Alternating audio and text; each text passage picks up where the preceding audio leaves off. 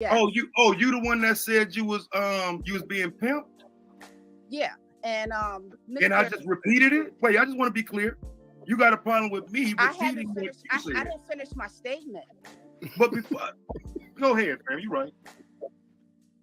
So, Mr. Sean, an hour or so ago, I don't know how long ago, but he used the word. I look, somebody in the chat, in the backstage. I wish when y'all had the controls, but somebody came up as black N-word. You see what it say in the back chat? Please add me. Read the black chat. That is what we got to deal with as content creators. Oh wow, absolutely not. I see him. Y'all all see it. So that's what we got to deal with. When I gave Chocolate, he didn't even try. He didn't even try to change his name. Black trying to corn you know bomb the saying? channel. Like, Black N-word, like we're not bringing you up just because of that. Literally. So we're going to continue to show my brother. I appreciate you being in the back. or you can give him the cash app if he wants to come up. Yeah. If you send Lauren $1,000, $50. yeah, send Lauren $50. Anything. Send Lauren $50. Send $5 $50. Right there. Right at there. the LA project. When she confirmed a new 50, we'll bring you up. Potentially. From North Korea and calling yourself black. I'm paying attention. No. We're not even going to address them. We're not going to give them the attention that they want, right? So let's bring up a bandit that we do know. Let's go ahead and bring him up real quick. His name is Prod. And this is more appropriate. Yeah, I like that. What's up, Prod? What up, Damon? Man. You see the back chat, Prod? You reading that? Oh, let me look. Who the fuck is this guy? Oh my God. Just let him just chill. Just let him do him. Let's continue to He's scary, bro. He's scary as hell, bro. What's wrong with you? This is what happened when you start to go against the establishment, guys. You got too many bad chicks on here. That's what it is. I got too many enemies, and as you see in his face. But why does it make him act like that? I thought, like, beautiful women, you would straighten up and come as best as you can, not act like a ass. Man, he said. No, that's a player thing to straighten up around women. So let's see what the young lady had to say about Taz misusing her in his content. Oh, wait. Let me stop that before you do that. Yeah, what's up? I got a request for you, Demon. Yeah, I need you to post a short of her actually, making this claim towards Princella. That Princella was her pimp? Yes, I need you to post that short. All right, so all right, I'll post a short, but I mean the clip is on my channel still. You know that, right? Oh no, I thought you had to delete it. I didn't know. Oh, all right, so that's on here. I'll go and show the clip that she's talking about after they had a conversation and she jumped off the panel. But I'll show you the clip, bro. Give me a sec. I got you. Right, wait, what word you talking about? Pimp. Yeah. You the one that said you was being pimped? Yeah. And and I just repeated it? Wait, I just want to be clear. You got a problem with me repeating what you said. I didn't finish my statement. But before, go ahead, fam. You right. So, Mr. Sean, an hour or so ago, I don't know how long ago, but he used the word. He calls himself a pimp, and I just wanted to know if you'll be using his statement in the video also. So my concern is that you're saying that people come on to be vulnerable, and I was very vulnerable in that moment, and I did express that I had work to do in a relationship that I was in, and I said that relationship opened up my eyes to show that I needed work. I needed to do my work also. So that's why I just chimed in on that, because it was very upsetting to see my picture on YouTube where you took a word that you knew that I was not using that word in its original or definition. You see it again, though. That's the crazy part. You gonna see it again. I don't know who the fuck you think I am. You a motherfucking hoe because you said you a hoe. If you're gonna sit in front of a bitch and say she my pimp, what I'm supposed to call you? So the thing is that the way that she was using it was completely out of context. So I just wanted to bring that up. You said she's your pimp. And that's Sean, this is a prime example, Sean. This is a prime that's example. another. I was thinking that. I'm sorry. Can you pause that for a second? Call out for women Okay, who are willing to go out and say, And not one man It's checked triggering it. for me. Not one. Pause that for a Not one second. man It's checked it. triggering for me. Okay, We knew just 5 Okay. minutes ago that they were talking Daryl. about it. Yes, Lauren. can y'all hear me? Oh, okay. Absolutely. All right. So you know how you call yourself the simp god, right? Yes, ma'am.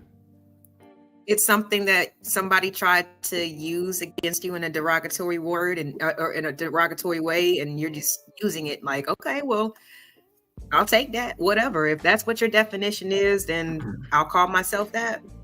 They said I Yeah. was lame Because- for. Yep, you're right.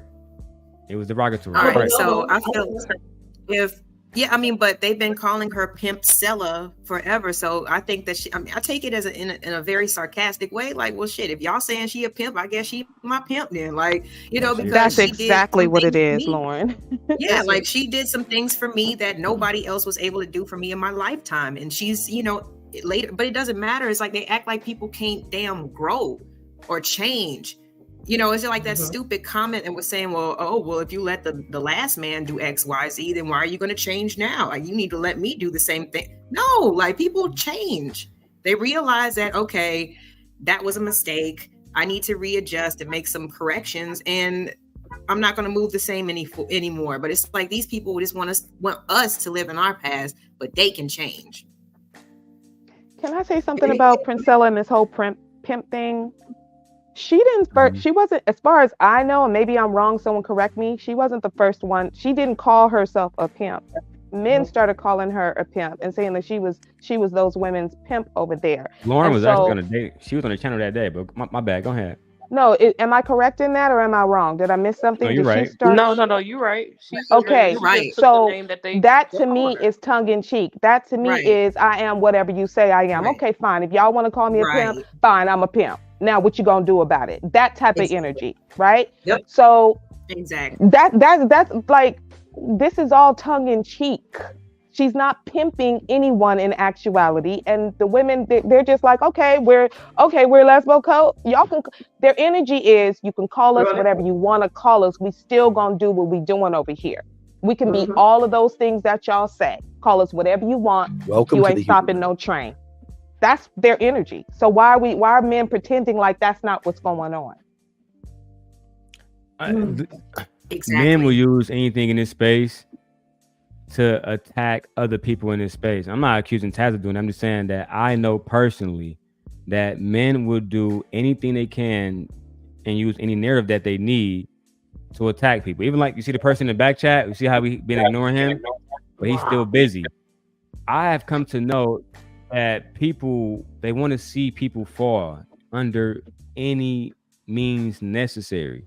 You know what I'm saying? So if they got to make it seem like Princella is against women and she want women on their fucking knees selling pussy, they gonna say that.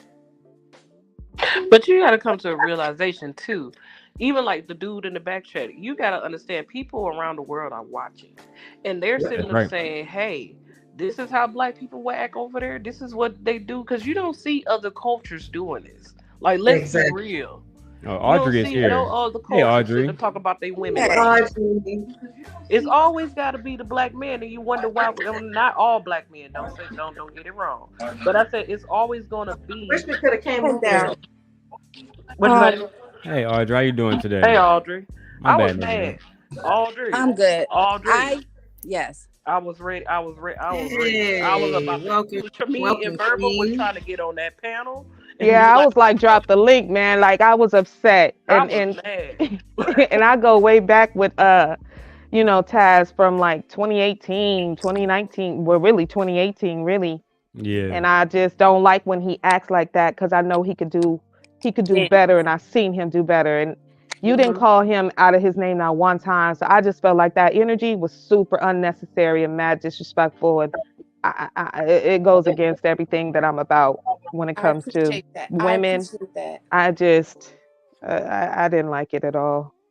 I just had it threw me off when I was on YouTube and I saw my face on I'm still getting used to the camera and all this kind of stuff.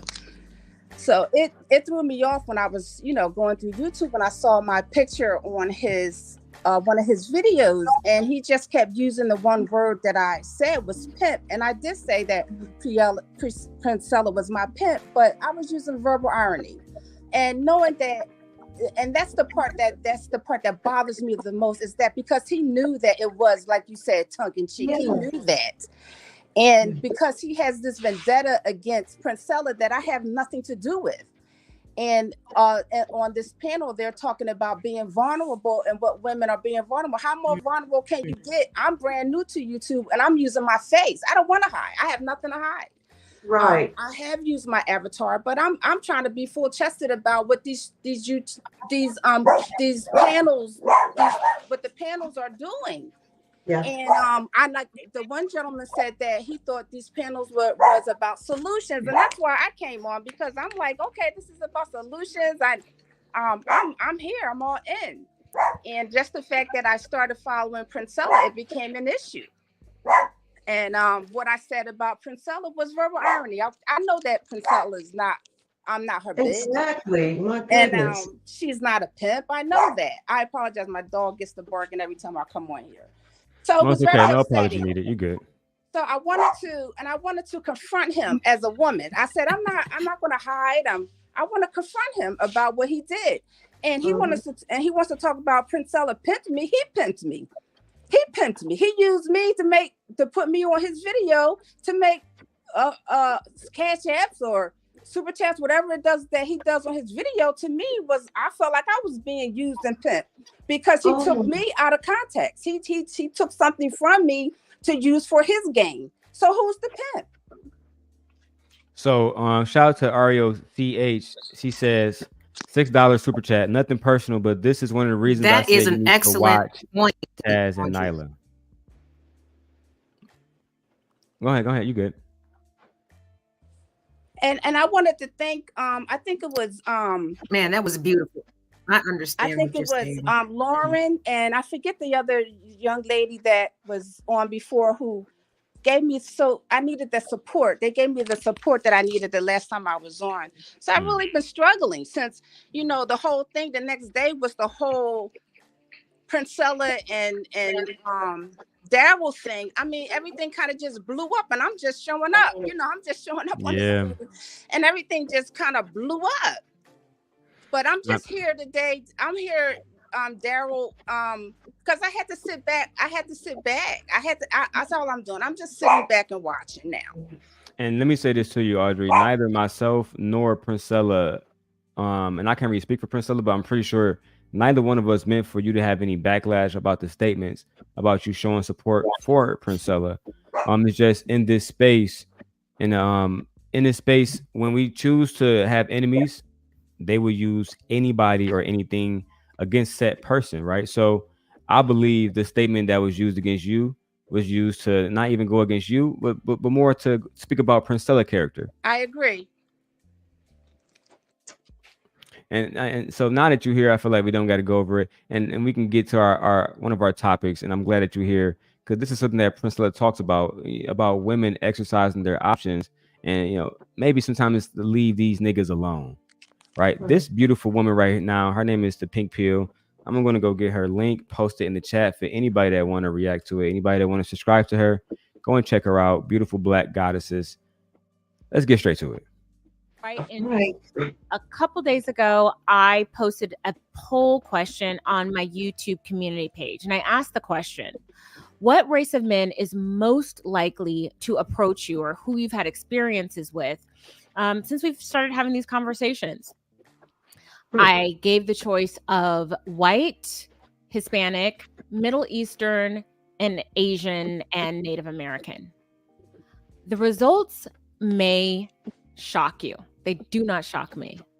But the results... What race of men do you ladies think love black women the most and want to marry black women the most? What race of men do you think? White men all day long. All day long. White men. White man? Black Yep. man. I say white and Hispanic, which is Hispanic isn't a race, but yeah, Latinos. White Okay, and okay. Latinos. So we got white, we got Latinos. So y'all don't think that black men want to marry black women more than anybody else? Yeah, I believe black men want to marry black women. It's just what they see is not what we get. All right, so let's get back into the video because this black woman is saying that the details might surprise y'all. Y'all might be surprised to see who actually want to marry who. The question is, do they have access to a Lauren, access to a Audrey, access to a Verbal, access to a Nate, access to a Sophia? They want to, but do they actually have the desires? Sorry, not the desires. They have that, the capabilities, right? Because if we have men in this space like Brother Anton Daniels, who would say Sophia has to work 60 hours and give all the money to her husband, Verbal has to work 70 hours to give all the money to her husband. What's the difference between that and a pimp? You can't get mad at Princella for saying that she's a pimp, but then you're telling women to go out and make all the money and give it to the man. That part. Yes, I was trying to get that from Anton. I'm like, Anton, stop lying. Dude, can I ask a question? Resident Bandit. Yes, sir. Yeah. Now you said what's the difference between that and a pimp? When you marry a woman or when when a woman marries a man, when you get married, your finances become one. So her going out and working and putting into their finances doesn't seem the same as pimping a woman out. But so you're saying that she should work and keep her own money until you put a ring on her finger first, right? No, I'm not necessarily saying that. I'm trying to understand how you get this comparison of pimping a woman out to, putting into the family finances. Unless a man has married that woman, right, then is the conversation really irrelevant? Because if you just meet a woman and say, hey, we're dating now, we're 3 months into dating, you have to work and give me all your money, and then we're going to get married and we're going to continue that. That's no difference than a man who is a pimp saying, hey, we work together. This is I can't do it without you. You can't do it without me, right? Go out and make money. Are we living together after those 3 months? Some pimps are, yes, bro, yes. No, I'm not talking about the pimps. I'm talking about the normal situation. Like, it's me and Lauren. I met her 3 months ago. We've been dealing with each other. I don't think she would even move in with me that quick. I think that, Lauren can speak for herself, but if a man has his shit together and he's very intentional and he has, what can she lose in that situation, right? If I want to court a woman, I say, all right, Lauren, I'm coming to Atlanta. I got a home. I got everything you need. The only thing I need is you to move in. No bills, no nothing. The only thing I do is pay the just do you and just and cultivate a life here. Why would she say no? Well, me personally, I wouldn't offer for a woman to come live with me after 3 months. But okay. People get married after 3 months sometimes, bro. Yeah, but I understand that, right? That's very whimsical though, in my opinion. Meaning I'm cautious, I want this to last for real. So I'm cautious. I'm not just gonna bounce out a ring with every girl I meet after 3 months because I really want this to be something. I'm not trying to get married 17 times. That's a real thing to me. You know what I'm saying? It's not too many marriages in my current family. That's a real big situation. And if I meet Miss Lauren and I like her, I feel like I'm showing her respect by not moving too fast. It's good to take precautions, especially when you're trying to find a potential mate. It's okay to take precautions. We're not saying there's anything wrong with it. Yeah, especially if that's how. Yeah. Right. Like when you get married, of course your income combines, but most of the time when my parents were married, my dad used to bring his check to my mother because my mother would distribute the money the way, it's supposed to pay whatever nicks and necks, toiletries, food. She was good with the finances. That type of thing. But the way he was paraphrasing is like, you give me your money and I do what I'm supposed to do with it. Yeah, and I make all the choices. No, he make all the choices. And no, if you're married, you have to make choices together on how to spend the money. Like my husband pays bills, but most of the time I buy all the nicks and necks. He doesn't have to buy tissue or, toiletries, underwear, clothes, stuff like that. Usually the woman does that. So that's all we're talking about. That's all we mean by it's not a pimp to hold mentality. And the way they paraphrase it is pimp to hold mentality when it's not. That's not how that works when it comes down to being married. Miss Nate, can I ask you a question? Sure, you can ask me anything. Okay, so I'm the type of person, right? I'm frugal, and I put than needs before wants. To the Uh-huh. point where people actually don't want to hear me say certain stuff because they already know what I'm gonna say, right? Mm. So a woman could be with me and we making our money and she making her money. She could literally give me all her money and I probably would keep her money longer than she would keep her money. Which that's cool. If that's your relationship dynamic, then that's fine. If she's like me, because my husband sometimes hold my money for me because I spend a lot. So he's like, babe, just give me your cash money and I'll hold it for you because you just deemed to be a spender. If that's your relationship dynamic and that works for you, then that's cool. But most of the time, your income is combined. So whatever you decide to, wherever you decide who's going to be the lead on finances or housework or whatever the case may be, is up to the couple. Mm-hmm. I agree. So how do we define when it becomes some sort of pimping out? Because I'm telling you, I would tell her, I say, Lauren, I don't really care how much you make, give it to me. Oh.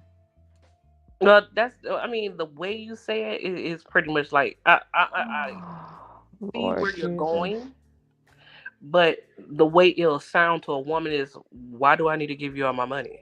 Well, because I'm probably better with the finances than you. I'm more frugal. That's what you discuss. I don't spend money for no reason at all. I don't play around with bread. And if you give me your money, you won't still be able to see it. So so that's something to get you guys discussed. Right. Can I ask you a question? That probably person. Yeah, I wanted to ask you a question, Daryl, after this lady's going. So do you think that so this absolutely and completely and totally works the opposite way, right? Because there are many, many, many men who are in a less productive financial situation than women. And they spend completely frivolously. So when you're in a relationship, you decide to become committed to each other and do this life thing together. Like what Ms. Nay was saying, you have to figure that out based on who you are, not based on gender. Sometimes, it's the woman who is more frugal and he needs to go to work and give her his whole paycheck. And Why let would her you date handle the a man who's less frugal than you? Why would you date a woman who's less frugal than you? Well, most women are less frugal. No, that's not true. Not true. Thank you. That's not true. I mean, where are you getting that from? Where are you getting that from? Look. Hold on, guys. One thing we're not gonna do is overtalk the ladies here. And when they ask a question, I like to hear that too. Where are you getting that from? I'm about to tell you. If we talking about me personally, right? That's where I'm getting this from right now, right? Me personally, I guess you would call me anal. I'm anal about money. I do not play. One thing I don't want to be is homeless, broke, or poor. Right? I don't want to be any of those things, and I don't care about what I want. And I don't care about anything that I want compared to what I need. So me personally, I would never fuck the money up. Period. All you gotta do is Google the net worth of women and then the net worth of men. Hold on, let's let the ladies finish. Oh, sorry. You got so you still didn't answer the question, because the question on the table is, where are you getting the statement you made that most women are frivolous with their money and don't know how to manage their money? Don't know how to manage. Where are you getting that from? Where are your statistics? Have you ever heard the stat? Before you answer real quick, everybody who can cam up, I would appreciate if they did cam up, because it just makes it look better for the show. Otherwise, I might as well have a show like, something like that, because it just doesn't look good when people have their cameras off. I would, but I can't right now. Okay. I know your situation, Verbal. I was more talking to Dark. He's talking to us. He's putting the pressure on the men. Oh, I can't right now, bro. I'm sorry. I'm so sorry. Again, ladies, I don't know about that though. All right, go ahead, bro. You good? My bad. Go ahead. I want to answer her question though. You got it. One stat I could use. I don't know it exactly, but I know it's been a certain way for a long time. Black women spend the most money in America, right? Can you substantiate those points? Like can you put something in the back chat or anything that we can reference into? That's what Prince Stella would do. Yeah, I can't. I mean, I probably could go and find it, because I'm not saying it like, I'm the end all be all and I know everything. But this is a very common stat that people use because Black women make a lot of money. They are very good at making money. It's not surprising that they spend more, right? So it just based on that, right? Or based on the fact that, okay, you can use the stat about Black women being more educated, right? Which puts them in more debt, meaning they probably have more money to pay said debts, right? No, it doesn't necessarily mean that. It just means they're in debt. It just means they're in debt. Okay, well, this is my type of thinking, right? As a man, and as most of the men I know, rather than incur those debts, we would take different pathways to avoid such debts, which is more fruitful. Right. Y'all are so But you don't have anything to actually substantiate what you're saying. No, I don't. I don't have the actual stats, and I'm not trying to make it seem like I'm the end all be all. Okay. Well, hey, since you can't, I wanted to, Daryl, you mind if I talk to you real quick? Just real quick. So, Daryl, here's the thing, right? This is Simp Nation. We buy y'all's clothes. She might have whose clothes? Okay, but what niggas' clothes you buying? Because men don't really grow. What man's clothes you buying? If I have a family, I'm shopping for children. I'm talking about grown dudes though. Like how many grown dudes? Yeah, okay, so that's what I'm talking about. You date dudes who are less frugal? Me personally? Let's go. Let's oh, fuck it. Y'all can have a conversation.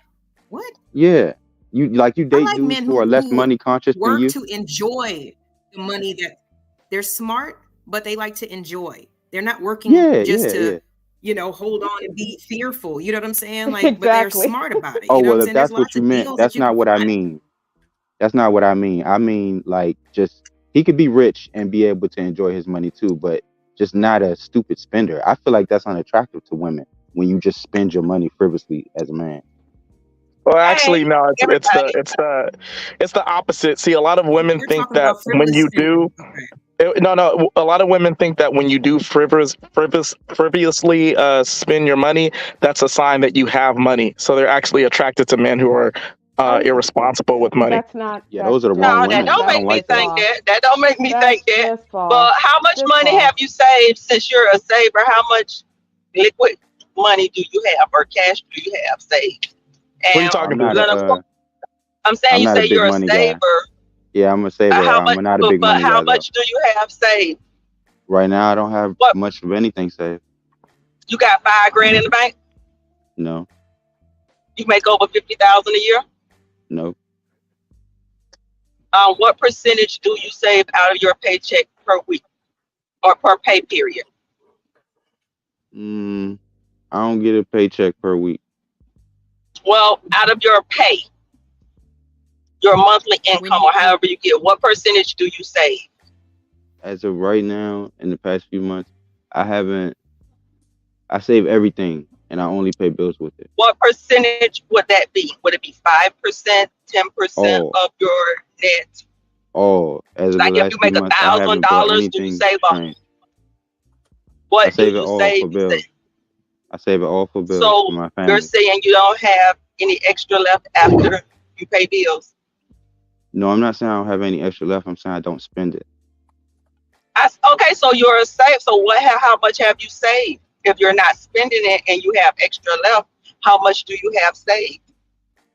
I don't have any save. I've spent. He just said he doesn't have anything saved. So then basically. But he said he has extra left. So how are you a great saver if you have extra, but you don't have anything saved, but you say you're not spending it all? Though, see, if I had $200 left after I paid bills and expenses, and I'm a saver, then I would have put those $200 per payday away. So you're saying you're having extra, and you're a saver, but you don't have anything saved. That doesn't match.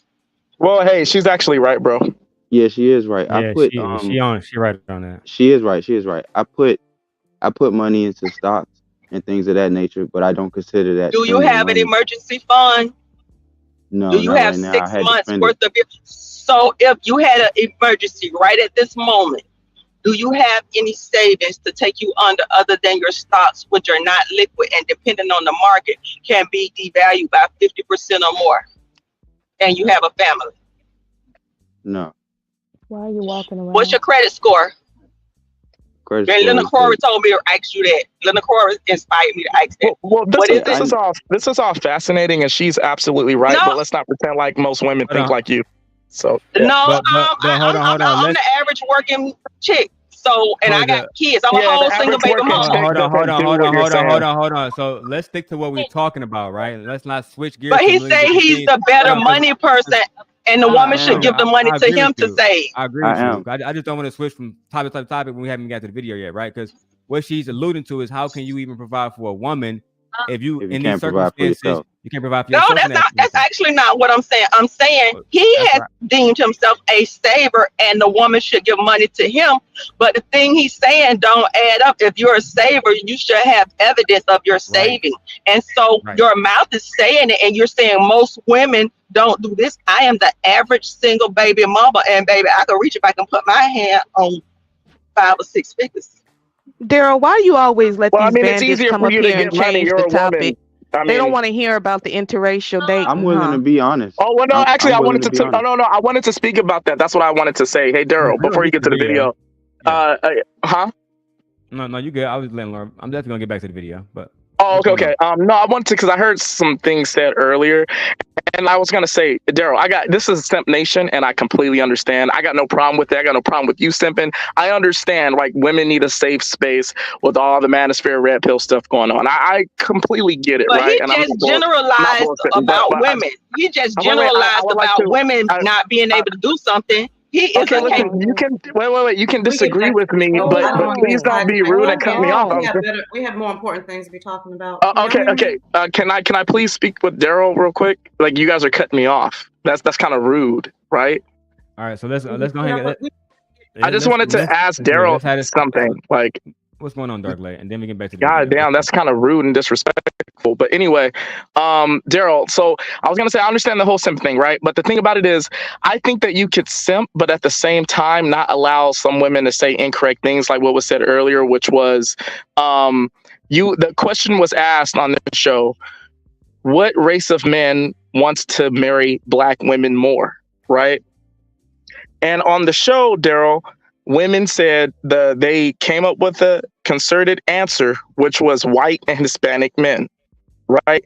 The thing about it is, like, I don't understand why that answer was just allowed to exist without a challenge when the numbers don't show that white and Hispanic men are marrying black women the most. Most black women, especially in America, are married to black men. Most black women, especially in America, who are in relationships with black men. So if they were correct and white and Hispanic men want to marry black women more, then there would be evidence for that. It would mean that today, on this date, right, that it would mean that there would be more white and Hispanic men married to black women than black men married to black women. But that's not the case. That's not the stats. So that was a lie that was said. Hold on. Let me respond first, real quick. Okay. Dark Lake, before we take in with everything you just said, I know you're about to say you're on your phone, but can you post the proof so we can show our audience? Because and unless we have the proof like that, I'm going to say it's inaccurate. Not the ladies, me, right? Do you have any proof of what you're saying? Yeah, I'll have to click out of here, copy paste the link, come back, and then send you the statistics. I don't remember what government website it was, but I can find the government website. It'll have the numbers on there. It doesn't matter what website, statistics, whatever, it's going to have the same result because there's more black women in relationships and married to black men than any other race of men. I'm not saying that other races of men aren't attracted to black women. I'm not saying that there aren't some that are married to black women. I'm not saying that. I'm just saying pertaining to the numbers, the population, there's more black men married to them. We always have these conversations like it's in a vacuum and we don't think about the nuance of the conversation. Okay, it was not incorrect because that's interesting because it's in a vacuum to say that white and Hispanic men want to marry y'all more than black men. That's in a vacuum. Okay, are you going to keep talking or can I just say something in regards to all the lies that you talked about? First of all, when we looked at the video, she did not mention black men in her poll. Okay, so they weren't even in that poll. I didn't hear black men being in that poll. Maybe I missed it. It was all these other races of men. Okay, that's number one. So black men weren't even in that.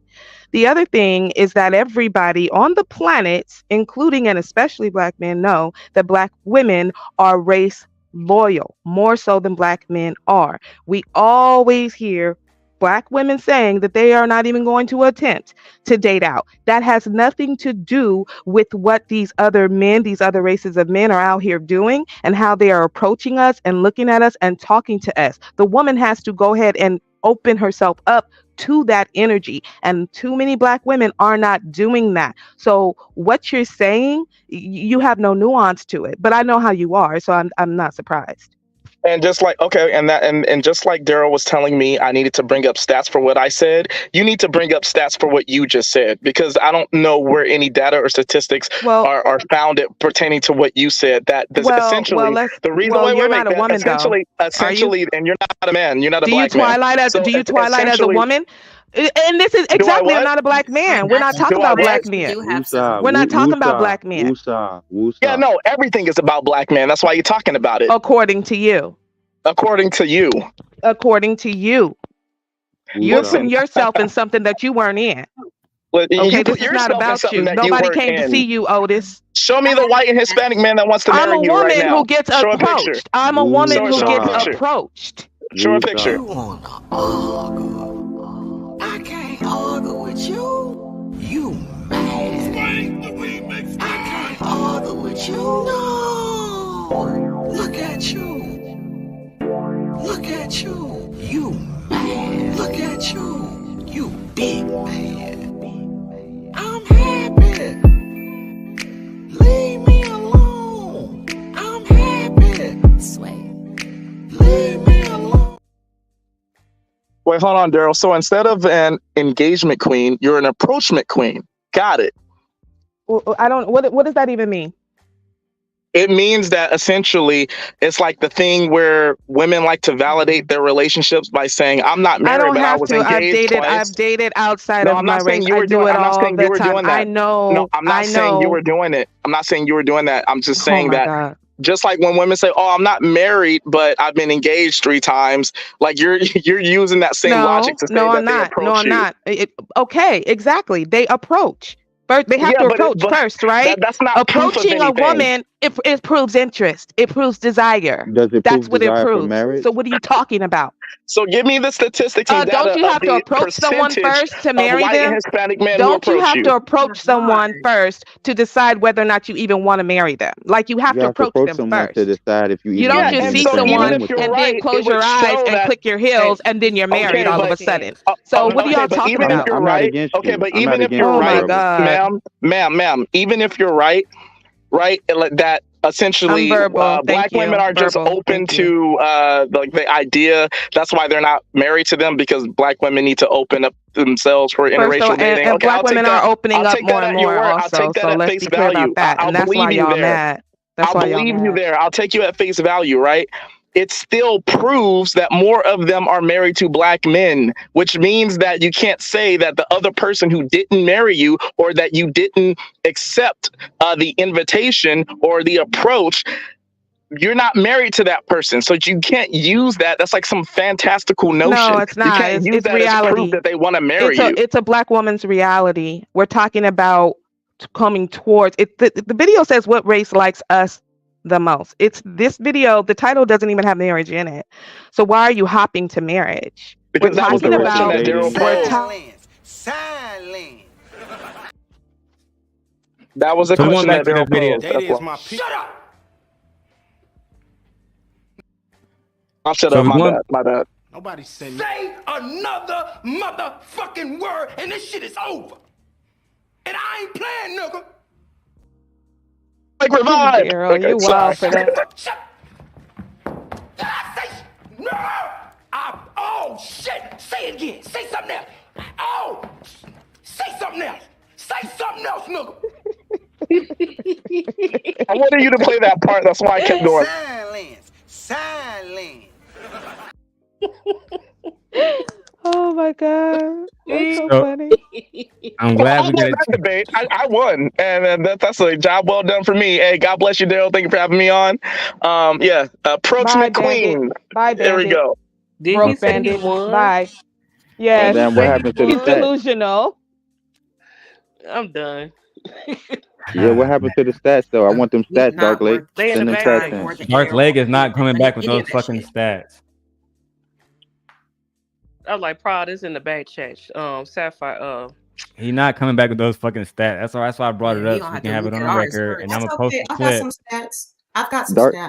It's yeah, okay. play her I've got stats. some stats. But Dark Lake, you got to come back with them stats, bro. Go I ahead, do have Sophia. stats. I mean, you ain't one. Okay, it's in the back chat right now. If y'all could go ahead and put them up on the screen. Yeah, but Just let them know it's a new day in Stamp Nation. We will be coming with stats and facts. Stats don't necessarily mean anything though. They can be padded. Hold on, That's Pride. Go ahead, Sophia. Break it down for us, please. Okay. So as we can see, if you click on the Wikipedia, if you click on the Wikipedia Oh, Lauren, I article, think you might have a delay, Lauren. Robert De Niro. I think you. Go ahead, I'll come back. No, go ahead, Sophia. I want to break down these stats first. We talk about Robert De Niro afterwards. Okay, so look, guys, I can't look at my other screen at the same time. I'm trying to look at the whole thing. I'm finna switch over. Okay, so this is, y'all can see from the United States Census Bureau, race, ethnicity, and marriage in the United States. We scroll on it. Growth in interracial and interethnic married couple households. So what the young lady is on the video talking about, it's legit. We need to go ahead and have that discussion because as of 2018, apparently it's been on the rise. Look at the numbers. I don't want to go through and read all of this for you, but there's your stats, gentlemen. There's your stats. Read it. Daryl, get back to your thing if you want. Read it. Oh, you want me to read to you? Marriage. I like it when women read. And many. Are you going to interrupt me? So yeah, we gotta let ladies finish, please. In many ways than in years past, as our nation becomes more racially and ethnically diverse, so are married couples. The percentage of married couple households that are interracial or interethnic grew across the United States from 7.4 to 10.2% from 2000 to 2012, 2016. This change varied across states and counties and for specific interracial, interethnic combinations. Do y'all want me to go on? Or is that enough? Wish. Oh. I mean, you don't have to because we have the video of what the young lady was saying. But usually you see how we went the whole extra hour because bandits get triggered, like I told y'all backstage, every single Well, 11% isn't a landslide though. Has to be debatable. Let's get to the video. Okay, so a couple days ago, I posted a poll question on my YouTube community page, and I asked the question: what race of men is most likely? It will never be enough. Like it's a significant change. Started having these conversations. I gave the choice of white, Hispanic, Middle Eastern, and Asian, and Native American. The results may shock you. They do not shock me. But the results may shock you that 70% of 1,000 people who voted on that poll said it was white men. And that's really interesting. And I have a confession to make, you guys. I have to be honest with you. I do have a confession to make. When I wrote the book Swirling, How to Date, Mate, and Relate, Mixing Race, Culture, and Creed, I said, you need to date everybody. Expand your options. It's a numbers game. Okay, ladies, Black women, we know what the issues are. We know we outnumber Black men by the millions. We know we have a specific group of relationship challenges that cause us to have to make certain decisions about relationships. So expanding your options just makes common sense. But we never really talked about what group of men is the most amenable to interracial relationships. I knew the whole time that it was white men. And the results play that out. Also, when I see the wedding videos and people who write to me, the majority of the time, the Black women who follow me, who write back and say, Now we have a lot going on, child. That we gotta address. Before you go into your questions, we have to get into the new members of Simp fucking Nation. All right. So shout out to Sister Ariel. She's always showing us love. And the top tier baddie of YouTube herself, Pink, is in the motherfucking building. We absolutely love her. It looks like it's the end of the road, boo. It's a darn shame. I'm living my nightmare. It is a monster. It's in my head. I'm living my nightmare. It is a monster. It's in my head. I'm living my nightmare.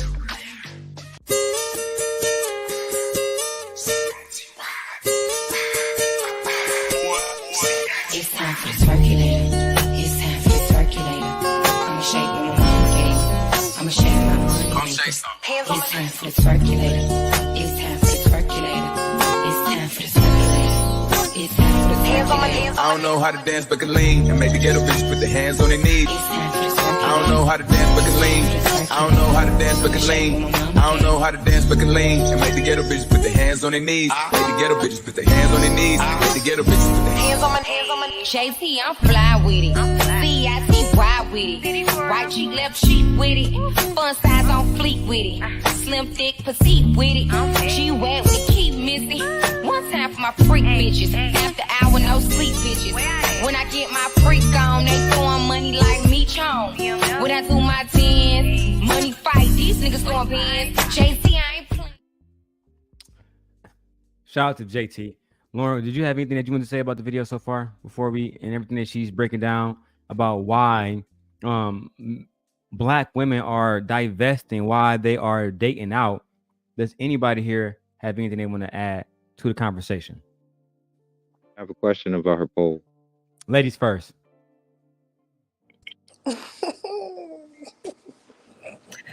I was trying not to, stay, keep it anecdotal, but I mean, my mom's husband is white and she is a brown skinned, natural hair woman. You know what I'm saying? Like I moved to Ohio and they love me up there, but I personally was just like, they're cute in the face, but like I'm not attracted to white men. But divesting out in general, we just get tired of just dealing with certain patterns and certain attitudes and, just going through the same thing. That's what's kind of like my thing. Cause I mean, the father of my children is from the Philippines. So Asian men do like black women too. He that's all he dealt with and that's all he dated. And that's all, I asked him that, so we loved out here in these streets, but we just get tired of just dealing with the same thing. We just want to try something different. If you guys say that you got options and Maria and this, that, and Marisol or whoever is better and they can do this, that, and the third, then okay, let's see what other people can do. So before I let the gentleman speak, let me say this. Black women are sought after by men of all races across the fucking globe. Let me show you why. You see it? I don't have to even say it. Let me show you why. You see it? I don't have to even say it. Like Princella said, men across the world understand that a woman brings natural resources, her beauty, right? I did a reaction a few weeks ago where a black woman was saying that because she was bad as hell, if she even just come in a room with a man, it's going to add more value to him that she's on his arm. It's just that simple. And see, men understand that. So that's why you have the owner of Reddit, who's a billionaire, says, oh, black men don't want Serena Williams. Black men are saying Serena Williams look more masculine. Okay, cool. I'm going to marry Serena Williams, take her around my billionaire friends, and they're going to give me more credit for that than owning the fucking company because we're all billionaires, right? So again, men have to understand that in that case, Serena Williams brought more value than $1 billion company. Every man looks more masculine. And it's funny you say that, Daryl, because I was just thinking about this the other day while I was just cleaning or whatever. But every man, regardless of the race, looks more masculine and attractive when he has a black woman. In my opinion, that's when I see a white man with a black woman, he somehow looks more masculine. I don't know. Do you ladies know what I'm talking about? Yeah, the swag be a little different, everything. It's because we're queens, y'all. We're queens. We're so beautiful. We really are. So when they have us on there, everyone says, "Oh, the black woman has attitude and all this other stuff." Guess what? That's our strength. That's our power. And if that man can tame this beast, then look, he's winning. He's winning. Period. I'll call it what you want to. He's winning. That's what you said. Yeah, I know. I have a question for her 70% thing. Was her poll what people think is the person who wants black women the most, or was her poll actual white dudes saying, "Yeah, I'm trying to marry y'all the most"? That's a good question. I don't know. Because that's 70%. Can you go back and play that part? It was only like 10 seconds. I definitely have posts saved of interracial couples and the different things that they do and interacting, dancing, him helping her with her hair. Like we gonna have to do a video on that one, Sophia, because I got them saved. Yeah, it's all over the place. I just want to understand that poll. So you want to hear that part again? You can extrapolate it. You could just simply extrapolate it from the marriage statistics of black women that don't marry black men. It's white men. What up, Daryl? No, but I want to hear the poll from the video though. Yeah, but let me give him a good introduction. Shout out to Shannon Raw. You know what I'm saying? Shout out to all the noobs out there. What up? What up? What up? Yo, to the noobs. Hey, Daryl, I just wanted to pull up because I'll be listening to your shows, man. I enjoy listening to your shows. Appreciate you. And I get the links from the Instagram and I shoot over it every time I can. But I heard the argument that was happening just a moment ago between the brother that left the show and the sister that was arguing with him. Dark Lake, yeah. Dark Lake, yeah. And no, it was. Let's say that the other way around. I was stating something because I'm a woman, and the question was asked to women, and this man, who I guess cosplays as a woman in the night, started arguing with me. So we want to just make sure that we're saying it correctly.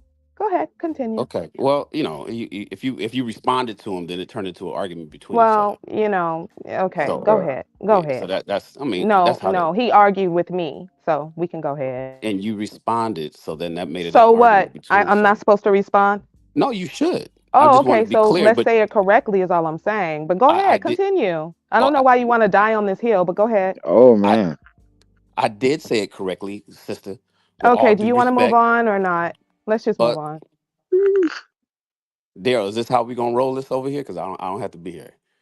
If that's how I know verbal. You just want to have a conversation. You good, Shannon. You got it. Okay, thank you. So like I was saying, when I heard the argument between the sister and the brother a minute ago, I wanted the brother. I hope he's listening to the show. I'm not sure if he is. And I think I kind of understand where he was trying to do. He's talking about, keep it real, or why would you allow that to go? But so the reality is, and he didn't have the stats.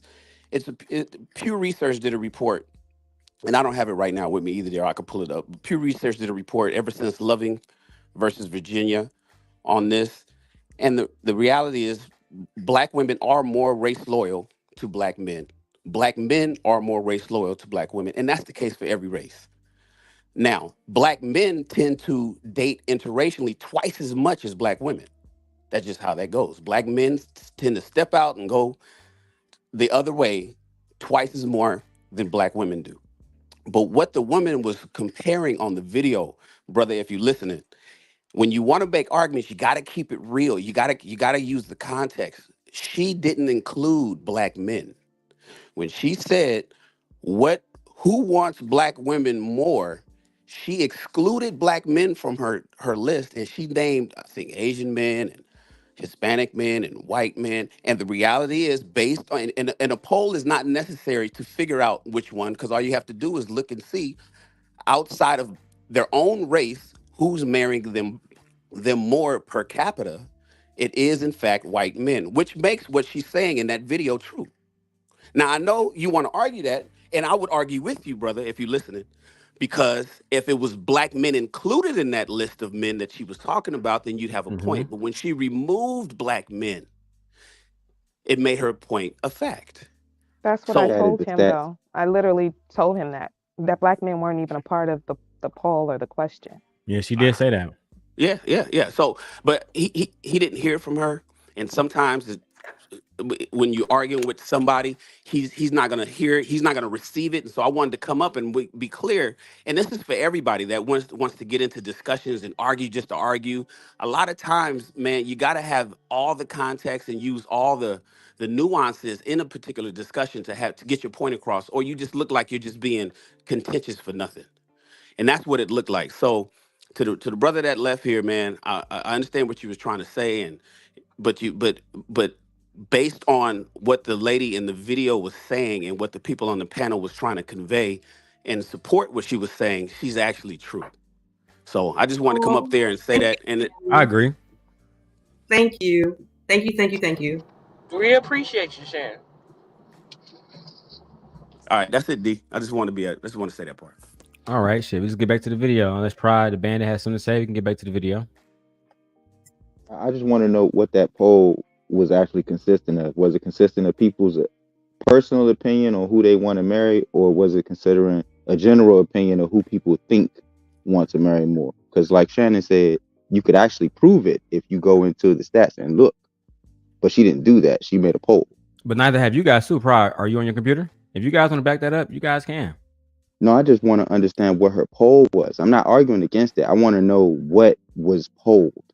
All right, let's get to the video. Was it 1,000 white dudes saying I want to marry black women, or was it 700 of them saying I want to marry black women, or was it a bunch of people saying they believe white men want to marry black women more? Because that's two different things. Let's figure it out right now. And Sophia, we have Scrapper the Skrilla who says, what do he need to do to get him a Sophia? There's nothing anyone can do to make me change my mind about my celibacy. I'm done. Y'all, I'm done. I'm on the arc. She's on the arc. It's over. It's over. I heard that. Guys, I have to be honest with you. I do have a confession to make. See, look what y'all done did. When I wrote the book Man. Swirling, How to Date, Mate, and Relate, Mixing Race, Culture, and Creed, I said, you need to date everybody. Expand your options. It's a numbers game. Okay, ladies, black women, we know what the issues are. We know we outnumber black men by the millions. We know we have a specific group of relationship challenges that cause us to have to make certain decisions about relationships. So expanding your options just makes common sense. But we never really talked about what group of men is the most amenable to interracial relationships. I knew the whole time that it was white men. And the results play that out. Also, when I see the wedding videos and people who write to me, the majority of the time, the black women who follow me, who write back and say, I've had this great experience. I dated and I married a guy. The guy is usually white. That's just the way it is. But we haven't really explored why other minority men may have an issue with dating, particularly black women. And that's what we're going to talk about today. Why these men are dating black women and finding wives in black women, while at the same time, black men are saying these women are not wives. These women are for the streets. They hit the wall. They're old. They baby mamas, right? They have attitude problems, right? And if you are a part of the arc, they're going to say that you don't know if you're gay or not. But what they're not going to do is take accountability for the situations that the patriarchal society that they created has actually done to women. Like the fucking trafficking that's happening in Ohio right now. 1,000 women fucking missing. But niggas rather talk about, what, Princella say or Cynthia G or any fucking body else except actually be a man and actually go out there and solve these crimes and actually protect the community. But let's go into why black women have value to the white man, to the Asian man, to the Indian man. Let's keep going. sticky subject, so I'm going to go right into it. There's a few things. Some of you may already have an idea, but it kind of crystallizes why 70% of white men are more interested in dating interracially than any other group of men. I'm going to give you guys an uncomfortable truth. While 1,000 respondents gave 70% white men, a far, far second was Hispanic men. And that was at 20%. 20% is not a lot. 70% is a lot. So let's go with the lower communities, a lower percentage of people who responded to that said that those men were interested. They're all part of minority groups. And unfortunately, we live in a country where class and racial hierarchy are very, very clear. So when you have people who come in from various parts of the world, they are trying to jockey for position to be the model minority. And so you have people who are like, I've come to this country, or my parents have come to this country, and we have certain traditions and mores and things in which I need to follow. My parents made all of these sacrifices. I need to follow. So I actually hear this from some of my Arabic friends and some of my Indian friends, is that a lot of them do date certain type of black women because if you're being honest, I don't know if some of you guys grew up in the suburbs or had suburb friends, they love a black woman that's Americanized, basically. I'm sorry. I hope you guys understand where I'm trying to go with this, right? They love black women that's like the black version of Carlton, right? Audrey, do you get what I'm saying, Audrey? Like a female version of Carlton. She fucking going to school. She loves fucking Taylor Swift or some shit like that, right? She's basically what they would call a fucking Oreo, right? Those type of men, they love those black women. They can take her any fucking where, right? Because one, she's going to be sexualized by the other men. Damn, that's a beautiful fucking black woman. But then when she starts to speak and she makes sense, the other men are going to say, you know what? I need to get me one too. I need to get me a Sophia or Audrey too. Yeah. I was an Oreo. Okay, talk about it. In school growing up, my school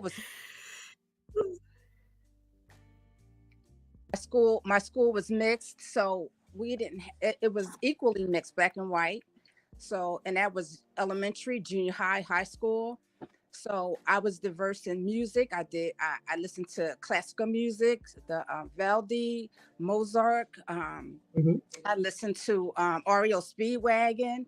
I even, at 16 years old, I even went to an Elvis concert. So I saw Elvis you can hear me in concert. So, you know, and I was a reader. So is that, Jamor? Yeah, we can hear you. That's D-Town. So when I was in school, they had this program, I forget what it's called, Scholastics Achievement.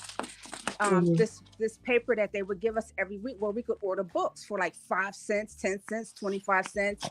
So every week my desk would be filled up. I had Anna Karenina, the Deer Hunter. So I and plus I don't think I was a cool kid. So, and I don't think I was a nerd because my grades weren't all that great. I was like a BC student. So I was a little bit on the nerdy side. So I was diversified. I knew different things. I just didn't know one thing. So I was attracted by a lot of white boys. My husband, I was married twice, and both of my husbands are white. My ex-husbands, they're white. Right. And I think one of the biggest issues that pushed me towards this was my stepfather. My stepfather in our home, he always complained about the white man. The white man this, the white man that, the white man got this. And I'm young. I'm like, well, I don't want to be. So you done fell in love with the white man. Oh, goodness. Well, if everything is his fault and everything is our fault, we might as well hook up. Yeah. So I'm like, take over the world. And then my stepfather, he was not a good example because he wasn't ambitious. I didn't see him do anything in the community. I didn't see him do anything in the church. And so I'm looking at television, and television is proving me right because the white man is on TV, and the white man is the lawyer, the white man is the doctor, the white man is the mayor, the white man is the president. So why didn't the white man work out for you? Can I ask you that question? I'm just asking. So you had him twice. That's tough. You I was beat the same some of the reason why women the out. black man didn't work out in those other divorces, D-Town. Well, I'm just asking. It comes down to a lot of. So basically, to me, it has nothing to do with color. It comes down to a lot of trauma that unhealed trauma in all of us. Both of my exes had unhealed trauma. And most recently, being on YouTube and TikTok has opened me up to a lot of information, trauma bonds, and all the narcissists, and all these different aspects of relationships. So, amen. To me, it was all about they didn't work because neither one of us were healed in our traumas. And that's right. You better wash them clothes. Better wash them clothes, Bandit. So the do that housework. The relationship. Hey, if y'all women water ain't like this, y'all hoes dirty on my mama. You had to take D-Town down for calling him a hoes. Who are you calling a hoe? Wood for 5 minutes. 5 minutes until he come back and realize that we only call women goddesses here. I have a quick question. Oh God. Yes, Pride. I hope y'all know questions on my thing. So when interracial is spoken, when this lady spoke, when she said interracial multiple times. Does interracial imply black, or does it imply all races? Because this conversation, it seems to be pointed towards the direction that she means black women. That's what I'm hearing too, my brother. That was a low vibrational question. She is a black woman. No, she is a black woman, but the word interracial doesn't mean dating black people. It could be any race that's interracial. Well, she's a black woman and she's talking to black women, so it's about black women dating out. Like, so the definition of that word does not matter in this case. No, not on her platform. It doesn't. No. Okay. Oh, I'm confused. Daryl. Yes, Lauren. You know, she's up on Themis's panel quite a bit. I like Pink Pill. Pink Pill, yeah, she's amazing. I have a membership. I'm a long-time member over on Themis channel. So shout out to Themis and Thoth and Cynthia. Okay, we love you all. I love all those people. Yes, we love Cynthia. Now, let's finish reacting to what she had to say. All these bandit babble questions. Hey, Daryl, make sure you tell your girl Princella that me and do wash clothes too. We take care of laundry too, okay? And then play this back if she want to see it happen in real time, okay? She doesn't care though. Yeah. Wait, so she took black men out of the poll, and interracial is supposed to mean black women. Audience is black women. So I know I'm not arguing. I'm asking. I'm trying to understand. She took black men out of the poll completely, right? Yes, and when she says interracial, she means only black women.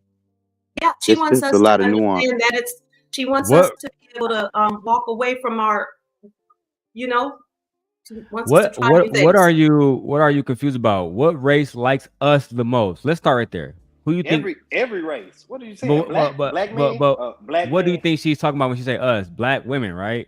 Okay, yeah. I would think she's talking about women in general if she's talking about interracial. Because no, she's saying interracial. That has a meaning.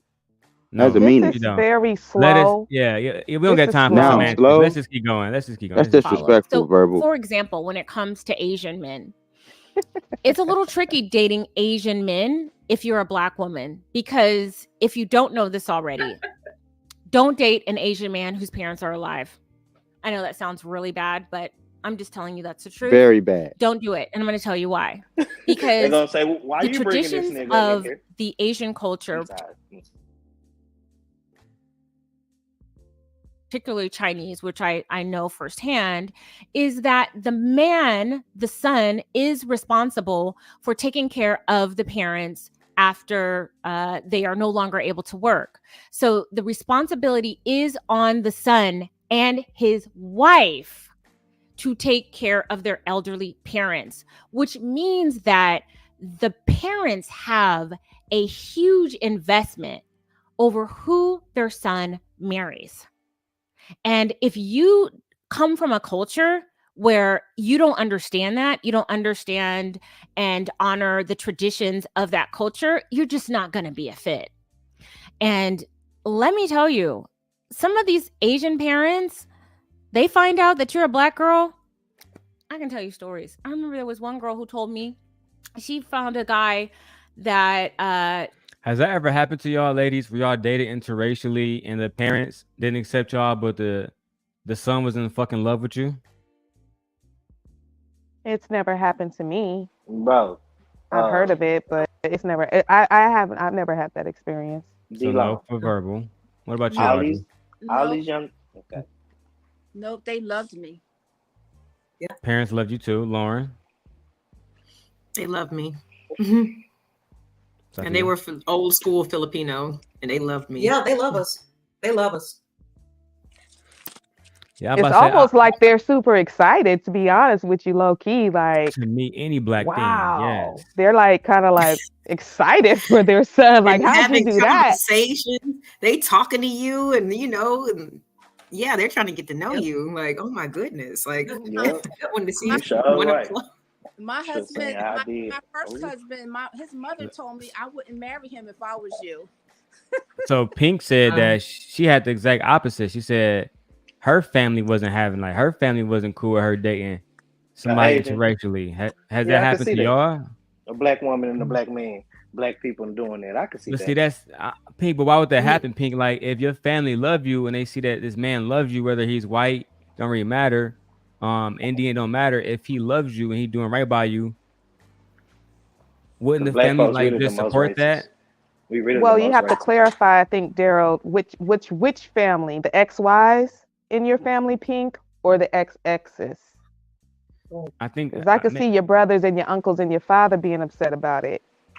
What? Well, as a brother, the brother's always gonna be upset. We don't. What are you talking about? We gotta so check you trying everybody. to say the women wasn't mad and the men was? That's what you're trying to say right now? More than likely, Pink's father was mad and the man was mad. The ladies probably was very supportive of her, hoping that she get happily married. It's the men who care that it's a black man or something else because they have pride. They don't want somebody saying, "Oh yeah, some white man's fucking my beautiful daughter." Yeah, that's what they say. Yeah, you sound stupid as fuck out here right now. But okay, go ahead. You know, Daryl, I be wanting to have actual real conversations, brother. You know, I'm not biased on opinions, but we gotta actually be in real life, bro. Like, come on, bro. Shannon Ross, like she said, her family didn't like it. So when she just said it right now. They didn't like it. She just said her mom said yes, but her dad and brother said hell no. That's exactly what I was talking about. We see it all the time. That is reality. So what are you talking about? And what I'm saying is that still consider her family, regardless. And she gonna have to figure out which one she gotta listen to both of them. You can't just listen to mama or you can't. But why would listen the to dad say no if the but D-Town? Why would the dad say no? Everybody have their own anecdotal experience, bro. That's probably why. But if she being done right and she being treated right and she happy, what is there to be upset about? That's what I'm asking you. But that's what you're assuming that was happening. How you know the daddy didn't know that he seen something in that man that the woman didn't see? Like most girls don't look at. You get what I'm saying? So how you know the brother and the how you know the brother and the daddy? Okay, let's have a conversation. I wanted to go there. I wanted to go there, but I didn't want to. I'm just throwing it out there. Go ahead, Sophia. Break it down. Sophia said, "I don't want to be called a mammy." You know, go ahead, Sophia. Break it down. Okay, I was just gonna say that the same way those of us who have decided to get on the ark have gotten on the ark for certain reasons, especially if we're chocolate skinned. That's the same thing that her father probably saw and her brother saw when she brought home her friend. That's all I'm saying. Okay. All right, that's cool. That's all I'm saying. You sound like because she said no, like to you specifically. But I think that you know me, bro. I'm not about I'm not. You know what I'm saying? It is what it is. All right. I just think that dads. I'm telling you, bro. I think some black men don't like black women being with white men or nobody else. Like they see that as like the black. Like, bro, I remember I was at Central Michigan, right, in Mount Pleasant, Michigan, and this nigga told a black girl she had a white boyfriend. I mean, my bad. It was a black boyfriend with a white girl. Mm-hmm. And they had told the white girl that she was a Snickers eater. Right. So at the time, I'm like, what the fuck does that even mean? But then they put out the Snickers and shit, had the veins and shit. And it was like, yeah, you bitch. So that's how some of those men view white women who deal with black men. It's the same way. black men, because I heard you say earlier, D-Town, that you think black people could be some of the racist people at times. I disagree with that statement too. But if I was to concede, look no further than men not wanting for their daughters to be happy simply because a man is white. To me, and then what happens when she go out and meet a future, get pregnant by one of these bandits? He don't want to marry her, complain about it like Ilkan Ali on fucking Fight Club, and then now you're like, come on, dog. Like, I don't know nothing about that, bro. You going down a whole rabbit hole that I ain't even trying to get into, fam. I just concealed all. You hear me? You know me, D. I just said, all right, bro. So if that's what you think, then that's cool. You know what I'm saying? Bet that's cool. I ain't here to, I ain't here to try to persuade nobody how they think. If that's how they feel, that's just how they feel. A lot of us come from different walks of life. So you're going to think the way you're going to think because it's the way you just lived your life. So, that just is what it is. That's why I always come up with a different opinion, because my life is just totally different. I have black men. I have black women. Strong black men, black women, everybody married. You know what I'm saying? Like, I'm about to roll up. I You just bandits had got me stressed out. And I D-Town, know. he already, I'm about D-Town is to the roll up millionaire with over you. there. I'm about to roll up with you. And y'all think we not gonna be D-Town, you stressed gotta out? support the channel, D-Town. You gotta hit us with at least either me or Lauren or Sophia. We gotta at least see a $20 from you today, because I saw this nigga D-Town driving the truck, had brand new rims on that bitch. Brand new rims on that bitch. If you think I'm lying, I think he got this nigga got a fucking Yukon Denali. This nigga right here. Nigga sitting on sixes. I'm tired of these niggas, man. Coming around this bitch being cheap. This nigga buying Daryl, this nigga buying Ferragamo and shit. Go ahead, talk to me. Daryl, why is it that these bandits get so triggered when black women speak about our experiences? These are our actual experiences. We know what men like, what men are out here doing as far as dating us and approaching. We know who's coming towards us. Like, why do they act like, no, they're not coming towards you? Like, it's so confusing. These I don't men understand. are upset, Verbal, because Are you talking they to the want chat you or are you guys talking to to me? submit. They Or you want y'all talking to to somebody submit on to any black man. Don't matter if it don't matter if the nigga can read or not. Don't matter if he got $5,000 saved, unlike Pride or not. It don't matter, That right? shit ain't true. No, they want black women to submit to anybody for any reason. You know what? And That probably then be true. You right. You They right about do. that, Daryl. You probably They right, true, do. because Verbal, the where the ones that I marriage see that certificates don't at? have the ones that I see that really don't have like fathers and stuff like that, I see that, bro. So that probably is true. So I ain't even gonna take that away from them. Some men in D-Town, when was want the last their time woman- you made your woman go out and work 60 hours and she had to give you all the money? and Watch. some men want their daughters just to marry bums, I guess. No, You know not what I'm D-Town. saying? When the last time you But made your I'm wife not in go that out situation. and work Huh? a whole full shift and she had to give you all the money? Watch this, guys. Watch Brother, this. my wife's working full shift right now. But she And she don't give me give you half of the money. She give me half. you Why? bandit. Huh? Why does she have to give you half of her money? She don't have to give me nothing. She gave me. What's the she give issue me with the- it? You Can you hear take me? care of her? Yeah, Daryl. That's the reason Can you why take Daryl it? said Can you what he take care of said, your bro. wife if she didn't give you half of her money? Daryl, That nigga did No, take I off. just want to know. Can you Go take ahead. You care got of it. her? You got it, D-Town. Daryl, can you please let this woman No, know? you bro? got it. You got to rock out, D-Town. You in the hot spot now, nigga. Let me go ahead and Yeah, put go you in there. ahead. Tell me Can I what's take going care of my on. woman? I pay all my bills at the house. I pay All the bills. yours? Yeah. No, I pay all the bills at the house. All my bills. She's under pay- my covenant, so She anything is? that's hers is How? mine. I'm married to her. What? I have kids by her. So why does she We're- have to give you we're half young- of her we're- money if she's I never said, under? It I sounds never like said she have to. I never said Okay, she but- have to. I never okay, said but- she have to. I okay, said but she here's- do it. okay, but why does she do that? That's what she Why want not? to do. Why would she want to do that? Why would anyone want to go work, have to get out and work, and then give anybody half of their money? I don't get it. I'm confused. Can you explain not? that to me? Because I'm very good. I'm very good with money, and You're very she don't good want with for money. nothing. She don't want for nothing. I so know she because she she's does that. working. She's I just- working. I Like, what do you just- mean? I just You act told like you you're taking I- care of her, but you're not. She's taking That's care of crazy. herself. Okay, yes, That ma'am. is crazy. All right. So How she is that gives you crazy? half of her money. Do you do half of the housework? That's crazy. Is anybody listening to me right now? No, I'm This man asking is you. I telling you am. about I'm his asking personal you. marriage, just about doing his laundry wife. and shit. Is anybody listening to me on this panel right now? Do y'all I'm hear what listening I'm to listening to you. you, D-Town. I'm listening to Okay. you. Am I saying anything incorrectly right now, brother? I'm just You are not okay. disrespecting no women. You're not acting like no misogynist. None of that. Okay. I'm Okay. actually trying to just have a little conversation, right? And Yeah, I'm we're telling having a her, conversation, but maybe I'm asking questions that you don't want to answer. And if that's the case, I you just just say that. answered it. I just Okay, answered so it. You're here's my pushing a narrative, my brother. question is no, and I'm then you just keep asking saying things, questions. and then you keep saying things that I have never said. Like Exactly. but I That's why keep I'm just answering asking what you. Okay, questions. so I'm go ahead, asking mama. you. So So if go ahead, she's my love. working, so I assume you're both working, not just her. So she's working, right? Because she clearly has to go out and work and then come home and give you half of the money. Are Why you you keep coming saying home have and to? doing? Are you coming home and doing half of the Who's doing? housework? Are you doing Well, half of the housework? did she just get on the panel? Why can't he answer that question? Did she Are just you get on the doing panel, half of the Daryl? housework? What I'm doing right now, Daryl. What I'm doing right now, dog. Are you doing Washing. housework right now? It's What yes I'm no doing question. right You now, gotta brother. answer. You gotta answer the question for her. You know that. What I'm doing right now, though, Daryl. I just told the panel. That nigga definitely doing clothes and shit. He's doing housework. Okay, good. Okay, I just wanted to know if you was doing Good. housework. And, Are you and, So you washing? get to Are you washing Daryl, her decide that's good or clothes bad? too? Look, Daryl. I do housework and I pay Good. all the bills. Okay, there you go. That's what I want to hear. Oh, Thank young you. nigga out here, and I got a woman now. Do you have a man to do that for you? Okay, good. Oh, I'm not on the hot seat, baby. So you don't need to ask me nothing. No, trust me, I'm not on the Nah, hot seat you ain't right got now. to ask me nothing, honey.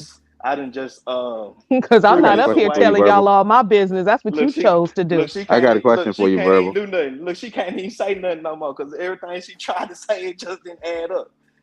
No. It was questions. It was only questions because I don't know you, so I'm just asking. Girl, I'm a young All I'm guy. doing is asking. I I mean, ain't it's just a 30, I question. ain't 38, 39, Verbal, I got a 50. question for you. It's I'm giving a young trigger. guy doing this shit. You feel me, girl?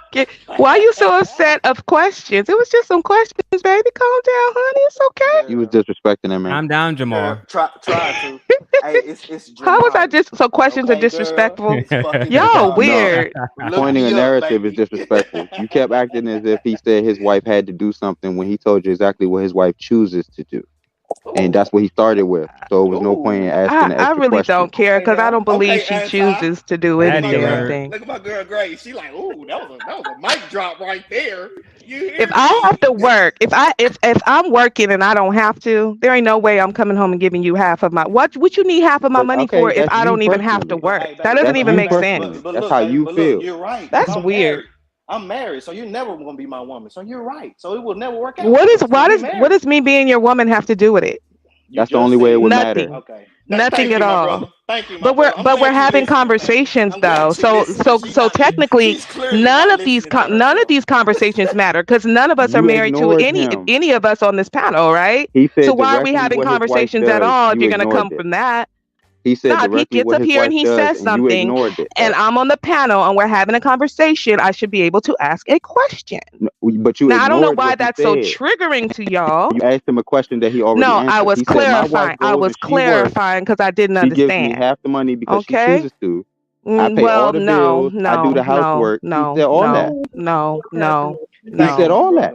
Thank you. I'm just making sure I wasn't tripping. No. What you doing with her half of the money?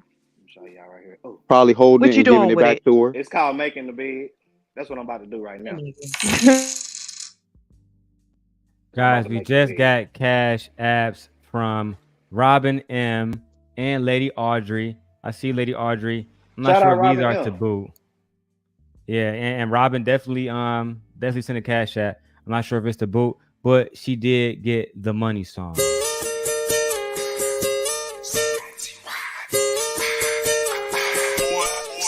It's time for the circulator. It's time for the circulator. I'ma shake my money. I'ma shake my money. Come shake some. It's time for the circulator. It's time for the circulator. It's time for the circulator. It's time for the circulator. I don't know how to dance but can lean and make the ghetto bitch put their hands on their knees. I don't know how to dance but can lean. I don't know how to dance but can lean. I don't know how to dance but can lean and make the ghetto bitches put their hands on their knees. Make the ghetto bitches put their hands on their knees. Make the ghetto bitches put their hands on my JT, I'm fly with it. CIT, ride with it. Right cheek, left cheek with it. Fun size on fleek with it. Slim, thick, petite with it. She wet with the keep missing. One Time for my freak bitches. After hour, no sleep bitches. When I get my freak on, they throwing money like me chong. When I do my 10, money fight, these niggas throwing pins. JT, I ain't playing. JT, I ain't playing. That's my shit. Hey, D-Town, I got a question for you, man. Yes, sir. Anything you want to ask me, bro? I just want to say that round goes to Verbal Assassin, right? Because Bandit Court did start. Bandit Court did start. Put a 1 in the chat if D-Town is a bandit. Put a 1 in the chat if D-Town. Let them stop me and I get locked up. Won't let me out. They won't let me out. Hello, That nigga's a bandit. Pink said yes. She not even. That nigga's a bandit.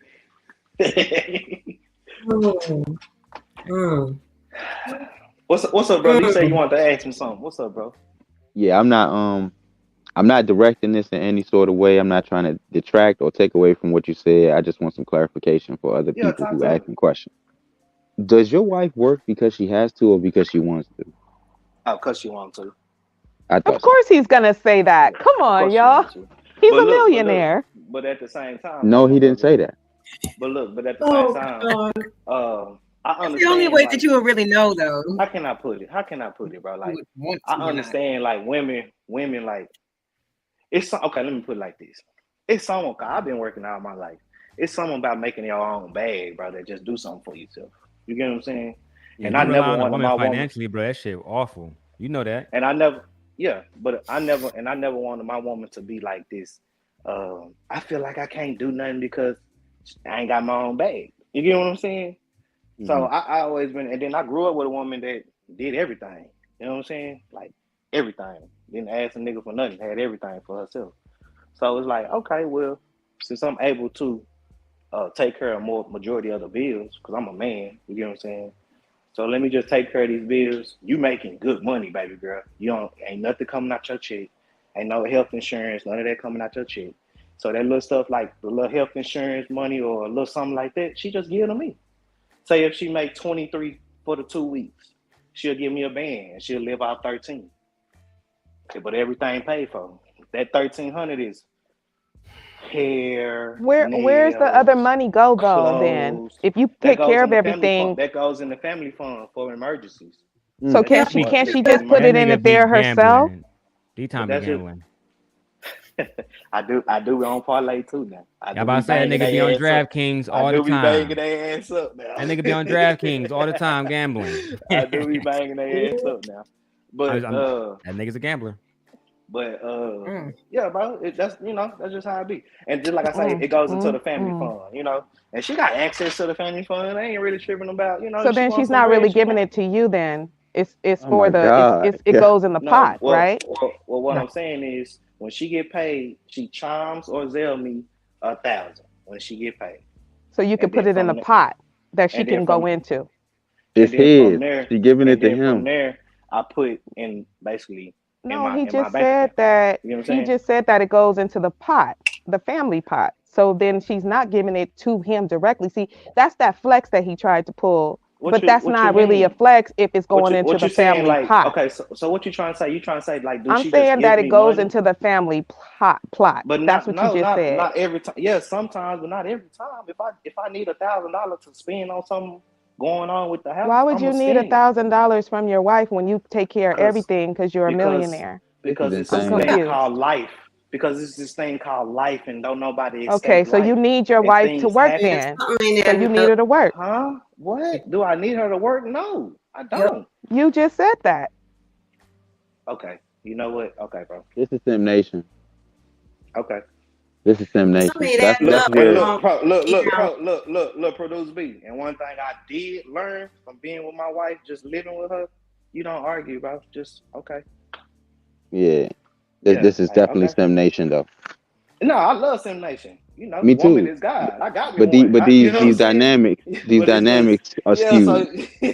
So that's why I say, okay, like if you want to have it. When I was married, I believed in having my account, his account, and then the family account. The joint account. Hold on. Is it just me or is it or Sophia breaking up? Say it again. I'm sorry. Say it again one more time. No, Sophia's breaking up a little bit. You're having a crackling noise, my lady. I want to make sure. Okay, just let you know. Look at Lauren, look like a top tier baddie. She is. Lauren look like she stay in the gym. Lauren, Man, you from I'm trying to tell Cali? you, Lauren is slimming. Lauren, what we call it in Cali, Detroit, Lauren? they call Lauren slim thick here. Yeah, I can believe it. You from California, Lauren? No, those are my initials. Okay. Now, again, shout out to Verbal Assassin, the black woman. This guy, the black woman won the debate, man. Team Fatty, you lose again. All you hoe ass niggas, all you simp ass bitch ass niggas. It looks like it's the end of the road, boo. It's a darn shame.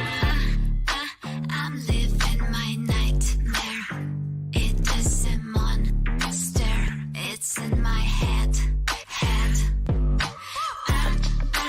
I'm living my nightmare. It is a monster.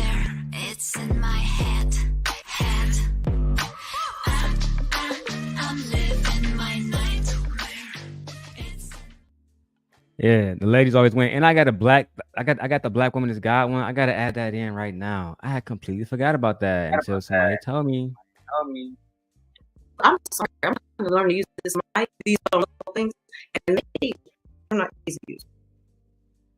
You have headphones or like a cell phone? You got headphones on?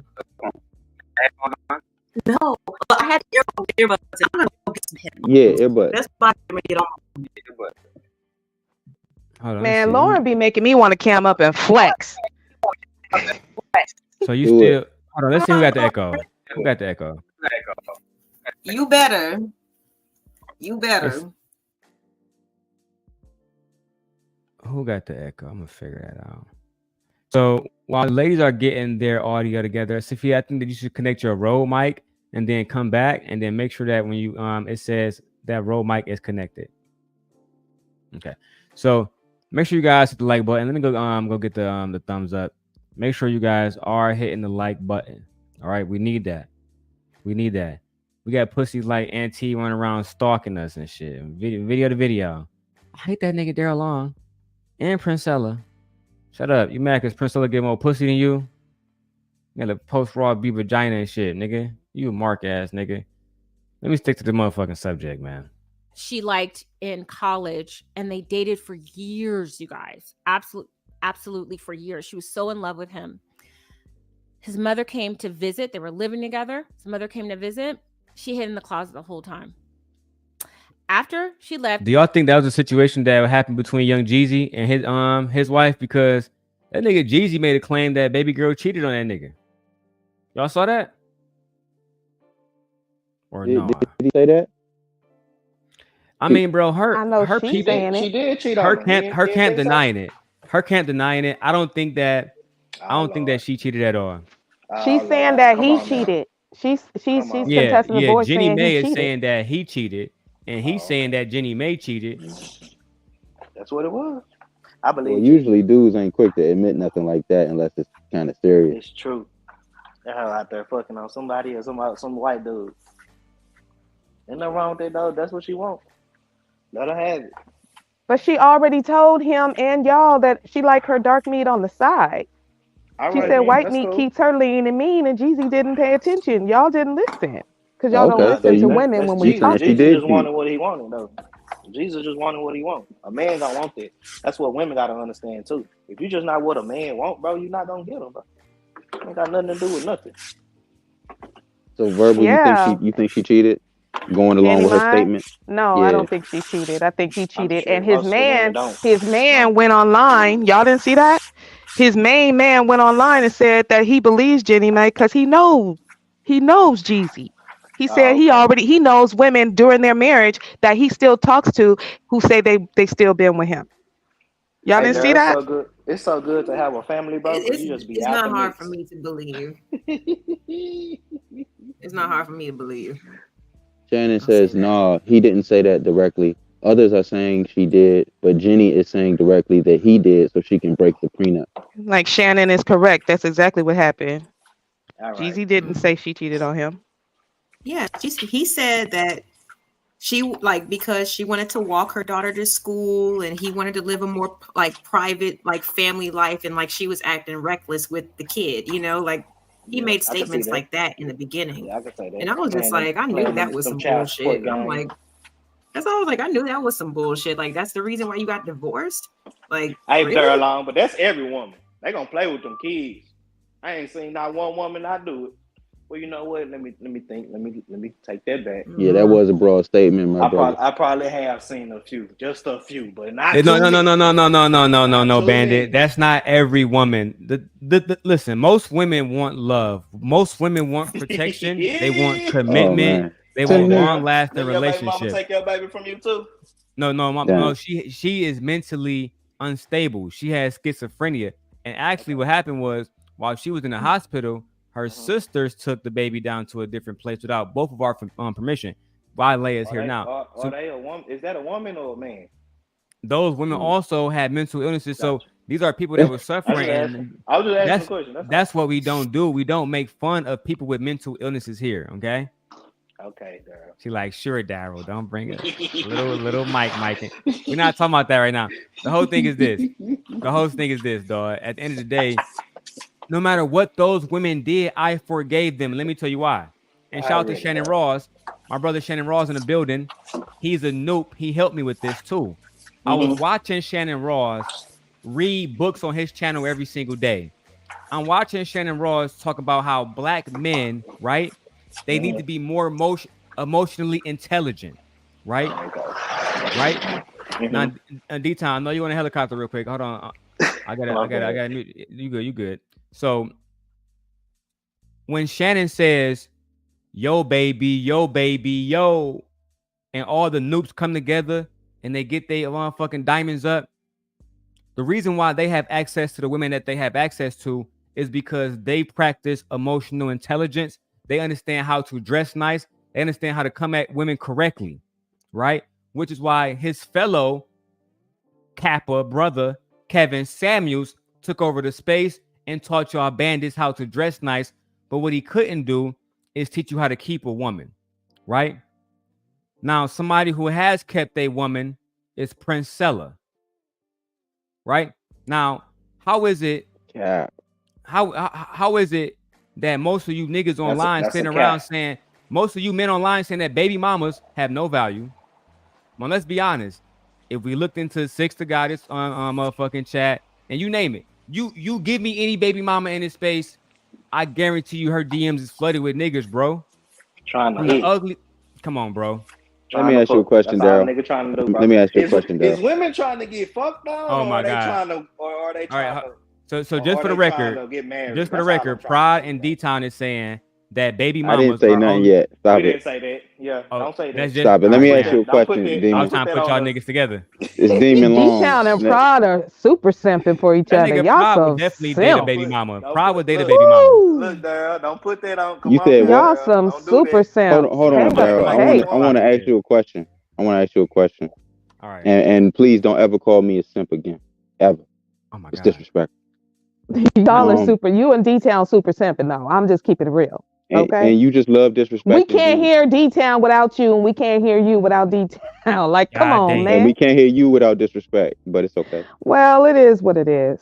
Okay. Right. You enjoy that. Cool. I do. I'm the verbal assassin. I assassinate verbally. It's what I do. Disrespect ain't kill nobody. She's funny. Disrespect ain't kill nobody. You ain't assassinate nothing yet. Everybody says, who does he think he is? I just told you who I thought I was. A god. You hear me, Verbal? I love you too, though, mama.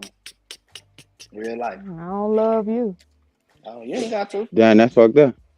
But no, Daryl, I wanted to ask you like something, my mama though. say, well, like my granny say, look, I don't need her to get to heaven.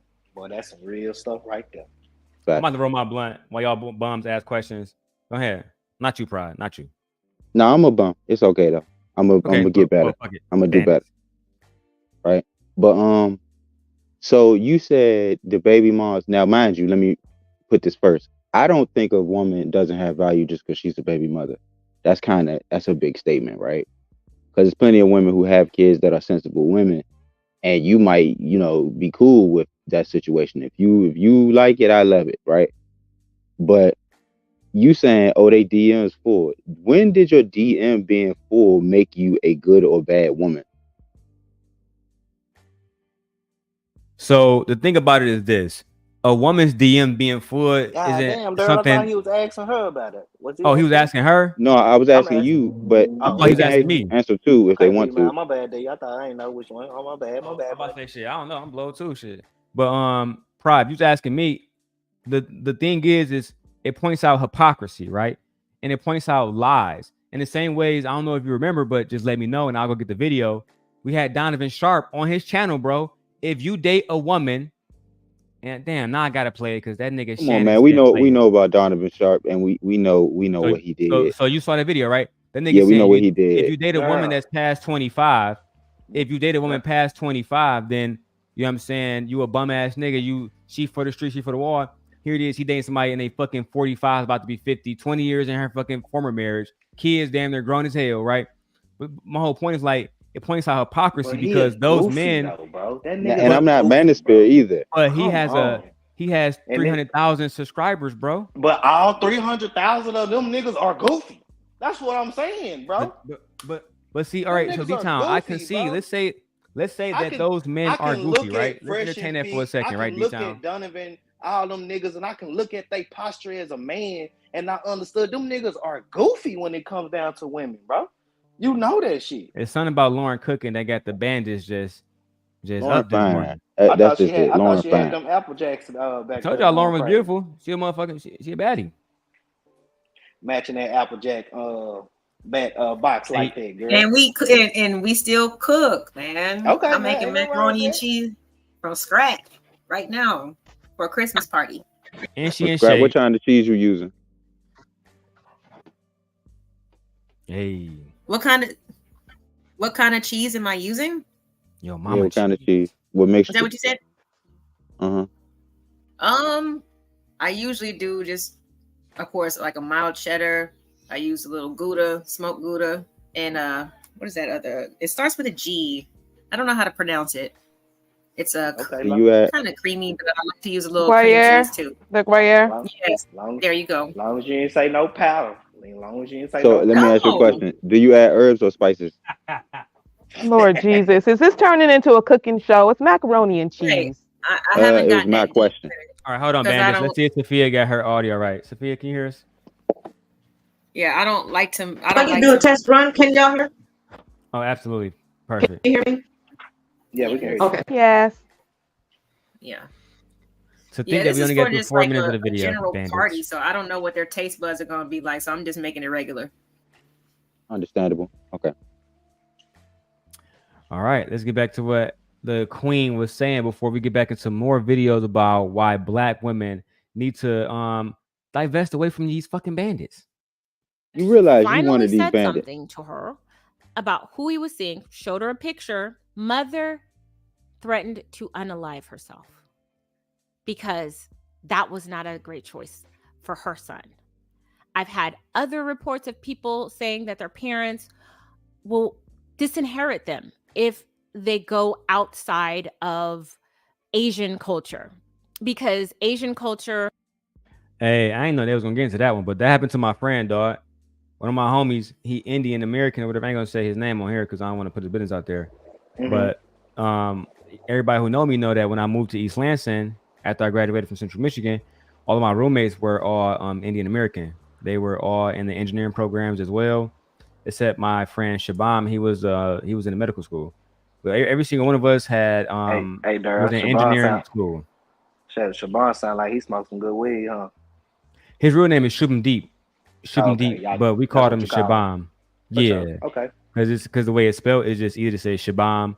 And then like when we would go out and we try to talk to girls, hey, what's your friend name? Shubham Deep Singh. You know what I'm saying? Nah, we Shubham- can't say that. Nah, we can't say that. Yeah, that's a exactly. negative. Yeah, we got to short So- that up, brother.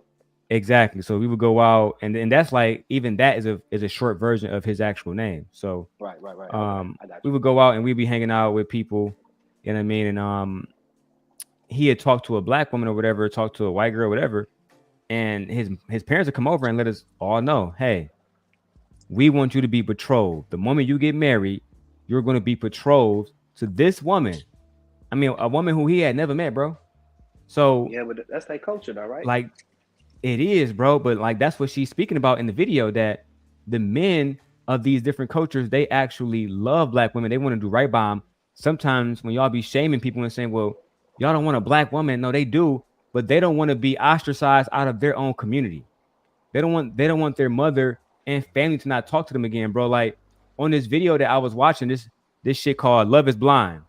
So I got a question on Durham. Hold on. I got a question for you. On Love is Blind, there was a man from Africa. His name, he was Kenyan.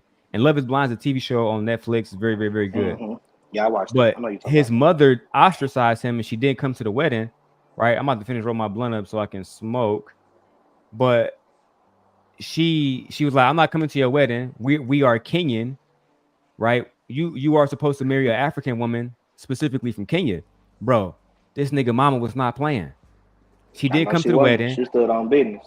I'm about to say, yeah, bro, she stood on business. So a lot of the times, black women are desired by all these different races of men. Like my friend Shabam, he wanted a black woman, but his mom told us directly to our face, you are betrothed. Not, and Sophia, you know what's crazy? She didn't even get that nigga a chance to say yes or no. She told that nigga, like, you're betrothed to this woman. Y'all gonna be married after y'all graduate. So, Durham, you're saying that women do it too, right? That's what you're saying right now? Well, the father was the ultimate person that backed it up in the household. I'm dead ass serious. Because, like, so let me tell you how this shit would work. Because I'm with you, brother. You know I'm fucking with you. My homie, some people call him Shooter. I'm not gonna say his real name here. Really good kid. He's from Kazoo, Michigan, Kalamazoo. They have a thing out there called the Kalamazoo Promise. Any child that's born in Kalamazoo can go to school for free in Michigan, college for free, or 4 years, graduate school, master's degree, all that stuff for free. So Shabam and them, they went to school in Allegan, Michigan, which is right outside of Kalamazoo. His father opened up 5 liquor stores in the ghetto, and Shabam would go there on the weekend, leave East Lansing, and he would work there. He would tell him, hey, you think I'm leaving you all this stuff so you can marry a outside your race and give this to a black woman and then end up having a black son or a black daughter who, again, if you have a black son, what happens if he don't want to be? Because they are Sikhs. They are Sikhs or they are Hindus, right? So most black people don't even respect the religion that we are associated with, which is Christianity or Islam. But they take that Sikh shit and they take that Hinduism shit extremely serious, right?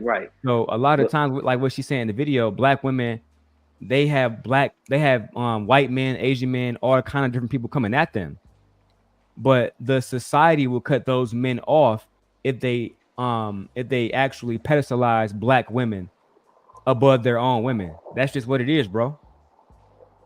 And men created those cultures where they do that. Men created those cultures, like in the Islamic culture and fucking the Middle East and shit. Sophia couldn't go over there saying the black woman is God. They will beat her. Right. They would make sure that she's stripped. But that's why they in America. Exactly. Because in America, women in the feminism movement have actually put a dent in the patriarch. It really has, brother. It has. It really hasn't. It really has. All right, so I'm gonna let the ladies. When you look at real world things, bro, men still control everything that's going on in the real world, bro. It really happens. Is that why everything's so fucked up? People still get married. People still having happy homes. So it's men's fault. Thank you. People still. So men are controlling everything. So all of this bull crap that we're seeing is men's fault, then, right? Thank you. Thank you for saying it. Men's paying all the bills in the household still. Like still taking care of their women. Still taking care of their kids, you know, like, so I don't understand. I might have to go, Daryl, because I cannot handle these delusional conversations, and I need to get outside because it's pretty and stuff, and I'm in LA. Leaving verbal, dang.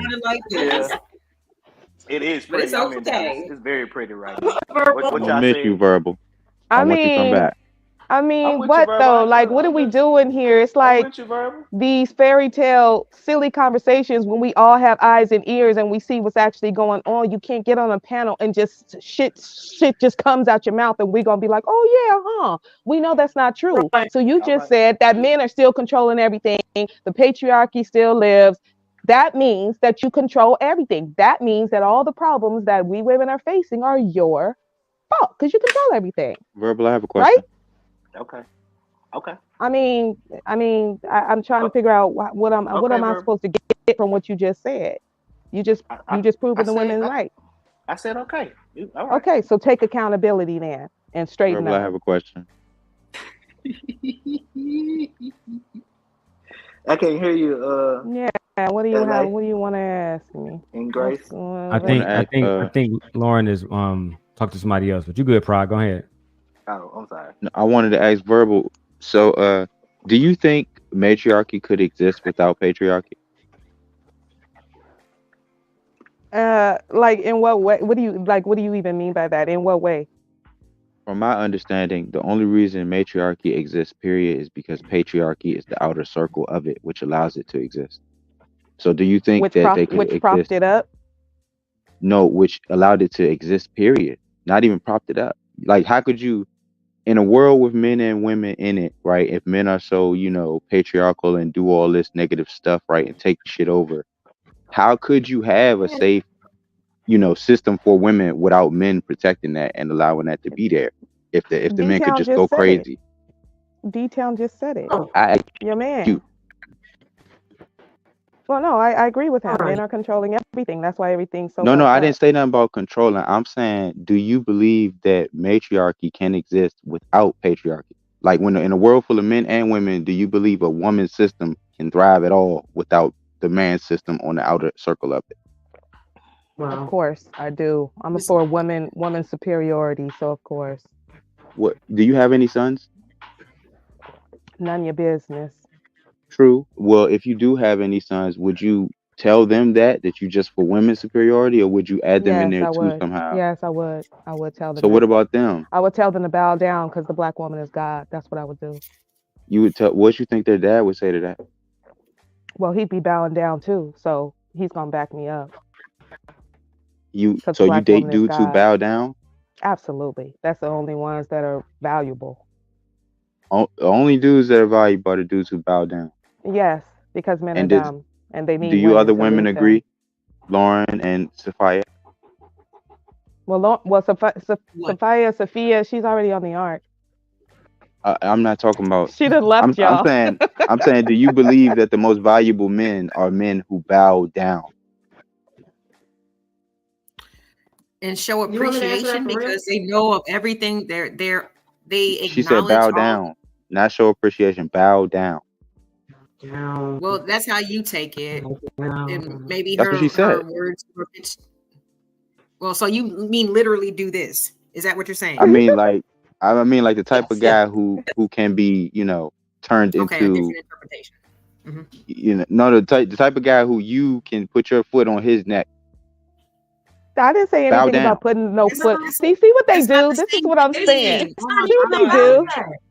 Oh my God, it's not even about. I mean, wait. So let me ask you this thing. Okay, the type of guy who would allow you to tell his son that he should bow down to black women, even including the ones he don't know. Why can't we all just be on the throne together? I'll just say this. I literally had the privilege to overhear a conversation with some family members. During the holiday, you getting lit, whatever. It's the holidays, you out there, hanging out together. Both, I was the only woman, and all the other family members were men. But we were visiting Ohio, and Ohio had, man, they love those. There's so many interracial kids, and it's usually white mothers with black fathers. And it was funny because my family member was telling us that they were expecting their first child. And he just went on this whole, a wonderful rant about how amazing black women were, how strong they were, just everything, because the other family members who were from Ohio and Dayton preference the white girls, they didn't understand it. And he put them in their place. It was magnificent. It was magnificent.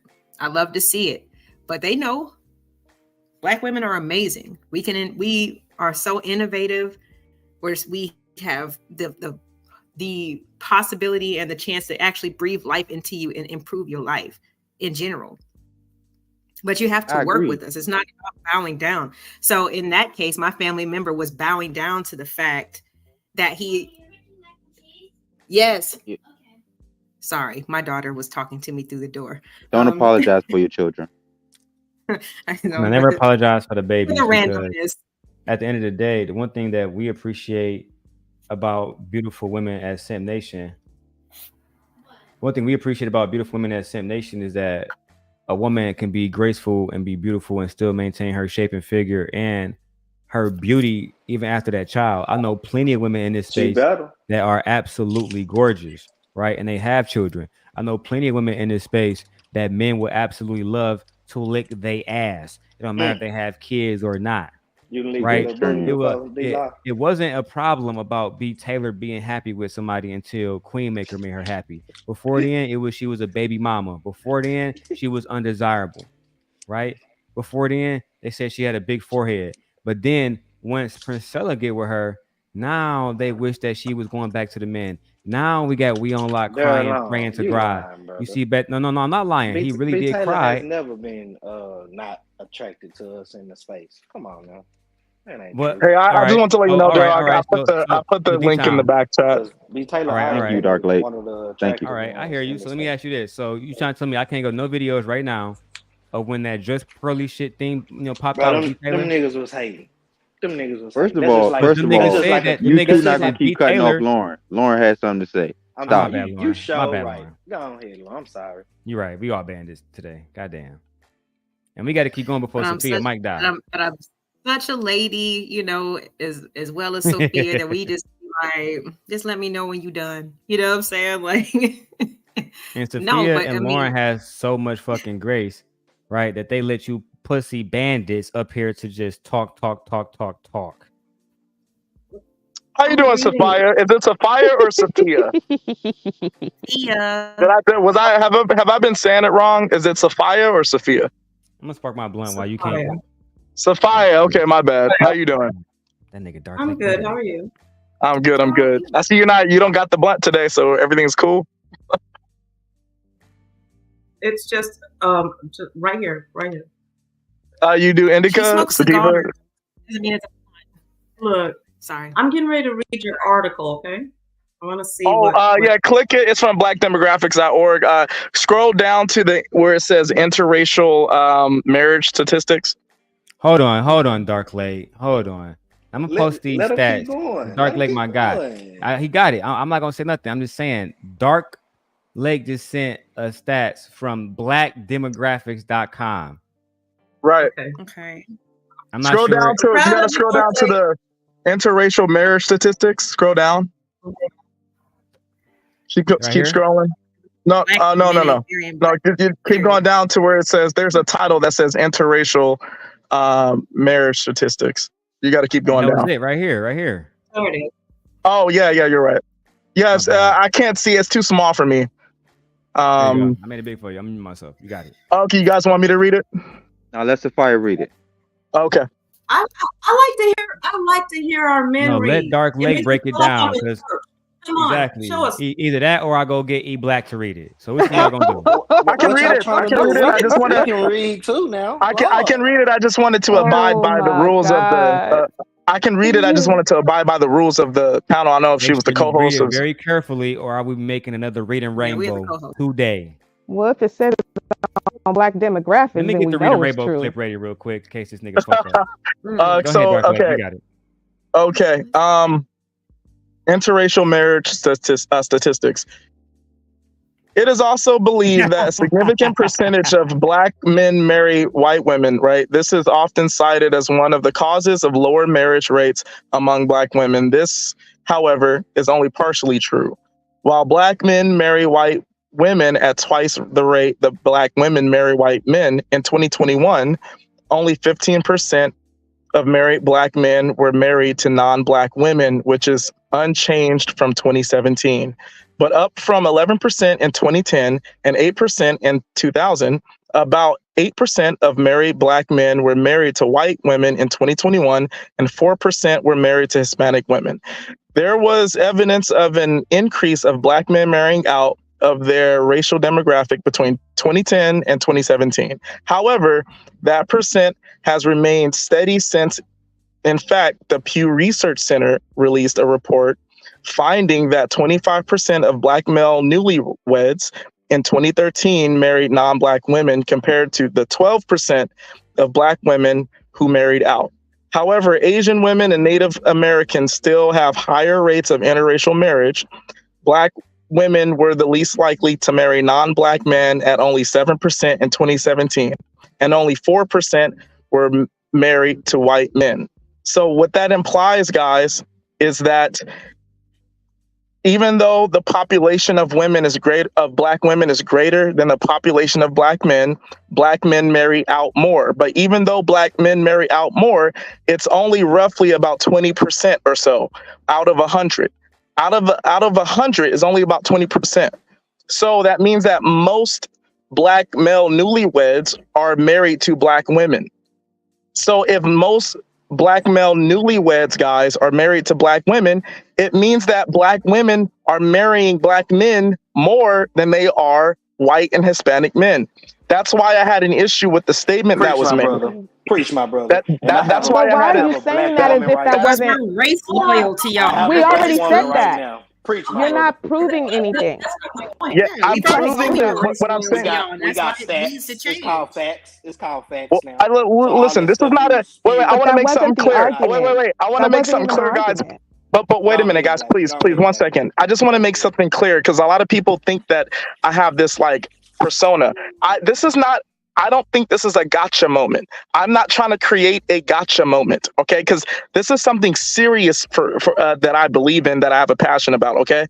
I don't like incorrect things or incorrect narrative being portrayed about Black men or Black women. And when you say something incorrect, right? Like if y'all said, if y'all said, let me offer a controversial. I just want to say this one thing, please, just 1 second. If a woman on here said, just real quick, if a woman on here said that Black men desire to marry non-Black women more than Black women, I would have a problem with that because the stats won't show that. If the stats show that Black men marry Black women more, then if a person made a statement saying that Black men want to marry non-Black women more, it would be incorrect. And I would have the same answer and say, well, wait a minute, that's wrong. It's not that Black men want. I'm not. My bad. I gotta interrupt for just a second. I'm not trying to shit on your stats, right? Saying that your stats came from the blackdemographic.com. I'm not going to try to say that they have no validity. I'm going to pull stats from the National Institute of Health.gov, stats that's pulled by the fucking government, right? Just so we can see who's actually taking these stats. Only 38% of Black men are married today, bro. 38%, according to the census, are married at all. No, Daryl, can I explain something to you? No. Can I explain something? Y'all just talking for 5 minutes. Let me land this. Y'all got it. Y'all got it, right? Trying to get married for real. Because we got to stop acting like most men are in this space trying to get married. I said this before and I said it again. Men create whole culture. And let me explain why. Yeah. You can go anywhere y'all want to go, right? Right, Sophia? You name it. You want to go to the University of Alabama? You want to go to University of Michigan? You want to anywhere you go? You want to go to UNLV in Vegas? You name it. Where Black prominent men are studied, becoming doctors, engineers, lawyers, you name it, right? Yeah. Go to those parties when those men go out and they looking at women. Ask them, "Are you here looking for a wife? Are you here looking for a wife?" And don't give me no bullshit about what the women are doing, what the women are wearing, how they're acting. I'm talking about you and your intentions. Are you being intentional about what the fuck you want in life? Right? Let me tell you a story. I have lost good, beautiful, bad bitches in my life. I don't ever want to go through that again. No, right? So I made sure that I'm very intentional about how I date and how I move forward.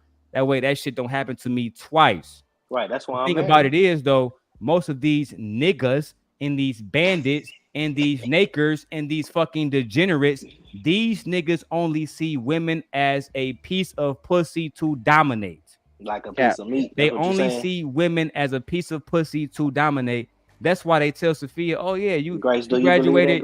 You graduated from Spelman with a bachelor's degree, and you graduated from Howard." No. I'm sorry. Let's give examples. You graduated from ABC and D with a fucking PhD. Hold on, Bandit.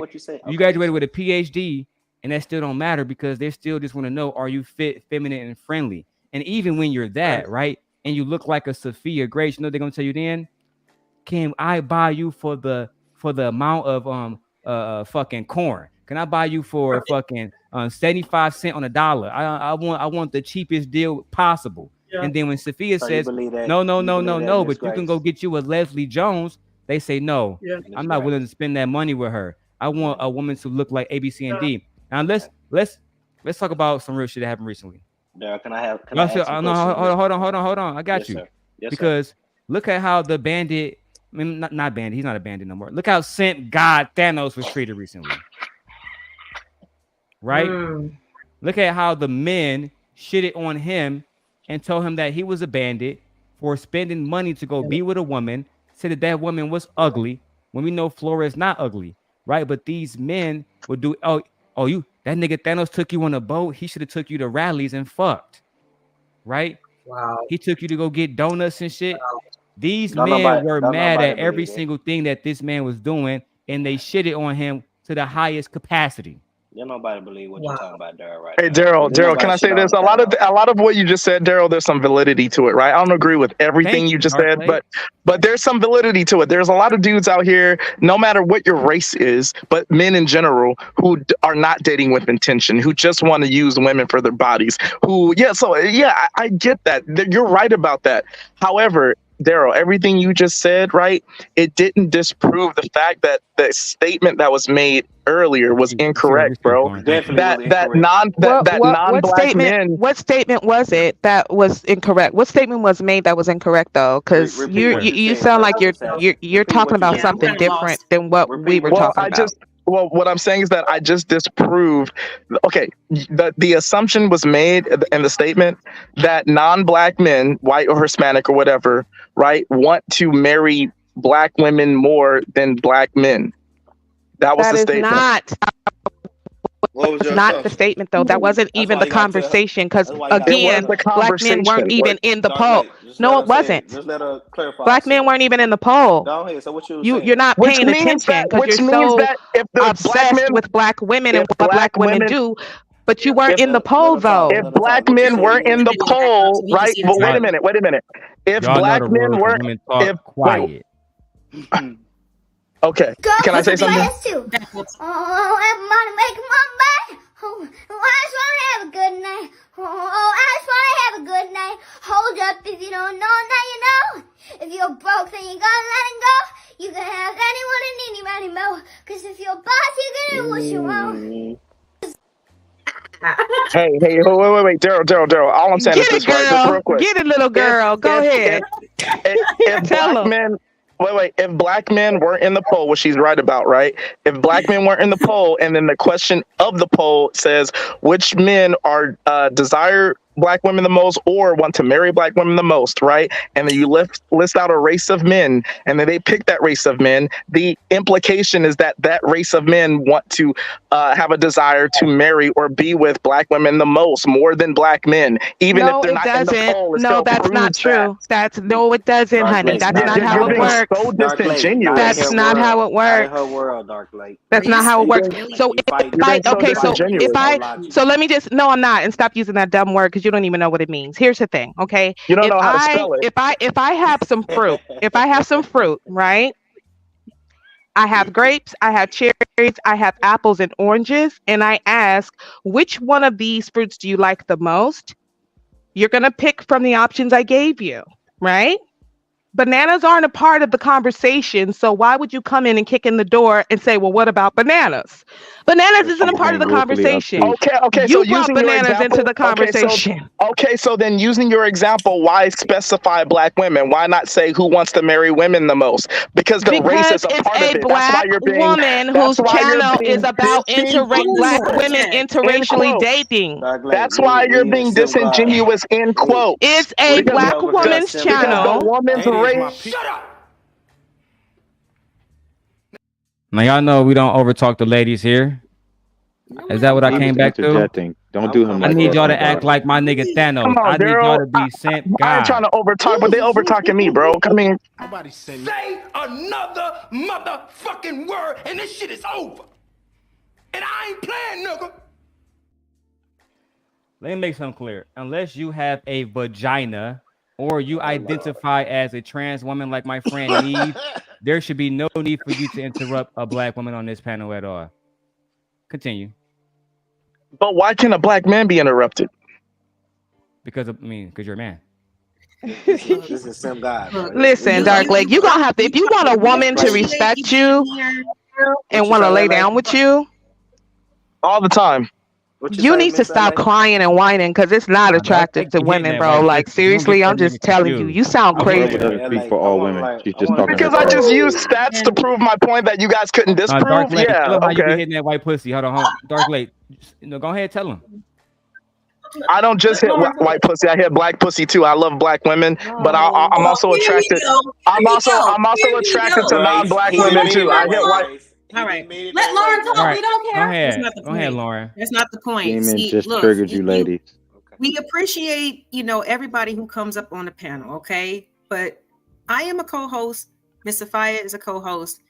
And the fact that you want to randomly pop up and start talking about what you want to talk about, and then you want everybody to respect that, that's just not cool, man. So when we're trying to like redirect it somewhere else because we're trying to run a show, this is not the Dark Lake show. I'll tune into yours maybe and see what you're talking about. But come on, like talk about respect and all that stuff. It's just like it's just because you're a man does not mean that we just have to just do what you want us to do. We're trying to conduct something, okay? So if you can respect that, I would appreciate that. I can respect that. That's why I'll bounce right now. But thank you for having me on the show. I think essentially it's just that you guys couldn't disprove the stats that I just laid out.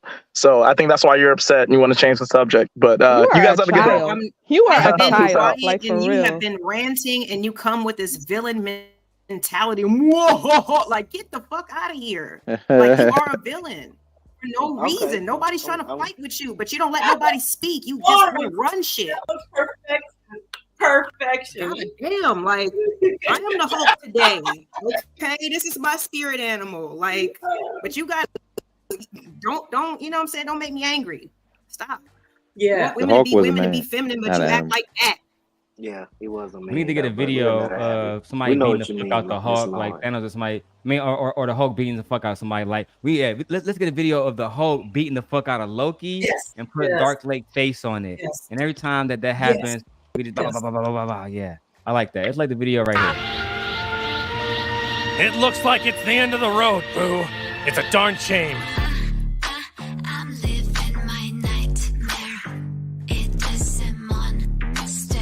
It's in my head. I'm living my nightmare. It is a monster. It's in my head. I had to make that because I'm a fucking Super Saiyan. And everybody know that's when Goku destroyed Majin Buu. And that's what we're doing over here, man, at the Simp Nation. Dark Lake, you don't understand. The men could be interrupted. Look at D-Town. Just like a king. Just like a king, Now, D-Town is doing what men's supposed to do. Yes. Wash your woman dishes. Clean your woman's feet. Right? You're making it sound terrible. Hey, quiet. Wash them dishes. Yes. Dishwater it's not now terrible that's when a attractive. woman is doing it for a man. Put your hand back in the I water. said he's making it sound terrible. He's speaking down on it. Now He's listen, not making ladies. it sound like the cool Why thing is to washing? do. Why is washing He's doing what he's supposed to be a doing. down thing? Yeah. No, it's the way Daryl puts this. It's the way Daryl phrases his words and his This tone. nigga is washing dishes with no gloves. That's the only thing I'm gonna say, ladies. Make sure that you give these niggas extra lotion, extra something to moisturize those hands afterwards. No, make sure you give him extra praise for sacrificing his hand See, skin. last time I checked, Don't give these See, you niggas heard him extra now. lotion. a woman. See, last time I checked, a woman like a country man. You heard me? See, we can get in the business suit and chop down some logs so we can start a fire for our family. You heard me? It's a difference. I want y'all to do all the labor. I think that's amazing. I love it.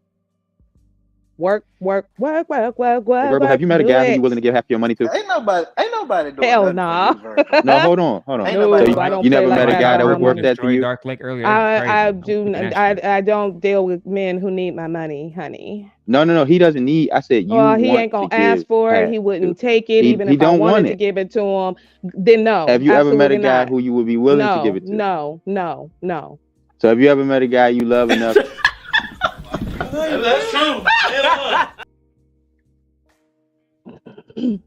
Perfect timing. I mean, that just sounds funny to me. Hey, baddie, have you met a nigga that you have to financially take care of that also get that pussy wet at the same time? I mean, that sounds like an oxymoron. Who said take care of? Some guy. That's why I love you, bro. Cause boy, That's what you just said. Shit. You say some shit that wasn't even said, brother. Sophia, did he not just say that? What you say? That's what you just said. What you say? Right, go ahead, Pride. Go ahead and say it so I can. I'm sorry. Go ahead. I just want to know if you met a guy who you're willing to treat how his wife treats him. I answered the question so many times. No. So all of these guys and these offers you got, you never met one of them. And I tell my daughters not to ever. I tell my daughters it's a red flag if a man comes with his hand out. You know who taught me that? My grandfather. Men should not be asking women for money. That's not your place. Get in your lane, get in your place. I'm about to see if I can find this video. There's a video of this older gentleman. I saw it a while ago on these ladies' panel. And he was saying, right, Sophie, he said, my wife don't work. She don't pay no bills. She don't do nothing. Super simp. Yeah, I remember that. He was an OG. So you remember that? You remember that? No, he wasn't. No, he wasn't. He retracted that statement some months later and said that, he was being disrespected and being used. Allegedly. But he retracted that statement. So don't talk about his proud statement when he went back on that too. But Darryl, my wife pay her car note. She pay her own car note. Don't say that, D-Town. Everything else, but you pay. Don't say that, D-Town. You turn into a worthless man if she pay her car note. Don't say that. Pay her own car note. You slaving your wife out. I'm gonna pull up so y'all can see how D-Town lives. This nigga lives like a ball player. When I get up to that bread, then if I'm able to do it, then yeah. This but it's just gonna be more. D-Town, can you show up your 5-bedroom house real quick, bro? Please. Stop lying. But all I'm saying is when I get to that bread, I will do that. But more money will come out of her check into the family pot, if that makes sense. Cause that nigga D-Town house bigger than your favorite red pill nigga house. Oh, his house bigger than Donovan Sharp house for sure. Most likely. Wow. But he ain't shit because she paying the car note. He ain't shit because she paying the car note. No, that's what I'm saying. We need more men who want to be like a D-Town. That nigga came on my panel and said, my wife don't have to do nothing but pay her motherfucking car note, and I pay everything else. I put gas in that bitch. I take care of the kids. That nigga washing dishes and folding clothes right now. and as he should. But that's what you. But that's what. See, when you throw that as he should, that sounds sick. That sounds like an insult. I don't care what you think. I don't care what you think, Bandit. All the young men out there. That's what he chose to do already. Why we got as he should? As a man, because he should be doing that. That's his house. He lives in it. He should be helping to keep it. I can't argue with you. You mad? I can't argue with you. No. Look at you. Look at you. You mad? Look at you. You big man. I'm happy. Leave me alone. I'm happy. Sway. Leave me alone. Oh, I'm happy. Oh, I'm sorry. I was saying. I want to know what she should do. Nope.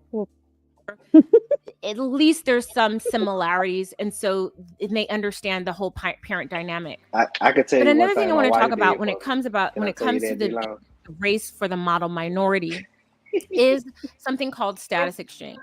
So back in the day, when the middle class started to emerge back in Europe. Put your thinking caps on, Bandit. I gotta pause it so y'all can. What is that? Is the thing? Status exchange.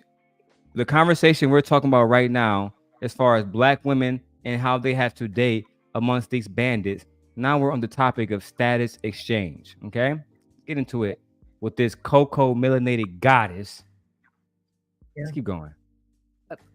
You had really wealthy merchants They were the ones who did import exports. They did the spices and the fabrics and the gold and the people, import export of people. We all know what I'm talking about when I'm talking about that, which increased the merchant class, which increased the middle class. So you had people who had titles, who were extremely high up. They were friends with the king, but they didn't have any money. But then you had these up and coming merchants that had the money, but didn't have any status.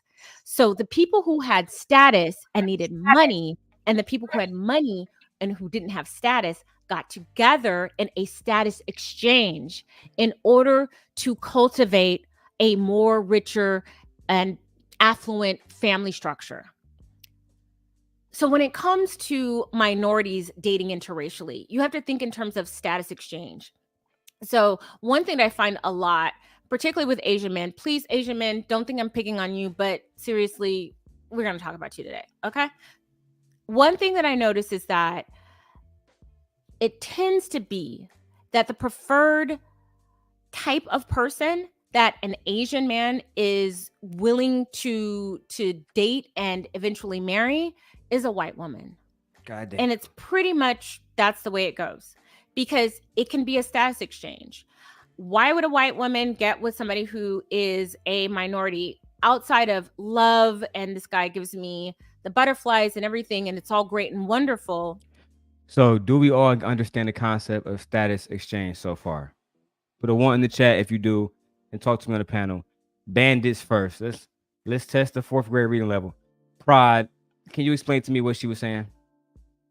Well, I'm a 1st grade reading level, but no, I believe status exchange is making sure that the wealth of the families can come together and grow, rather than just like marrying into a family where now we're covering their family now. Is that status exchange? Yes, sir. Yes, sir. Yes, sir. Good shit. I'm very proud of you. I actually thought you was gonna blow that. Why would he blow something like that? I gotta play Butterflies in the Sky right now, or can we just? Y'all are like freaking frack. We don't hear Pride without D. We don't hear D without Pride. Y'all got this thing should we be together. silent on the panel, verbal? And then when you hear should we D kill the and show? pause, then we hear verbal. So hey, we all in train. We all in No, I just we all I've experienced both of you guys. Hey, jiggle train. Hold on, let's let the co-host speak, Bandit. Okay, what up, Fox? I've experienced both of you guys, and it seems like today something's got you bothered because you're acting different. Y'all trying to engage more. She said y'all acting funny style. Y'all moving funny. Because usually you're so supportive, and things like that. Wait, Lauren, Sela said that they're each other's helpmate. They're each other's helpmate. They done found. We're not talking alone. Hey, the inherent disrespect in your joke. Yeah. Why she keep We had a hopping in? question. Shows me for why you're Sophia. alone. We had a question for Sophia from one of the noobs in this space, Shannon Ross, who was on the panel earlier. Shannon says, "Great question for Sophia. Does she have to do that type of coverage?" What the fuck does that mean, Shannon? What does she do for that type of Oh, coverage? that's for verbal. Oh, that's for verbal? Oh, my Yeah. bad, my nigga. Confused. That's for verbal first. What does she do for what type of? Yeah, I don't know what he was talking about. What I think he mean what like, you what are talking you about? doing for like to get a man to cover you? I sound like you like a man yes, is like exactly. No, he asked that Hold question on. with D. Well, he already said it. what His he wife does. works, and she gives him half of her paycheck. Okay, that's one thing. If she carried his children for 10 months each, and then birthed them out, okay, and then fed them from her body, that's another thing she's doing. He can't do none of that. She can work like he can, but he can't bring no children into this life through his body like she can, right? But he did She's bring also, I'm children through his body, his sure sperm. D-Town would say that she is also cleaning the house and cooking and taking care of children. So like that question is just stupid because she's doing everything and some. Also, So what are you talking about? ask stupid questions now. Unless the woman it don't cook and clean, the woman don't. Your woman Hey, look, cook and clean. you know I got a little boy on the way, right, D-Line? Data is my Shut up! Go ahead, Sophia. Okay. Well, Lauren was trying to say. Lauren, do you want to talk first? No, I'm just, he said, "Oh, the man has the sperm." Like, bruh, like, oh yeah. Could you imagine? Could you imagine who was at Pride not being able to eat for 90 days because you're developing a human child? Could you imagine everything from your body being sucked out so it can be supplied to them? Can you imagine that and doing that twice? No, I couldn't imagine that. Miss Lauren, what Could you imagine trying to have that happen without the sperm?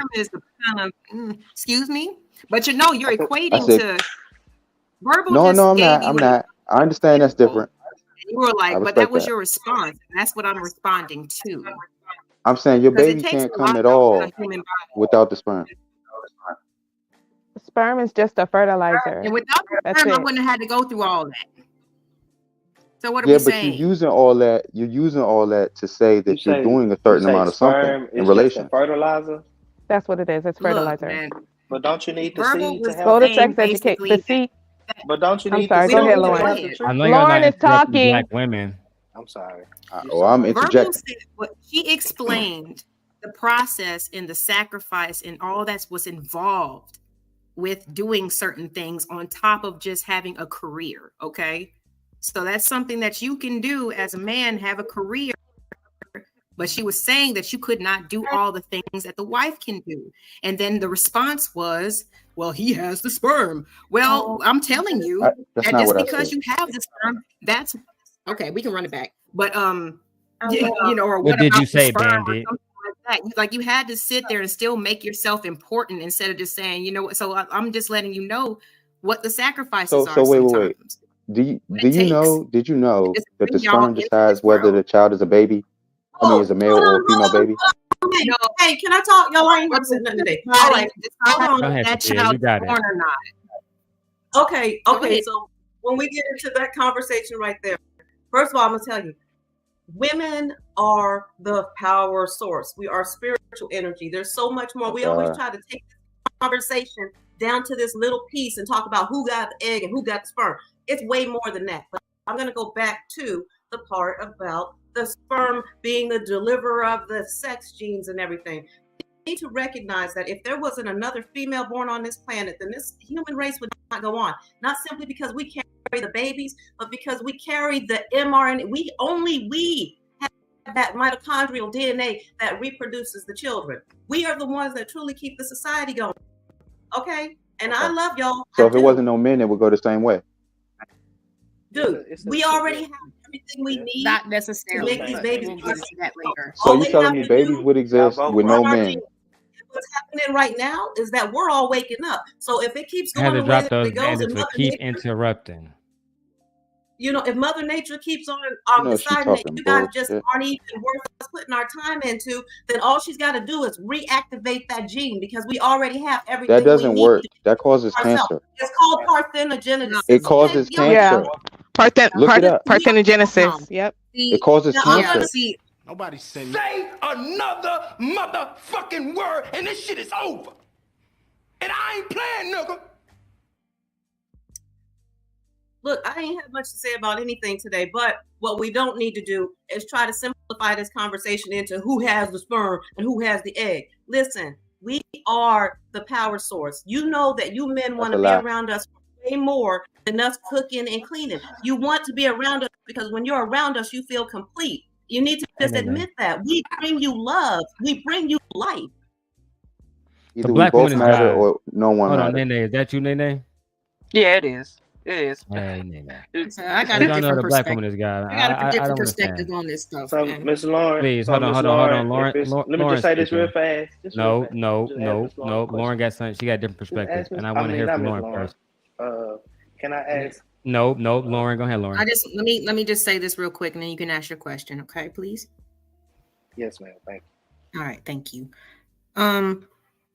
Who? All right. Who do you think was here first, man or woman? Both. And who has been? Okay. Who has been proven to be here the longest? Man, I can pull up the thing right now. If you're talking about the bones, I can pull up something countering that right now. Lauren, you can't even have a sensible conversation with this man because he's Finish making your point, Lauren. These bandits don't lie. Go ahead, Lauren. But my whole point is, okay, well, let's take that out the equation, okay? Well, when you talk about menstrual, all right. Well, I'm just since we have a difference in opinion. Since we have a difference in opinion with the origin, then I'll just skip that for right now. Let's move on to menstruation, right? It's not normal for a woman to bleed for as long as we bleed. It should be a teaspoon. You can look into this at Queen Afua, Black holistic, practitioner. She has books. What is that? The Sacred Woman. Breaks it all down. That's not what we're going through right now. Is not natural. What we're going through is the effects of the stress of the other things that we are forced now to do. We never had to worry about money. We had to worry about skill. You trade your skills in order to get what you need. That's how it used to be. But unfortunately, and I hate to say this, and it's like, it's not a slap on all of y'all, but it's just a patriarchal system created currency. We didn't need that. We didn't need Henry Ford to create the 5-day work week. We didn't need that. But let me say this. All those after effects are causing a lot of damage into our city. I'm just saying, it's not normal. I agree with you. No, I agree with you. Black women are the power source that keep the lights on. That's a fact. Yes, that's a fact too. I agree with that. But Henry Ford had to create Ford because he couldn't compete on his skill level. You get what I'm saying? He had to. So one man compete with his money. The culture. See, look, because I get what you. No. It wasn't just one man. It was a multiple men like Henry Ford. Because I get what you're saying. Men used to fight. They skill back in the day. The Ultimate Warrior won. I got you. But it ain't how it go no more. Because that's the way that patriarchal systems work. Those right, are but look, correct. No, that's the way the animalistic and I agree with work. But I agree with you on that. But at the same time, women was fighting from a feminist point to work too, to make money too. So it just ain't on a man. It was just a revolution of humanization. They just wanted to just make money. That's not true at all. No, that's not true at all. Lauren, let me interject. All right, let me ask my question. Men financially abused women to the point where women were forced to take care of themselves because women found themselves. How did Mary J. Blige say it? Hold on. Song time. No. No. Go ahead. Let me hear you. Absolutely now. No. You bandits have been doing enough. Songs take too long. Doing enough. No, it won't. No, it won't. Because so y'all trying to tell me that women didn't want to work. I want to question Lauren about the period. That was them white men that was doing all that, bro. No, it was not. Bro, that's what the whole feminism movement started from, was the white woman going against the white man, bro. We was in all the time that I was loving you. Lord, you were busy loving yourself.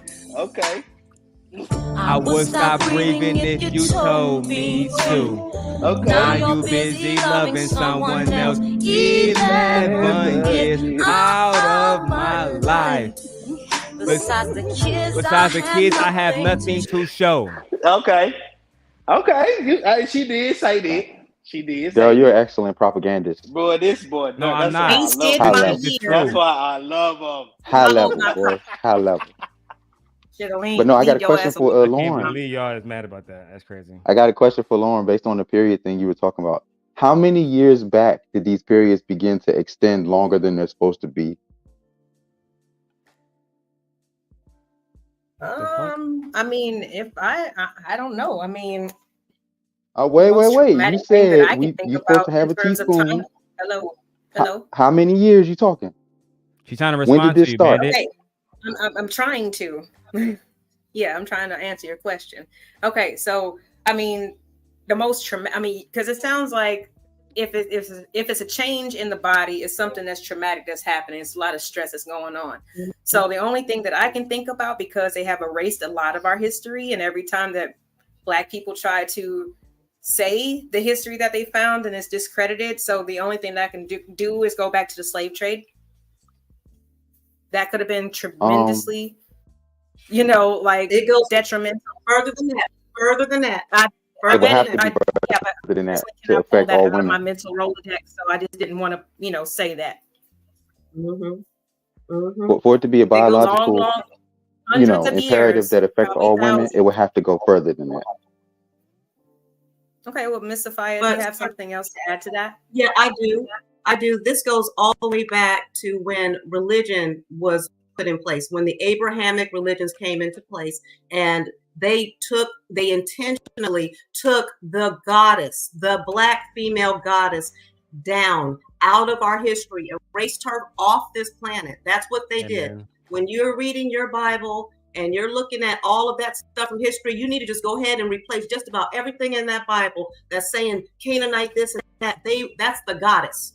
That's what they were erasing. That's what they were fighting against. So when that happened, that's when we got out of sync with the moon and lost everything. That's when that happened. And no, most of us would not have a period at all. Most of us wouldn't even have a period. And those of us who do have one would only have a very little bit, like Lauren was explaining. Everything that we are going through. You know what? As a matter of fact, let me say this. The simple fact that we can bleed every month, we don't fucking die, y'all should recognize we're gods. That's all I got to say. I ain't even trying I got something for that, right? Everybody says, who does he think he is? I just told you who I thought I was. A god. I don't have nothing else to say. Well, okay, I got something for that, and I got another question. We gotta go back to the video real quick, guys, because that was your mic drop. That was your mic drop. Mic drop. That was a bad mic. Okay, then. Perkabus woman. That was a bad mic drop. It didn't hit the ground. He's educated. Okay. He loves me. He can provide for me. And he's looking at her like she's white. That's all she gotta be. I'm just saying. That's all she has to be. Like, we can argue the point, but that's really it. But that's the status exchange. So when you're talking about building up, being a model minority and trying so very hard to overcome the obstacles that you came from in your previous countries, you want to come here and do better. And so it's not really considered doing better if you're with another minority who may be at a lower status than you. That's just the reality of the situation. The second thing I want to talk about when it comes to dating other minority men, when it comes to Black women, is colorism. So if you don't know what colorism... Oh, we know all about colorism because these bandits love to get them a little preference, as Lauren was talking about it yesterday. Lauren was just talking about this, how these men love them a Cassie. I got a question though. Kim Kardashian. Amber Rose. Yeah, they do. You think the young men? You think the young men is doing what she's saying to? Well, young Black men are doing this with young Hispanic women. Cause I live in Dallas, and all my little homies, they fucking with the Latinas. You know what I'm talking about? They fucking with the Puerto Ricans. You know, so is that somewhat a status swap, status change? Because the Mexicans, they family, especially that nigga Mike gave up. Yeah, he's right when he's talking about the status exchange, because so they want our melanin. If y'all really want to get deep, they want and need our melanin, and y'all want to be having your close proximity to whiteness. So yeah, exchange of power, exchange of status, and that's why y'all kick us to the curb. But yeah, it's an exchange. Hey, Pink is on a fucking roll right now in the chat, and I'm just loving it. Pink said that she doesn't adhere to any religions since most of them are rooted in misogyny. God damn. She's exactly right. She is exactly right. When religion came into place, they took the goddess out of everything and they turned this world upside down. And it's unfortunate, but that's exactly what happened. They took all the love and the kindness and replaced it with capitalism and destruction. And that's what we're dealing with right now. We're on the decline, you guys, because of the switch that happened way back when. And we can have a real deep and serious conversation about that some other time, but those are facts. No, we're gonna have it today because these bandits need to be. Would you adhere to a religion based on misandry? Why would they even be brought up, Bandit? Look, I'm not even. But she just said she doesn't adhere to religions based on misogyny. Misandry is the opposite. I don't adhere So to would any you adhere religion. to that? No, I don't. I don't adhere to any religious principles. I believe that So they're we need both to just as look bad? to Mother Earth. We need to What look is it? to Mother What is? Earth. I just think the motivations and the way they go about it is different. The rules are different. You know, everything is just different. That's why they have different names, different meanings. What is a religion that's based on misandry, though? Can you What is tell a us which religion one that's it based is? on misogyny? All of them. Okay, Yeah. so my question stands. If you found you're some bringing that up- were And what based is on the misogyny? opposite, would you go You for brought it those? up. You're with all of these Why do we No, have Pink brought it up. hypotheticals. You know what? He's Pink brought it up. proven It's the not a point right hypothetical. here. We don't He's a need gender we war. don't need That's a it. religion. I It's know. a I want to spiritual understand thing. why it's on one side only. That's what I want to know. It's not. I'm Oh, saying it for all of God. us human beings. I'm saying it for all of us. We don't need some religion to tell us how to behave. But that's I what agree. they've done is they've had, okay, so I don't agree with it on either hand. I'm telling us to get back into our spirit, get back into soul, and look at what's going on in nature. There's not a thing out there that look how dysfunctional we are. And the only reason we are this dysfunctional is because we flipped everything upside down on its head. So And right we've side given up you is to base it control. on misandry and women. That's right side up. No, I guess no, you would never right side know up. because you're just like it's It's fucked up, but I'd rather keep it respect this for way what than we roll the actually dice. do. It's about having respect for what we are actually here to do. We weren't put here to wash your clothes and have sex with you whenever you want us to have sex with you. We weren't put here to stay at home and take care of children. Each one of us has our own divine place. Each one of us. So we just Well, I need to never get claimed back none to of that that. stuff. So you think it's cool for my wife to be working then? On what you're saying, you Look, think it's cool for? you know what? You think I'm so? looking Is at that it on a cool? way bigger scale than that. I don't like getting into the ins and outs of what's right for each individual relationship. I'm Really? talking about on a Okay. way bigger scale, okay? Okay, bet. So whatever Okay, works I'm for just your making sure. relationship works. Right, Okay, right, I'm not right. trying to Okay, tell yeah. anybody. I'm with that too, Right. though. I'm with you Okay, on I that. just want you to remember who you are in your soul. Black men, black women, remember who you are in your soul. I don't care how you run your household. I'm not trying to tell anybody that. I just want you to remember who you are. Right, I got you. I'm with you on that for sure. Ladies have to learn to stay queening because these bandits will not be a king. They think that they kings, but they're not. They bandits. They are degenerates, and they absolutely kings. no, they're not kings. And They're we make bandits. little black queens. 'Cause I I got love super- black.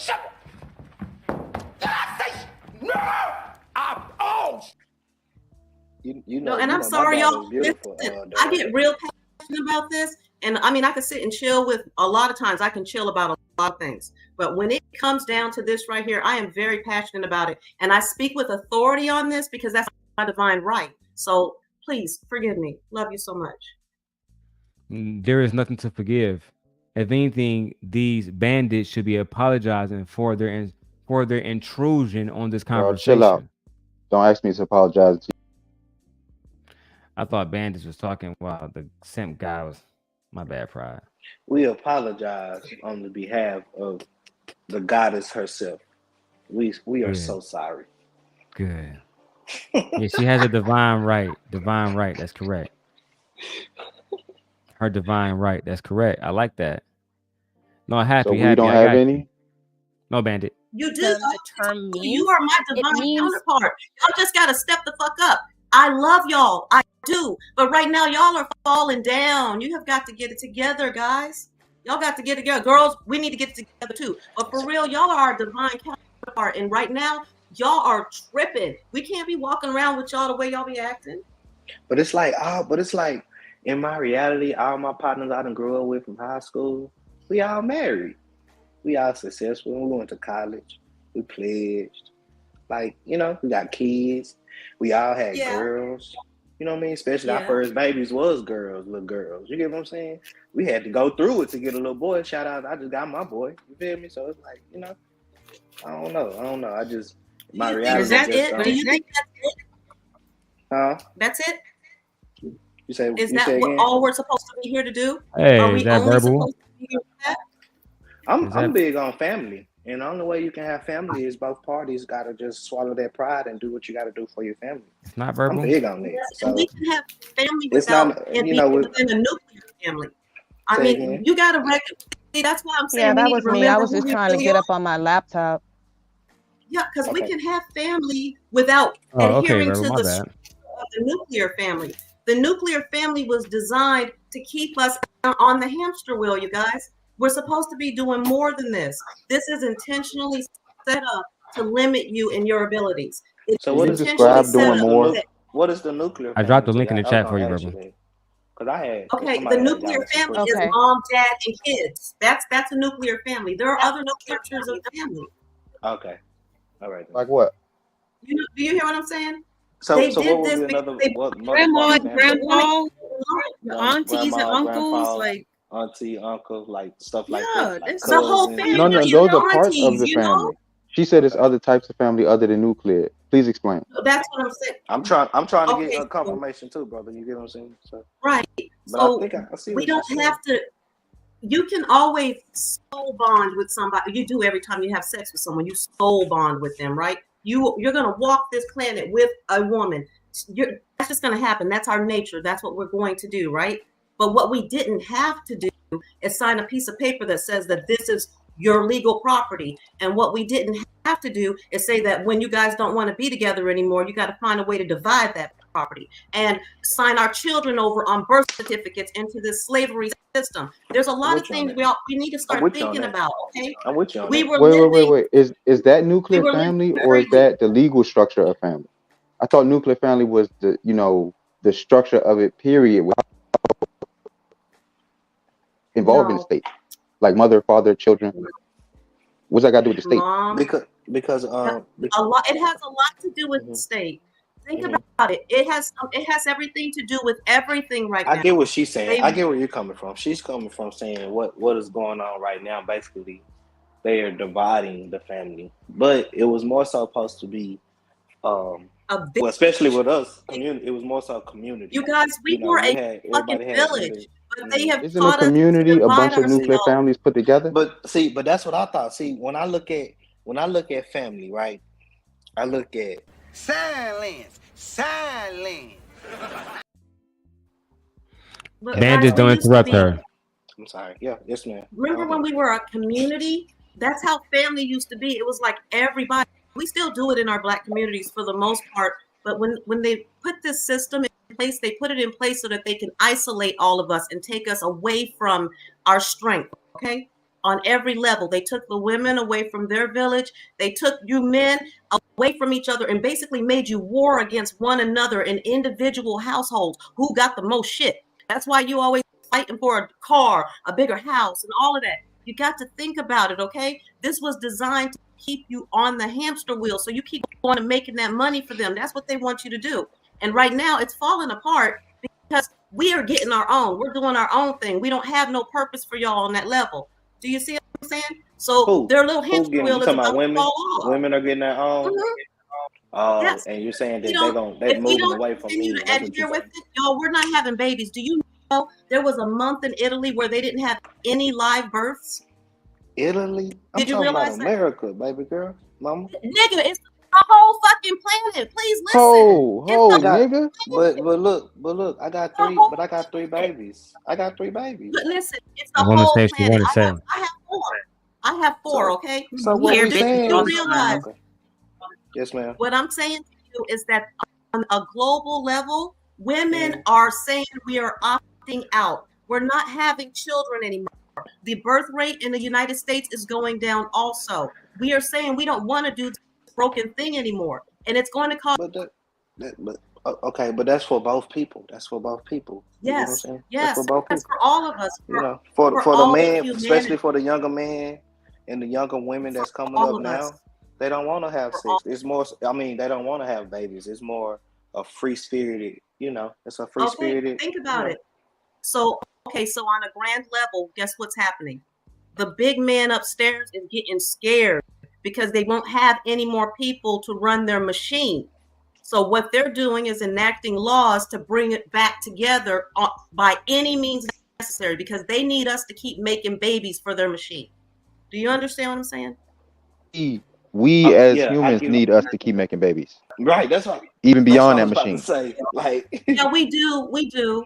y'all. I agree with that, but I'm just saying that I'm gonna get old one day. Hold on, guys. So let me say this: women might need y'all to make babies, but they don't need the headache. They don't need the abuse. They don't need the financial abuse. They don't need these different things that men put women through. They don't need the patriarchal society that men have created, right? And all the shit that come with that, gender pay gap, right? Et cetera, et cetera, et cetera. Drop your cake, Daryl. Women are completely separating themselves from those different things. And like Priscilla said, they can take a few of you guys, the actual ones that they really want, actually mate with y'all, and then throw y'all back. That wouldn't work? And then throw y'all back to the streets. And throw y'all back to the you know streets why that wouldn't work? That's what y'all doing anyway. A lot of these bandits are having sex with their own women, right? Like a Ilkan Ali, and then going out and want to fuck other women like he did with Fantasy Island. This is not me being messy. She said this publicly. So at the end of the day, no, I'm not being messy. She said that publicly.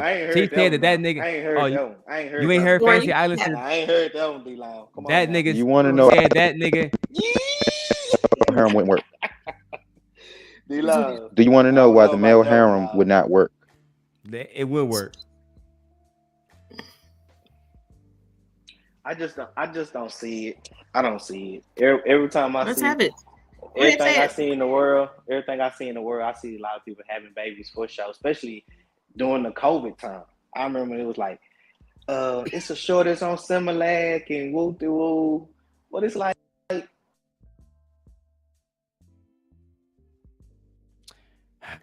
don't know what happened to the bandit mic. Let's get back to the video, guys. That you discriminate or you develop a hierarchy based on the shade of somebody's skin. And what is usually the case is that the closer you are to white skin or light skin, the more attractive that you are. Pretty much, I would say 3/4 of the globe is made up of people who are darker skinned, Asian, Hispanic, African. All of those countries are plagued in some way or another with colorism. The lighter you are, the more attractive you are. It comes from slavery. It comes from colonialism, because if you were working out in the fields and you were, struggling, picking, planting, hoeing and mowing, you had darker skin. But if you were part of the elite class, you weren't out there toiling in the sun. You weren't a worker. You were an executive, or you were a pampered woman. And so your skin tends to be lighter. Colorism is a real thing. It affects not just Black people. It affects a wide variety of minority groups in a very negative way.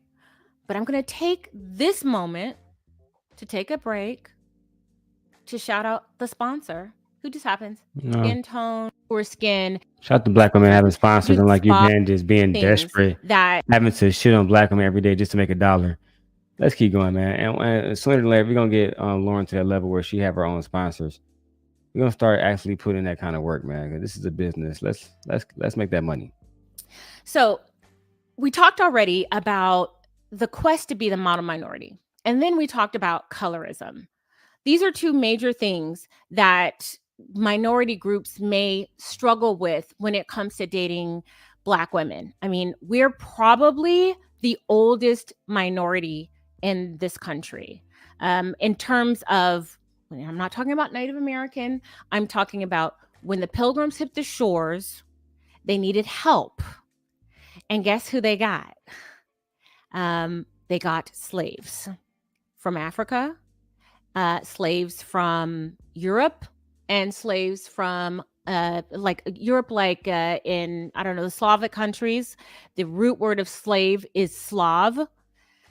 They also got slaves from places like Ireland and other places to help build. But by and far, the oldest minority in this country, if you're going to compare white people, is Black people in this country. And so when other minorities come, they may have an impression about Black people.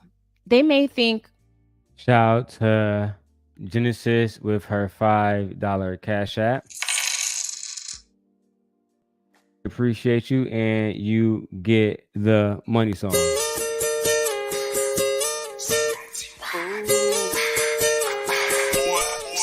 It's time for the circulator. It's time for the circulator. I'ma shake my money.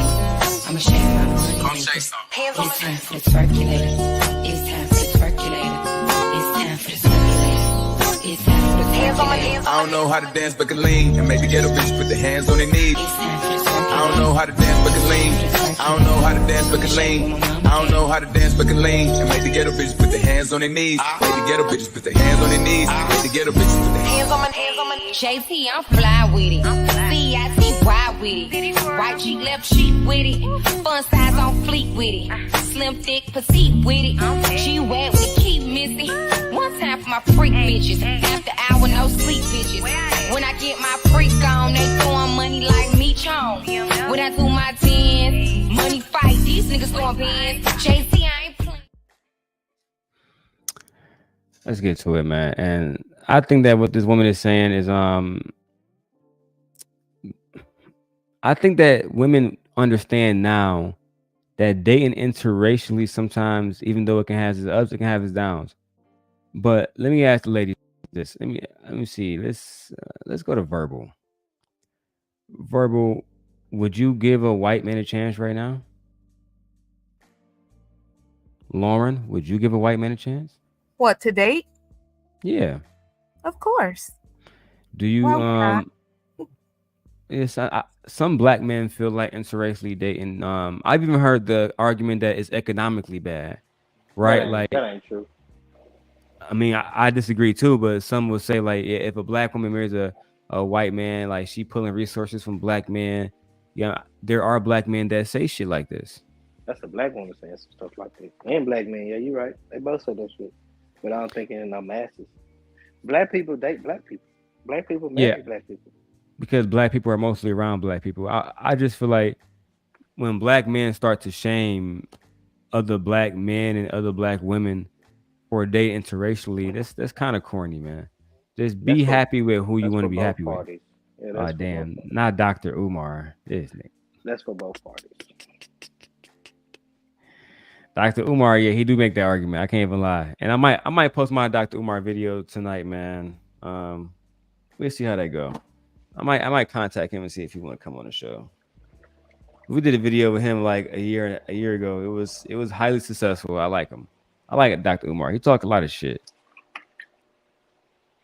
Let's go back to the video and then I'm gonna pull up some more videos. I appreciate y'all tapping in. We've been here for 3 hours. Usually the ladies tap out by now, but we've been here already for 3 hours. I know, right? Have you one question real quick, Daryl? Of course. Have you seen the video? Oh, hold on 1 second. I have to address this. Hey, Pink Pill, yay! She made it, yay! The black woman's God. Hey, Pink Pill. She made it. Let's give her. I gotta give her a big wrench. I gotta give her a big wrench, and I want to invite her up. So maybe if you would like to speak to Simp Nation, okay, and not copyright strike us, okay, we would love we would love both. We would love both. Join a panel. I'm dropping all the bandits down. Where's D-Town at? Bye, D-Town. Bye, Prod. Okay, all the men are gone, and only the Simp God and the ladies are here. Okay, so go ahead and join us, my lady. And I'm sorry, Verbal. Oh no worries. The Pink Pill showed up. Just had this, thank you, Verbal. So anyway, Verbal's about to go into bandits, and I just wanted to ask you a question. If you had seen the video, that one lady, she had gone over. I know her name, but I don't really want to say it right now. But she had gone over it where it was this black man who I think he was actually married outside of his race to a white woman, and he did a video about how it makes him angry, even though he dates outside his race. He's married to a white woman, has a biracial child and children, but he said it makes him angry, viscerally angry, to see black women date white men. Did you see that video? He got up here and told us, and we know that it's true because we hear faces talking about it.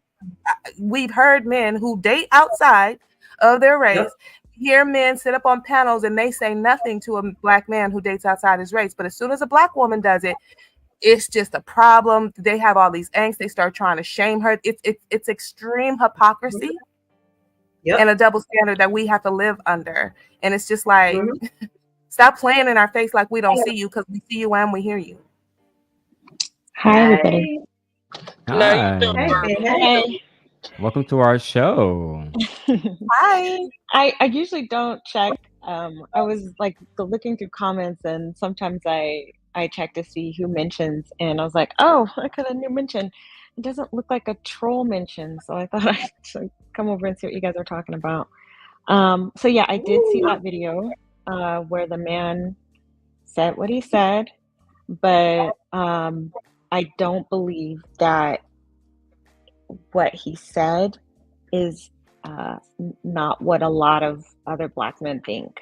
I think that a lot of black men think what he thinks, and they just don't necessarily verbalize it in the way that he did, but you can see it in their actions. Like when they marry interracially, it's for pure purposes only. It's, you know, so natural and organic and so pure. But when it's a black woman, then there's all these red flags. There's gotta be a reason why, and why would she do this, and this, that, and the other.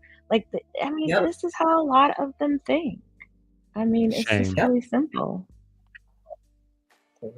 I think the worst part about it. I'm sorry. Go ahead, Sophia. Go ahead, Daryl. No, I don't think they even know how they feel. You know, they feel something inside, but they can't even describe what they're feeling. And they just feel like it's so wrong. They know they should be with us, but they're upset that they can't for whatever reason, or they chose to level up by getting closer to the other color. And they can't describe their emotions. So you're right. You are exactly right. They just don't know how to say it. So I mean, I actually want to have a conversation like this. I mean, I honestly think too that it's shocking to them. Like if they see some black men to see a black woman with somebody who's not black, and particularly a white man, because for a lot of them, they can't believe that other men of other races could possibly want us for pure reasons that have to do with love and admiration and attraction, true attraction, and not fetishization. Like they just have a hard time because they have devalued us so much. And a lot of their messaging for that devaluation comes from white supremacist ideals. They can't believe that a person who represents the group of people that they've gotten all of this toxic messaging from, that one individual person or individuals in that group don't think that way. They just can't believe it. They're like, what? You think black women are beautiful? What? You want to date one? What? You want to marry one? What? You want to have legitimate children with them?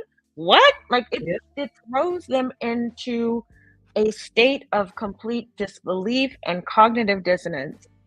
It must be something. It must be something nefarious. It must be something else. It can't possibly be because this man really sees this woman as attractive. Can I ask you a question, Pink Pill? And Sophia, and I want you to back it up with this, but right after you answer Sophia's question, I would love for you to really break down for us what your channel is all about for the audience, and what did you want your audience to understand in the video that you put out, what race like us the most? Because I believe that black men do love black women. However, I'm not sure if black men have a willingness to commit to black women. Right. But yeah. Sophia? Okay, so I was. Oh, go ahead. Did you guys want me to answer that now, or just? No, you can answer it now, please. Thank you. Okay. So my channel's been around since 2010. So I've seen a lot of things. It started when I got a book deal with Simon & Schuster for a book called Swirling, and it's about interracial relationships from a black woman's perspective. And I've pretty much been in that lane the whole time. I mean, it has spun off to other things. Obviously, I do, you know, my platform is a Black woman empowerment platform, whether it's the blog or my YouTube channel or Instagram or TikTok. That's the cornerstone. I was with a group of bloggers back in 2010 that were talking about like real divestment, not what you see now on YouTube in terms of the divestment where you're just calling people names and, you know, just getting together like a bunch of cackling hens and hating on Black men. It was really about some intelligent thought. It was about, Black women, let's really sit and evaluate what's the payoff for all of the stuff that we're doing. So that's really how my channel started.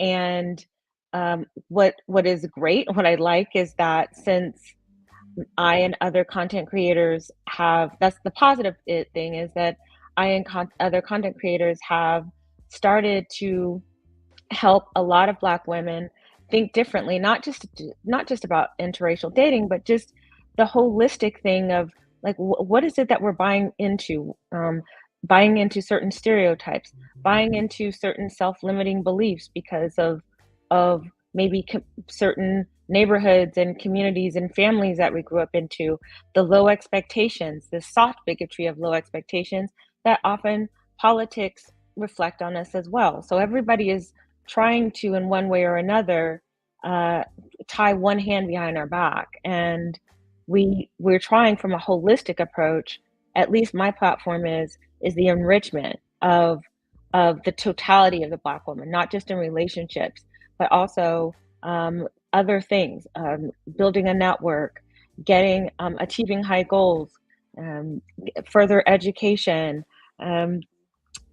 pursuing endeavors outside of what is quote unquote typical for Black people to do, being themselves, not being ashamed if they're a little quirky or nerdy, or they grew up in a white neighborhood, or they're sensitive, or they, you know what I mean? So that's, we kind of embrace the Black woman who beats to a different drum, if that makes sense. Sophia, you're muted. I'm sorry. But I love it. Oh my God, I love it so much because I'm on the same page, and I feel like there's an awakening happening right now. So a lot of us are feeling like we need to be making this sort of move. And I want to start my own YouTube channel reading about the history of the woman. I want us to remember who we really are. So yeah, I love it. My goodness. Oh, good. That does my spirit. You should. We need more voices. I mean, we need more positive voices. There's a lot of negativity. There's a lot of anger. I understand where the anger comes from. I just don't think it's productive. And I'm not going to participate in it. And I'm not going to be used as like the icon for what I believe is just, I think it's gone. Some of us have lost our way. I'll just put it like that. Yeah. Oh, goodness. I actually agree. And so what we do here at Simp Nation is we try to allow the ladies to have a conversation in a safe space, but don't get it confused on Pink Pill. I'm still a man. I still have my faults. I still can get angry. I still can be emotional, right? So to counter that, Sophia and my other co-host who has returned, Lauren, who also loved your video that we were just reacting to. And anyway, we were going through your video earlier.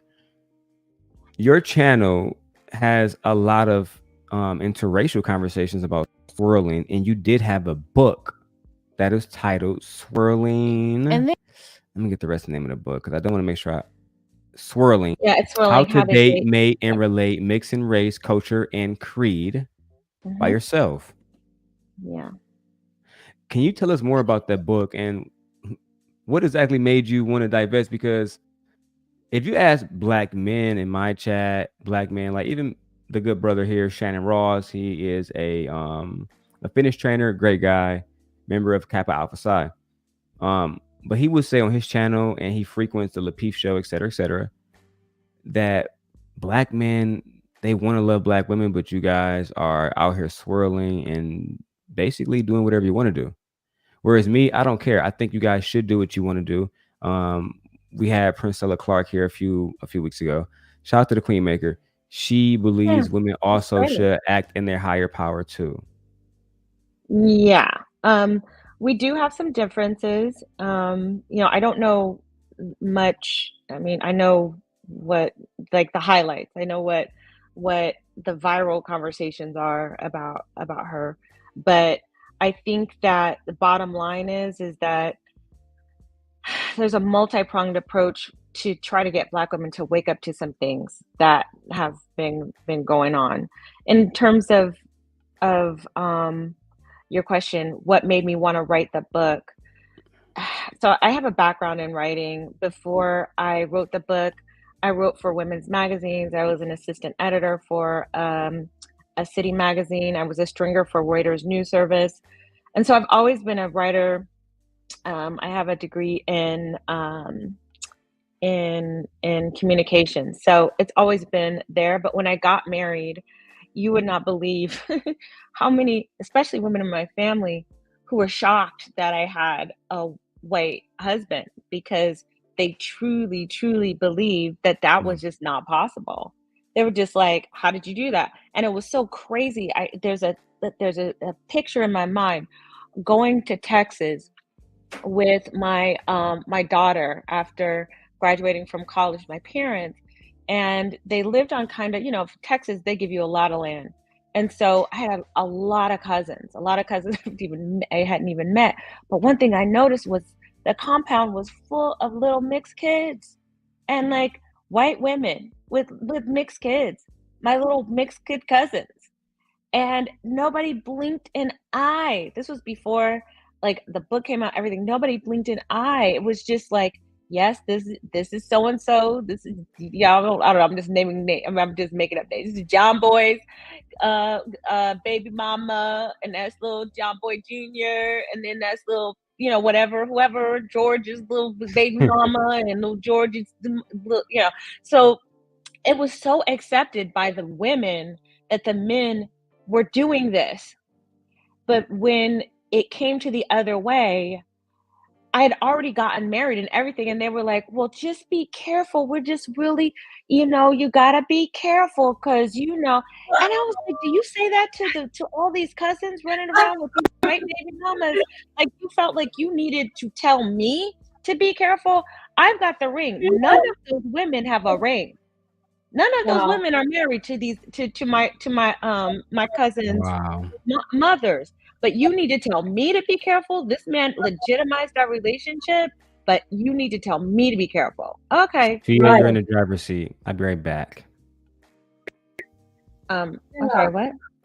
Oh. No, Sophia is our co-host, and she's going to be in the driver's seat for a moment. I'll be right back. But I'm looking at your book. I'm actually going to buy your book too. And I think that the interesting thing about interracial relationships is mostly be black men be hating about this. So I'll say this before I got to get some Red Bull, to be honest. I did a story about Lauren Smith Fields. Do you know who she is, Pink Pill? The name sounds familiar, but I'm better with like events. What did she say? So I hate that. No, she didn't say. She was deleted, right? And Bridgeport, Connecticut. And so we did the story to kind of, bring awareness to what happened to her. And the black men were saying, well, just because she met a white guy of Bumble, that she didn't deserve to be protected. We actually had a young man by the name of I did see that.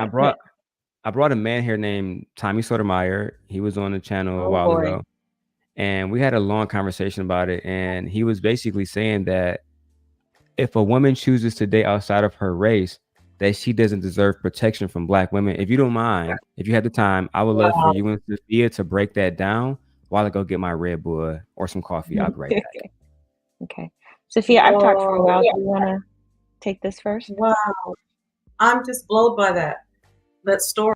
But so while you were talking earlier, I was thinking about what you're saying about the picnic and everything, because my sister is married to a white man. And it was not a big deal for us. I was just like, make the best choice that you want to for yourself.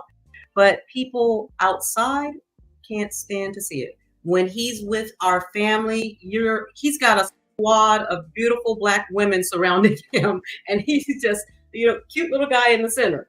And guys hate on him. People, not just guys, people hate on seeing that situation. But when it's the reverse, they don't seem to have a problem at all. And another thing that I noticed that I need to do a little bit of research on it actually.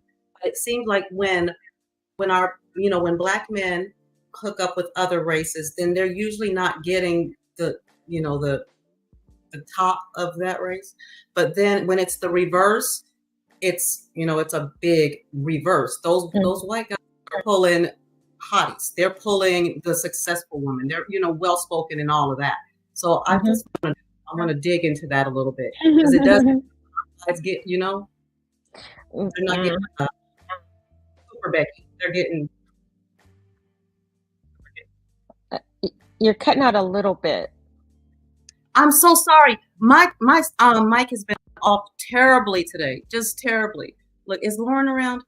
Let me see. But I do get the gist of it, and So the whole idea of first of all, let's just break down the whole thing of like, well, if you're with even if you're standing next to a white man, if something happens to you, you don't deserve to be protected. If you're anywhere in proximity to a white man, you don't deserve any protection from Black men. It's kind of ridiculous to me. And the other thing that's ridiculous is, if a Black woman has dated interracially, then I don't want her.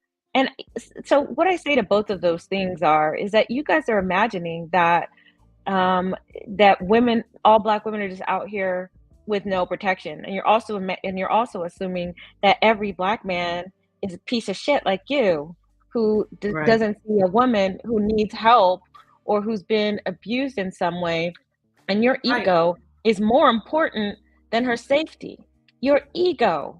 It's just so who is the degenerate here? Yeah. Who's the degenerate that you can look at a Black woman, and then what are you gonna do? Like if you see a Black woman, I always use this as an example. Can you imagine if these men ran, say, a police department, and you're a Black woman, you've just been assaulted? Here's the things that they would say. Excuse me, Mr. Police, I just was attacked. Okay, we have a few questions for you, ma'am, before we send out a car to protect you. Okay, please hurry.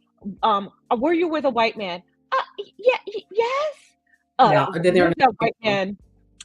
Your boyfriend. Were you having sex with that white man? We just went out on our first date. Okay, ma'am. I have some additional questions. Do you wear weave? I have braids. Do you wear eyelashes? Sometimes I wore eyelashes when I went to the prom once. Do you wear makeup? Why, sir? Please help me. And there's just a few more questions, ma'am. What size are you? What's your dress size? What's your body count? I mean, like, these are the things. And then you tell them all that, sorry, we're not going to bring anybody. We're not going to bring nobody. You're on your own. Like, what power do these men have? Like, thank God they don't have their own police department. Thank God that they don't have any power. They're awful pieces of shit. Like, if you look at a Black woman and because she has an association with a white man, you think that she doesn't deserve protection, there is something wrong with you. Right. No, I absolutely agree. I was actually I might post that clip tomorrow or something, because I actually was bold enough to ask Tommy, because me and him both have daughters. I said, Tommy, so are you telling me if your daughter did that, would she, would you not want to protect her? Would she not deserve protection? His exact. Sorry.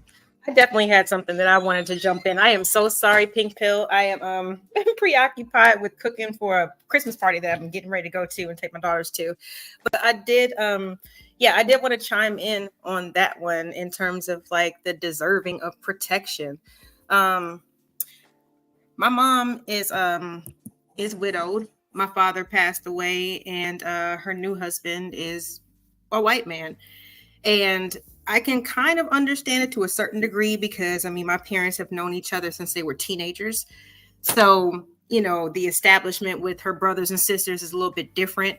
But the way that they have treated, like, certain individuals in the family have, like, treated her for, you know, for marrying a white man, it's just kind of crazy. And then on the other side, I have at least like 5 or 6 uncles who have married white women, and it's not been a problem. So, you know, I mean, to the point where, I mean, yeah, it was just me, my brother, my mom and her, and my stepsister at the wedding. Like there was no family there. Like, so it's a definite difference. And I don't understand why Black men see it as such a bad thing, you know, for a Black woman to be with a white man. But if it was the opposite, you know, we would embrace them and the children that, you know, come from that, and with open arms. So I've definitely seen that firsthand. Well, two reasons why. I think that Black women have had a long time to get used to it, right? So as soon as Black men could, that's what they did. You know, as soon as that Civil Rights Act, as soon as Loving versus Virginia ran through, it was legitimized. They like, where are the white women at? So they've been doing it for a lot longer, and we're used to it. Whereas more recently, you're seeing, and it's not just young people, it's older women like your mom who's like finding love with, like, I can't help but wonder if, I just really truly believe, unfortunately, and I stand behind this,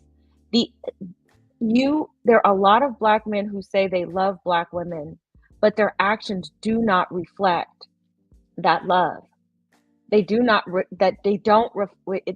the way in which they believe Black women, the hierarchy that they believe that they should stay at the bottom, they really don't show that kind of love. And you can see it in the way in which our marriage rates are reflected. Why do we have the majority of the children born in our community without marriages? Like, that's not an expression of leadership and love. Leadership through love. It's we're in a lot of ways on our own. I'm not saying that Black women are perfect, but there's just a lot of contempt there. They really don't believe. I think that a lot of them just don't like us that much. I just don't. I'm not saying, you know, I'm not saying all, but enough. And no, I agree with you. They don't think we're beautiful. They don't like our hair. They think we're too dark. This and that. Like, all the time, we're too fat. Our attitudes, this and that other. And I think they also just get mad. So there's two other things. They get mad, especially these people who do these things constantly, like the Tommy Sotomayors of the world. By the way, he had a Russian girlfriend a few years back and was completely heartbroken because she left him. But he was flaunting that Russian girl all over the internet. Put one in the chat if you remember Tommy and his Russian girlfriend that he was telling everybody that they should go get one. Wow. He wasn't saying that Black men don't deserve protection, you know, because they date Russian girls, which is pretty white to me, last I checked, right? But there's also another element of sexual competition, okay? So in the mind of Black men who feel justified in doing what they're doing in terms of dating and marrying, I don't know how many of them actually, they have the highest marriage rates outside of Asian women for interracial marriage. So there's a sexual competition. So they feel like if I have poached a white woman out of the highest patriarchy the highest ranked patriarchy in America, it's a win. It's almost as if they are fighting a bi-proxy war that's between the women. And so if a Black woman goes over to a white man, then she is under his patriarchy. That's how patriarchy works. So if a white woman goes over to and marries a black man, she is under the covering of the black patriarchy. He is the patriarch. On the other end, it goes the other way. And they don't like that it goes the other way. I agree. I think that one of the problems that I call him Tammy Sotomayor, but one of the problems that me and him had was I tried to get him to understand that. So if my daughters is out here and something happened to them, or your daughters is out here and something happened to them, as fathers, can you at least appeal to that side of you, right? Let's say if you don't want to appeal to the woman is fucking the white man and she's doing this and this. Okay, we get it. I get it, because with all due respect to you, Pink Pill, and in your marriage, you are very beautiful, right? So men are going to see you. Well, I'm divorced now, so you can say that. It's okay. Well, but we Still very gorgeous, beautiful, though. right? Thank Yeah, you. gorgeous nevertheless, right?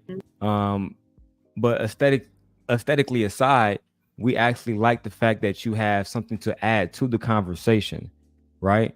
And what you're telling women is almost, like I said, it's not completely what Princella was saying, but you said these men show you that they do not love. She said these men are incapable of love, right? That on a societal level, these men are actually showing you that they only want you for sex, they only want you for et cetera, et cetera. You're probably thinking, well, Daryl, you're a man too. Well, again, I have 2 daughters I'm raising, right? So even if I wanted to go to my daughters and say, hey, this is how a husband is supposed to be, et cetera, I'm not a husband yet. I'm trying to be. I'm 33 and I'm hoping I will be before I'm 35. I'm praying to God every day. And I'm working hard and I'm moving how I should move, which is intentionally. But even after I become a husband, I want to be a good husband. I want to be a fruitful one, right? Why do you think a lot of relationships with men and women in the Black community not really working out? Is it us, or is it you guys? Is it a combination of both? It's actually, there's not just one thing. I would say that there's enough blame to go around for everyone, but I would say that in general, the leadership that I've seen from Black men has been weak. They have behaved as a group collectively in a very defeated way. They are preoccupied with resenting white men particularly, and talking and using white supremacy as the reason why they can't achieve success. And then they've started to use Black women as the reason why they can't achieve success. It's everybody else's fault. Like, you can't simultaneously say you are a leader and then blame the outcome of your leadership. So we live in a patriarchy. People will argue that the Black community is a matriarchy. It is not.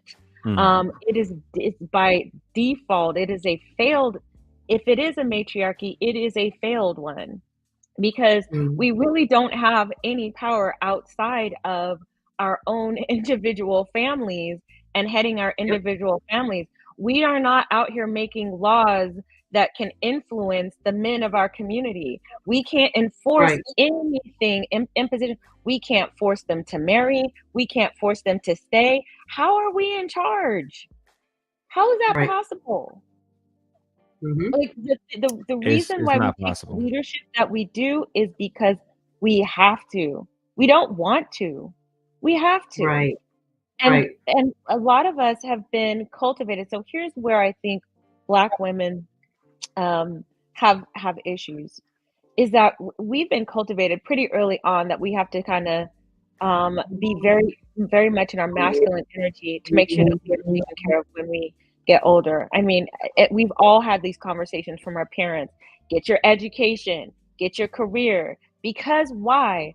Our parents who loved us knew that there may not be a husband. Like, I never, like, and just in general, because there's been generation after generation after generation of single mother-headed households, we don't have a lot of instruction. Like, we don't know how to do relationships really well. How could we possibly? When you're talking about, sometimes at this point, it's like great grandmothers that haven't been married. And so we don't have a lot of understanding about how to navigate relationships. And we tend to repeat the mistakes that our mothers and grandmothers have made in that regard. But in general, bottom line is we don't have the power to make these men do right. We just don't. We don't have the power. It's not in our control, and everything is not our fault. But you have the entire group, which Tommy Sotomayor was the head of, that says that we are completely to blame for everything in the community. So how on earth are you a leader if you can't take responsibility for the mess that you were supposed to lead in? And you're pointing to, if there was a war and the general said, well, it ain't my fault that the soldier didn't do what they were supposed to do. No, you put them in front of a tribunal, they're going to say the buck stops with you. Amen. But you see, Pink, that's why they call me a simp. That's how I end up getting that name. Is originally I came into the space trying to ask black men, you know what? Instead of complaining about, black women and what they may or may not be doing, let's go, I don't know, let's go actually take care of our local politics. Let's go become a treasurer. Somebody got feedback. I think that's you, Sophia. Thank you. Let's go actually vote. Let's go become a treasurer. Let's go to city councilman. If you think that black women are taking advantage of the friend of court system, then become a magistrate. Like, do something and place yourself within that system. That way you could take the power back, right? But every time I tried to give them that, what I thought was great advice, they would say, well, you just taking up for women. Men built this system. And I would counter by saying, well, if you built the system, again, the conversation that I had with Tommy, and I'll repost that tomorrow. But I'm like, how can we blame women and call them the weaker vessel? But then you and Anton are saying that black women voted the president into office, which is the highest, most dangerous person, most influential person probably on this country outside of the royal family. So black women do have a lot of power. I actually challenge, because I'm from Michigan, Pink Pill. I challenged Anton at the time and Tommy Sotomayor to bring on a black woman named Kyra Harris Bowden, who was the first black Supreme Court judge leader in Michigan, period. A black woman who was also a single mother. And instead of them bringing her on to talk about how she became a judge here and she can influence my life, they talked about her being a single mom and her being a fucking divorcee and how her, the man that she had a child with didn't want to be with her. So I'm saying, damn, even in situations where black women are ascending, they're getting degrees, they're opening businesses, they're writing laws, black men still find the one flaw and they point that out. Yeah, because they're abusive. But that's what this is. But these are abusive tactics. Like, this is what, I'm sorry, but that man is abusive. He is. This isn't even about. It doesn't make logical sense when you're an abuser. When you're an abuser, it is your job to convince the person or people that you are abusing that nobody wants you, that you are worthless, that you are disgusting, and your only hope is to try to please the person who is trying to have dominance and influence over you.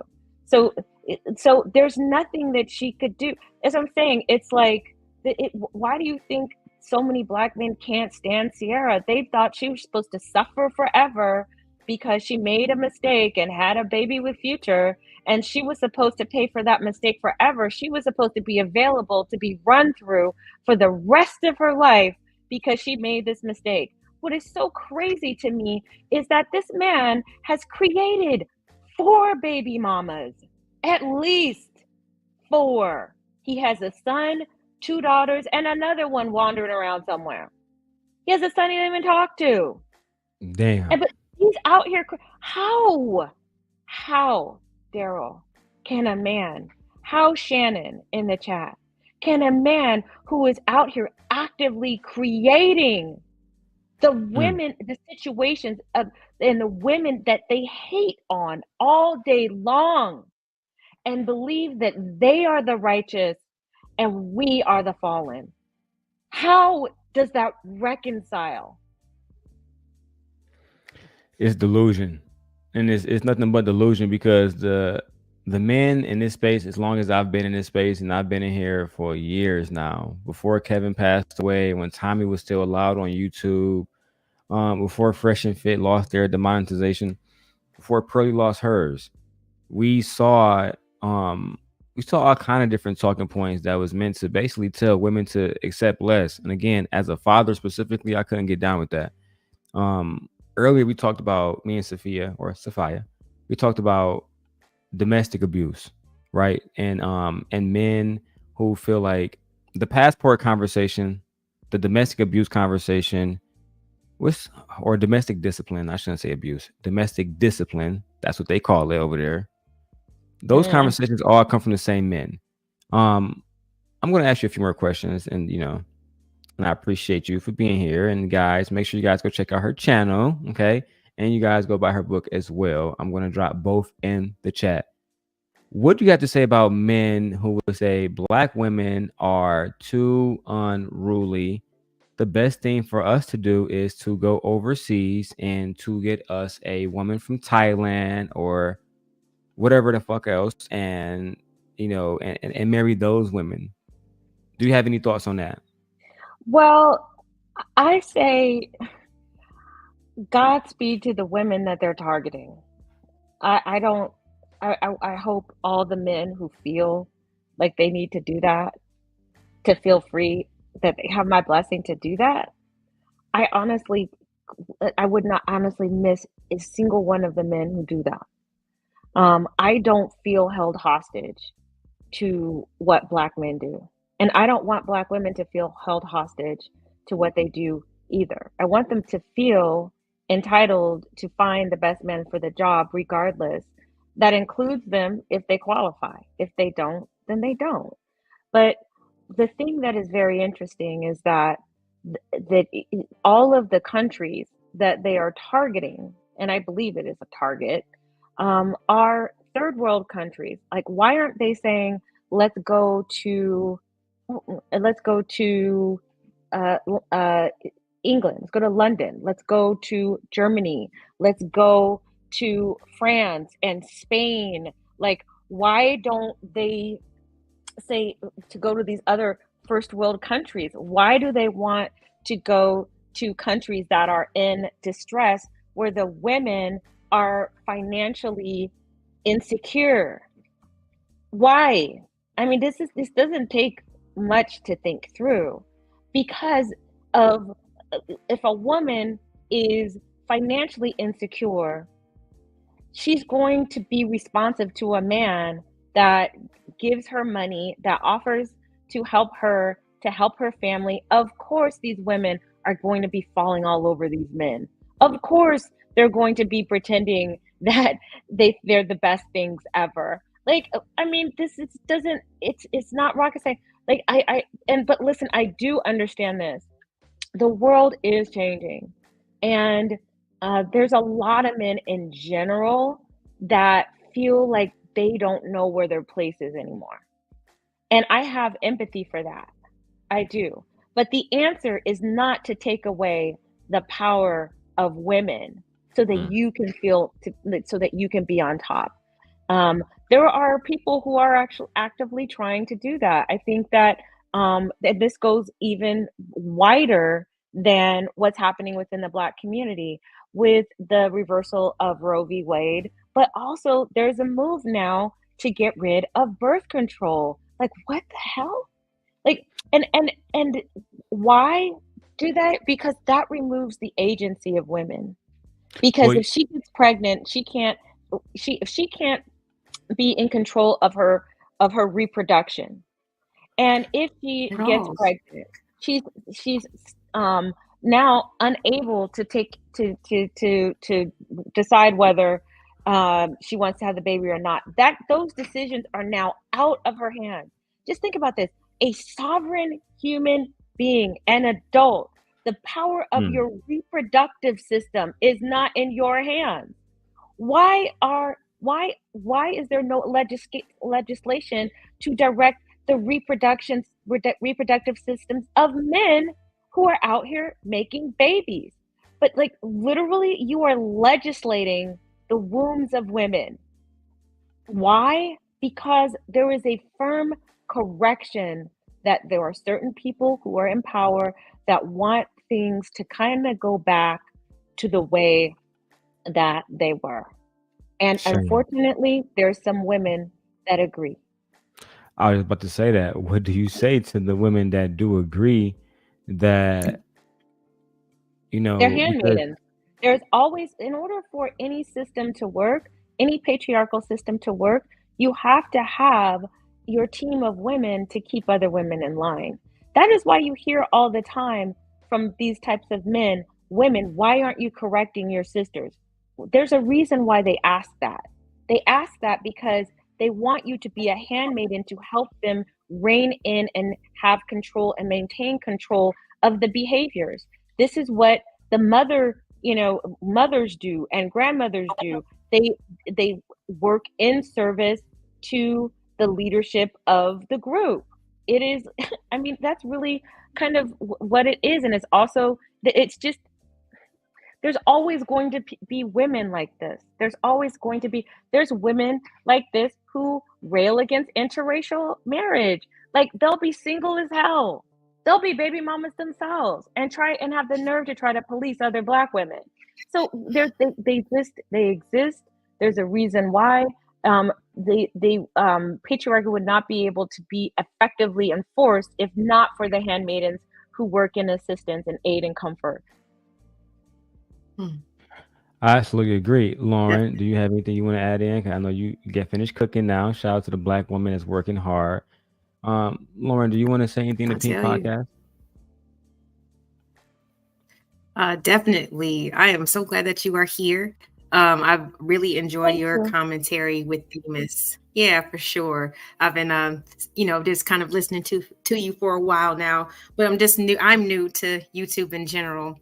But yeah, everything pretty much that you're saying is spot on. I can't really, you didn't really leave any crumbs on the plate. But yeah, it definitely, it almost makes me think about a scene from Black Klansman, where there was the WS's meeting up at the guy's house or whatever, and the wife was just trying to just volunteer any type of information that she could just so she can just be loved or just feel important, but she was supporting that whole system, and it does, it makes a big difference when, like you said, grandparents and aunts and different people like that, just, they don't explain things to you, but they kind of just uphold that, they support it. And it can't really last unless we support it. So I agree with you on that point. And I think that's what Princella is trying to challenge. Like I said, I don't agree with, there's a lot I don't agree with, but I think just the effort to try to challenge the beliefs of, sis, why are you doing this? How is this working for you? As Dr. Phil likes to say, I think that having voices that are challenging belief systems that we just walk around unconsciously believing without question, that we are enforcing without question, should be. I think that it's appropriate to do that. There was somebody in the chat that had a question. It was Shannon. You had a question, Crystalline. But don't you agree that the behaviors of women and men are approaching atrocious levels and need to be recalibrated? Yes. I do. I absolutely do. I have it's a long rabbit hole to go down, so I'm not going to do that because it would be like an hour of me trying to explain this. But yeah, I think that there's a lot that both need to work on. But the problem is that if either party believes that the other party is responsible 100%, nothing is ever going to happen. And there's just there's very little accountability sometimes from both of us. Like, yes, there are things like, come on, sis, you know better. Come on, bruh, you know better. Like, I agree. It's so, I definitely agree that there's both parties that are doing things wrong, but it's not going to change because the loudest people want to give 100% of the blame to the other party. But I'm sitting here on a panel with very nice Black people, right? So we're not all corrupted. We're not all disgusting. Like but it's the people who are more obnoxious that get the mic. But I just think that people who are reasonable, who can be open-minded and empathetic towards each other and have these types of conversations in respectful ways is how things can change. Unfortunately, we have really obnoxious people who have the mic, and they have the mic not because I believe they have the greater good for Black people in mind. I think that they do these and say these things because they want to be incendiary. They want to have shock value. And what it does is, with an impressionable group of people, it radicalizes them one way or another, right? And so nothing is gonna get done. So I agree that yes, both parties have some work to do.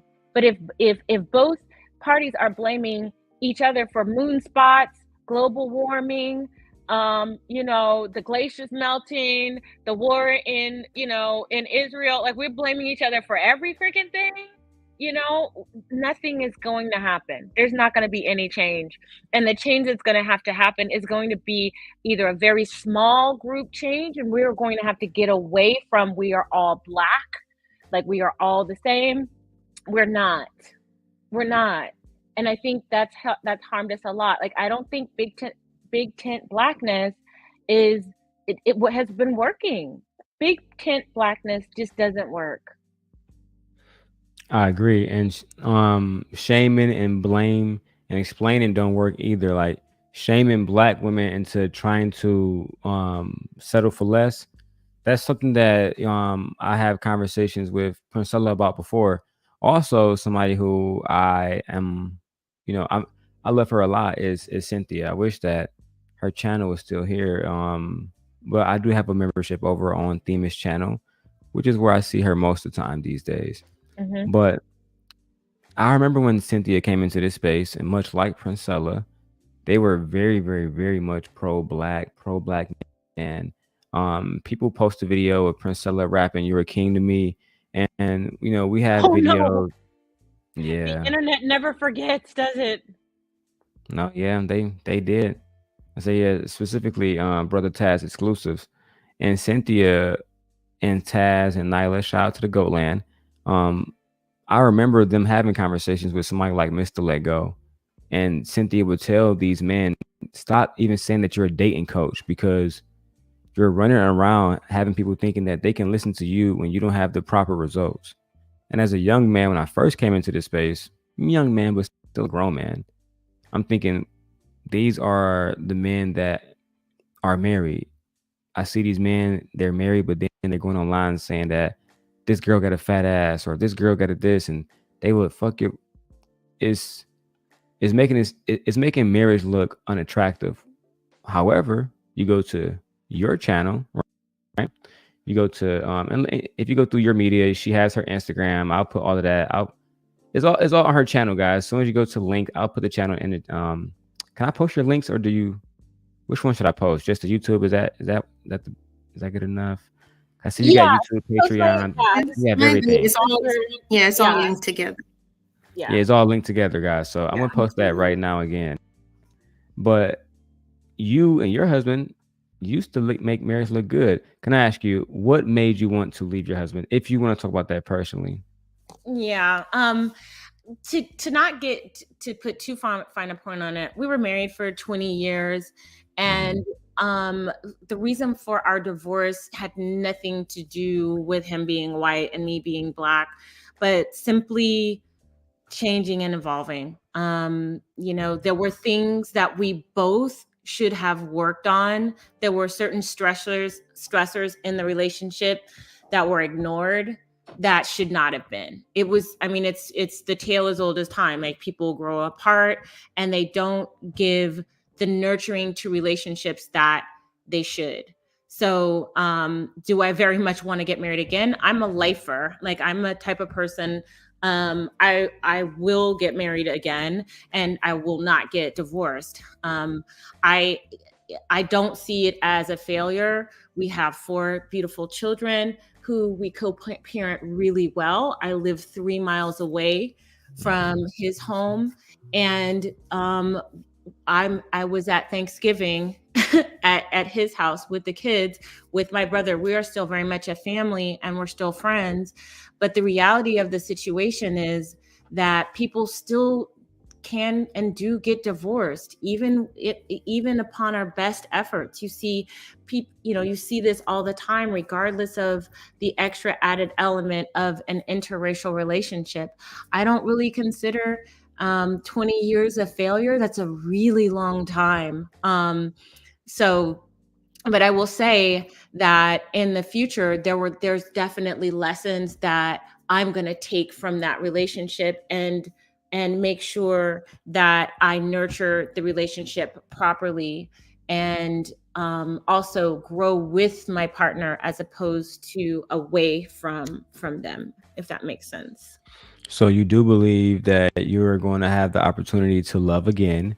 You do believe that you're going to, and 1 second, guys, I'm going to do this real quick. Sophia and Lauren, you do believe that you have the ability to fall in love again, right? To get married again, because you said you were married for 20 years. Mm-hmm. The men in this space, as you know, they will say that you're post-war, she has children, and to that you say what? Well, I would say that if they can look at me and say that, these are not the men who I would choose anyway. I mean, honestly, since my divorce, I have dated extraordinary men who don't believe those things. A Black woman who is 50, because I am 50, with 4 kids, and most of them are adults. Those men are not saying that. So ladies, the guys who are saying this aren't even the guys that would qualify. I would never date these guys anyway. Amen. I will just say this. On the dating apps that I'm on, I don't know, maybe they need to talk to the 1,000 men in the queue that are waiting for me to talk to them and tell them that remind them that I'm post-wall and divorced and have 4 kids. Maybe they should do that. No, what I was amazed by is the fact that you said you had 4 children. Did you say that? Yes, I have 4 children. Yeah, I find that to be crazy, because your Instagram would never tell it. You are very, very, very beautiful. Like we said, you are very melanated. I'm not gonna, or do we have permission to show your Instagram so we can show the audience? Yeah. How? Yeah. All right. Perfect. Because I want the audience to understand. Don't listen to this. Like, we don't. First of all, I only said that because you have bikini pics. I see the cheeks are out, honey. So, okay. Don't say that I'm too skinny, but oh well, there's men out there who like that too. They said you're too skinny. Black men have said I'm too skinny. That's fine. Yeah, well, you know what? There's white guys who think I mean, some people just, some people like a thin frame, and I do a lot of Pilates. Okay, so we see. I see bunions, and at the end of the day, we think that you are extremely beautiful. Thank you. You're welcome. Absolutely. So when you say that you're 50, I'm surprised by that, because of how beautiful you are, how graceful you carry yourself, right? What type of man are you looking for now, as far as mentally, financially, spiritually, or even race, if that matters? What type of man are you looking for now? I'm pretty much open to everybody, but you'd be surprised. I don't know if it's the location that I'm in. Mm-hmm. I live in California, and it's where I live is very close to San Diego. And San Diego happens to be one of the towns where the men outnumber the women. So for every 100 women, I believe there's 101 men or 102. Either way, it was 101. So every 100 women, there's 101 men. So that means every woman potentially could be matched with a single man and have someone to spare. And San Diego also happens to be one of the wealthiest counties, cities in the United States. And so the caliber of men who reach out to me are primarily white. And with a few Black men in between, I do have a bar, and you have to meet the bar.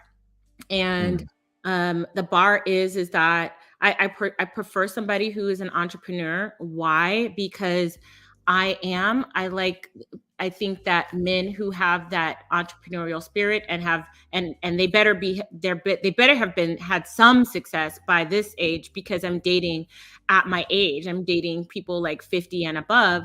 So, I'm expecting them that if they are entrepreneurs, that they have had some track record of success. Like, please don't show me your mixtape at 50. Okay. So, I also have a variety of interests. And so I want that person to meet those interests as well. I want somebody who's college educated. I'm sorry, that is not negotiable usually.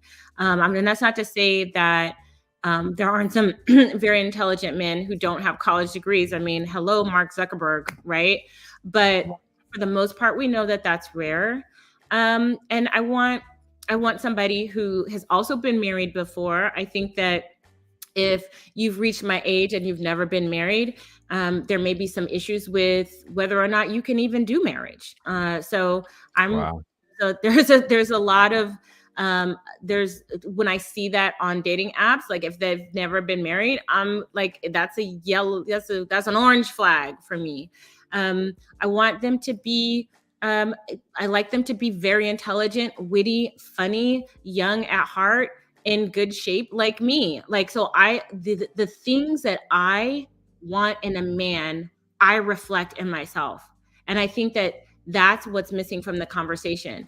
Like, you can't want all of these things and then you don't reflect what the type of person that you are attracted to also wants as well. If I want somebody who's fit and takes their fitness seriously, I need to be. If I want somebody who is accomplished, doesn't have to be to the same degree, but I'm going to have some wins too. I'm going to have to show and display competency as well. So I think that there's an entitlement on both sides where people just want something for nothing. Like, it just doesn't work like that in the real world. Like, you can't, when you apply for a job, do you think somebody's just supposed to hire you because you want it? You just think absolutely not $1,000 just because you said so? And what other world does it work that you get what you want without having to be qualified for it?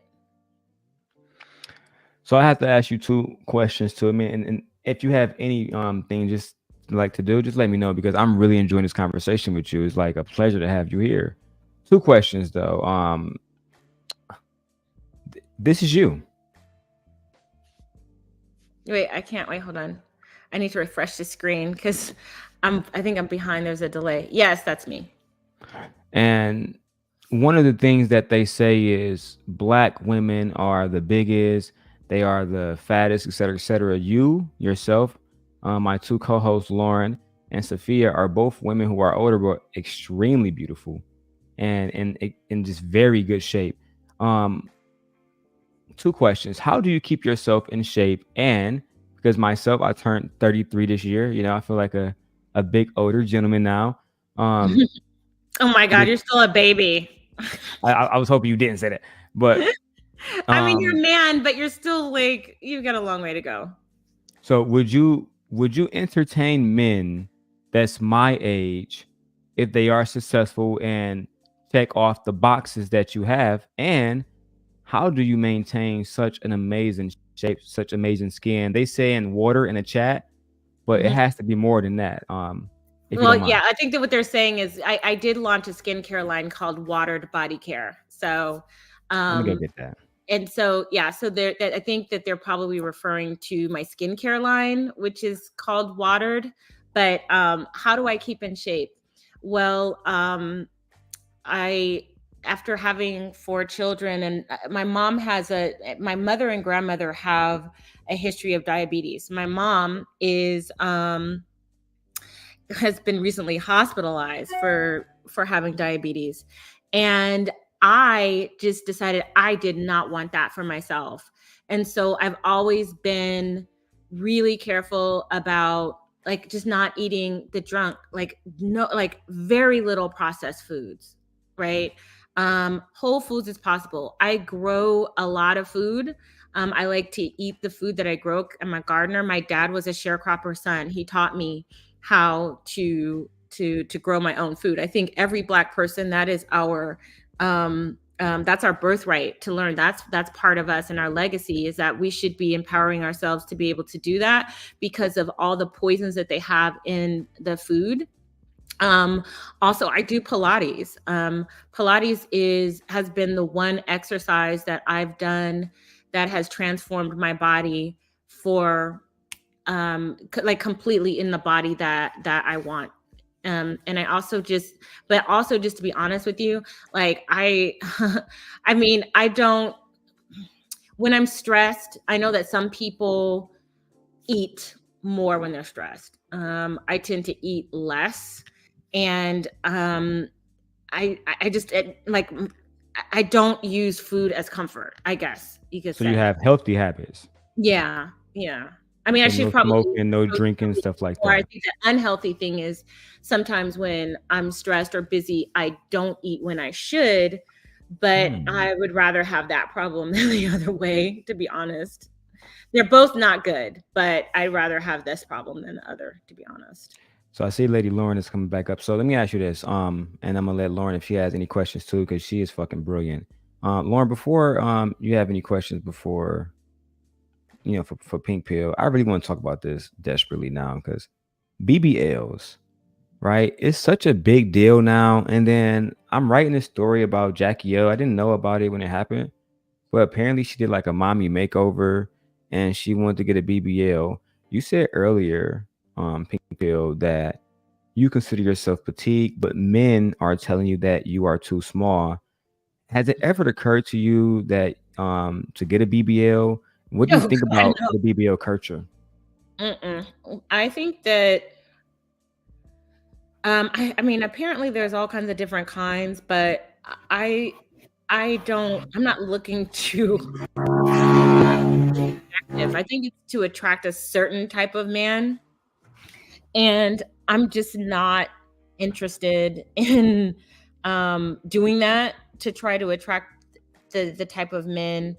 And if I'm gonna just be honest, like the women who are doing this, I'm just like, is it getting them what they want? I mean, in the long run, is it gonna get you what you want? Like, what do you want? Like, do you just want the attention? Do you want to get flued out?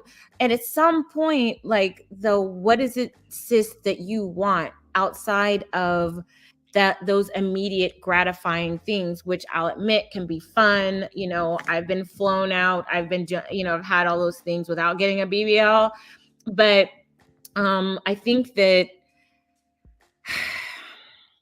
if you're risking your life to do it, and apparently it is the number one most dangerous plastic surgery procedure, I just don't understand why you would do it. Like, what is it like in the long term? What is it that you're trying to do? That would be my question. But I don't, it has never occurred to me to get a BBL so that I could attract, I think the only type of men that would want my booty to be bigger, to be honest, is Black men. Like, I'm just not trying to risk my life so that I can be seen as a worthy, attractive person for Black men who like Black women's booties. I don't feel hostage to that, I guess. And why would you need to be? Because women walking around with all that extra shit is the thighs and ass hardly ever match. And again, I think that the best thing that we can have is women who are just simply aesthetically pleasing, right? And a natural woman who is beautiful. I see that you wear your hair natural as well, right? You seem to have a lot of confidence. as a dark-skinned woman, and usually when I meet dark-skinned women in these spaces, they tell me that men have grown up telling them that they're, you know, unattractive, that their skin is dark, or they call them you know, all these different names. How did you garner so much confidence? I could just say because you're fucking gorgeous, right? Yeah, but it had to be more than just the fucking vanity of it. You know, you walk around, you're well spoken too, you're intelligent too. You seem to be well to do for yourself. Like you don't need no fucking nigga or a bandit. So yeah. Talk to us. You know, I have done a lot of work on myself to cultivate, and there's still work to be done, cultivate the best version of myself. Like I don't compete with other women. I compete to be the best version of myself. That's what I want to be. And that means, you know, doing what's necessary to get the things that I want. Like I think it's also how I was raised. I know that, I mean, people talk about the way I speak, but I did get this honestly. It may be a like I just mentioned on another video, that I do kind of talk with a Valley Girl accent, but what some people would call that. But I've earned that honestly. I literally was raised in the Valley, so and around a lot of white people. So Black people who have been raised around a lot of white people talk like me. I also which is proper. Yeah, and I just believe in, and I've also done the work. Like I've gone to finishing school. So I know how to go into, I know how to go into elite spaces and feel comfortable. Like I've done the work to be able to do that. And again, these are all things that can be learned. My dad was born in 1922 to a sharecropper son with an 8th grade education. Like these are all things that I learned. I can't believe I did this. I'm like showing my body on here. I said, look at you. But yeah, so anyway, I try to cultivate myself. I've learned about like what hairstyles and outfits and even the colors that I choose to wear, what enhances me the most, like what will show me in the best light. So that's what I mean about, so everything about the pink pill and my courses is about encouraging Black women to do the same, to not be competing for these fleeting beauty ideals, like getting BBLs and lashes that are 5 inches long and all of these other things. Like, you look at yourself in the mirror, and how can you cultivate the best you? How can you keep competing with yourself to be your best self? And that's where the confidence comes in. The confidence comes in is because you know that you put in the work. And I still have work to do. It's more internally than externally, but you kind of do the work. I actually love that. I love that you carry yourself with so much confidence. In a lot of different ways, because in these spaces, you know, I've been here for a while. I've gotten to, you know, conversations with the Angry Man. I've had conversations with Tommy Sotomayor. I've had conversations with, you know, Mr. Anton Daniels, and they all seem to have even conversations with Donovan Sharp back when he was cool or whatever to some people. But I don't know. Yeah, he was lying to everybody. He was telling that, you know, if you had a 25-year-old girlfriend, that you was a bum. But then he got married to Devin, and it was no going back from there, right? Okay, 45. Devin is 45. She has, I think, a few children, and you know, she was married for like 20 years. But he did tell the audience that he was doing that to quote unquote protect her, to protect her identity. Do you think that men in these spaces lie to their audiences and be just like Donovan Sharp, married to a whole baby mama who is older than 25, 45, and just lying to get, I don't know, men to hate y'all? I don't know what the end goal is. Well, I think they're lying because they want to come from a position of superiority. That's just really what it is. They're lying because they're creating a persona. I've never been able to do that. I've never been able to just make up a whole life. Like I don't get it. I don't know how much I can comment on it because I've never been able to do that. But there are a lot of people online who do. Like they become they become avatars of themselves. They're a representative. They're not really who that person truly is. I've been on YouTube for so long and have seen so many content creators that talked so much ish. And then when one way or another, some internet sleuths have found out, you're not really living, the life that you're living. And that's always the fear that if you are not authentic, that you will be found out. I wonder if these people like have cold sweats at night, wondering if people are going to to expose them. A lot of them, especially the ones who are the most horrendous, the most shocking. If you take a peek into their lives are not the lives that they're saying that they live. They're living aspirational lives. These are lives that they have concocted in their heads of what they wish their lives were. But I don't really believe it. I don't know. I don't believe it because there's just been too many of them that have been exposed. That's why it's best to just be authentic. What I liked about what you said, Daryl, when you came on, you said, I am working on becoming. You're not up here talking about you make $300,000 a year and you don't have any kids and No, I have children. You're gonna date 16-year-olds and you're not doing that. Oh, you saw that. Damn. Yeah, and so I'm just saying that I think that if you are more authentic and you're honest and just say, I am working to become, why is that so hard to say? Aren't we all working to become? But I think that in our community, we like flash. We do. We like for somebody, somebody could say anything. If they're dressed well, they got some Gucci on, they talk like a preacher, and we believe anything. What's crazy is I try to be honest, right? As far as me having children, as far as me having failed relationships, even like me getting the whole moniker of a simp because, there was a young lady who I liked a while ago who I met in these spaces and it didn't work out between the two of us.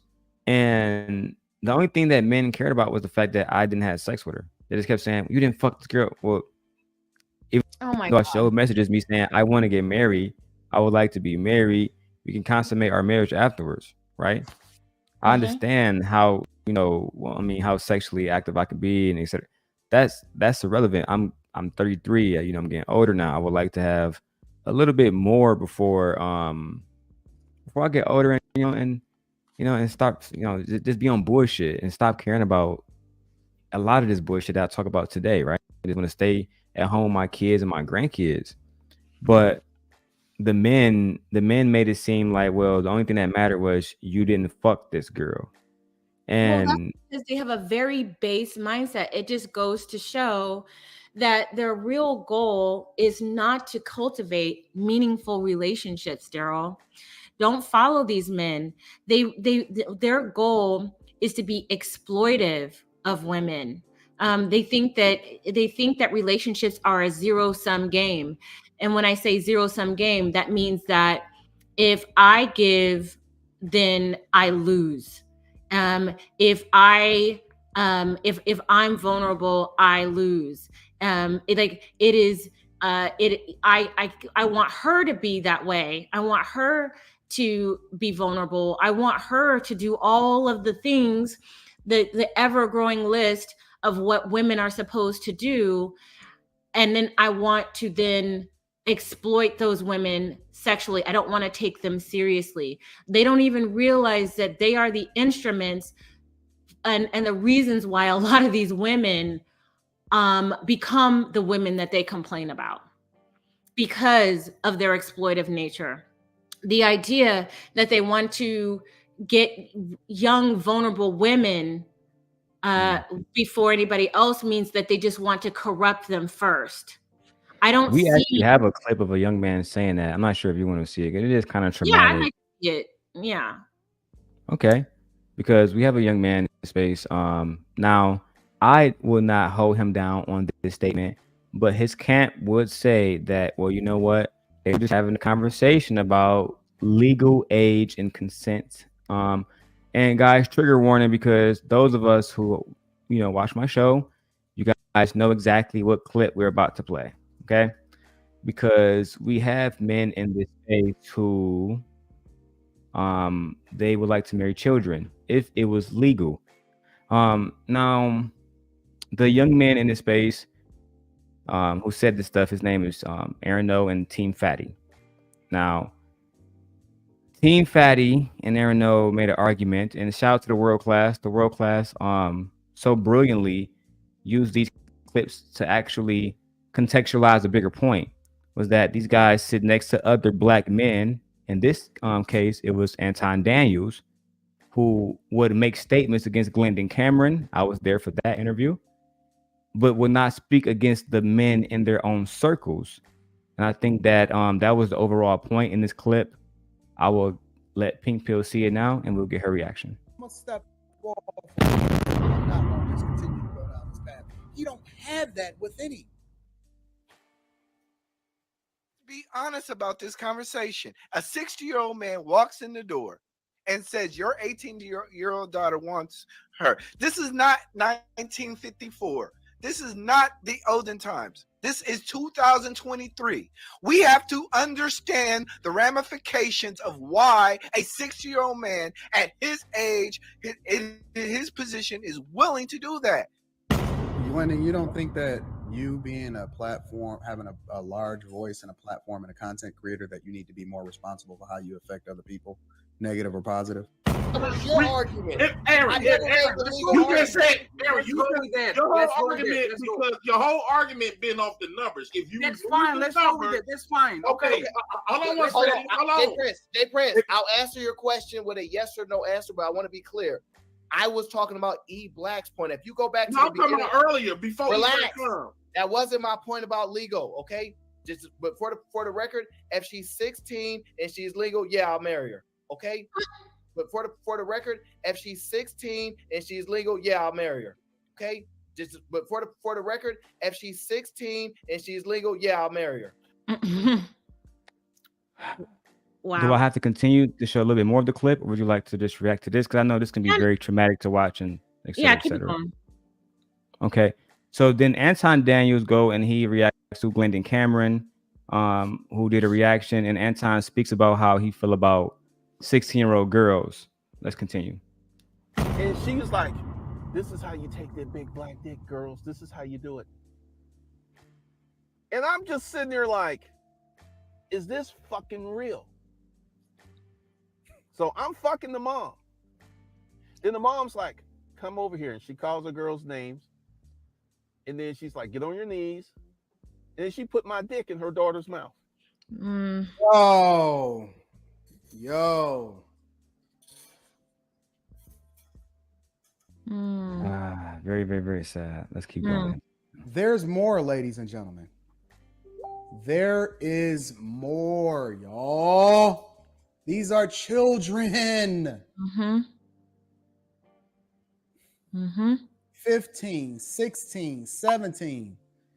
Their brains aren't even fully developed, y'all. What's your next question? You will. So you will. So wait. Hold on. She's legal. Wait. But that is, hold on.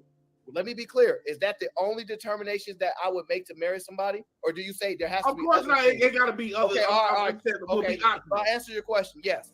You justify the behavior by saying that it's legal, or you felt that it was legal, or whatever, right? That the minimum age in which you can have sex with a girl is 16, right?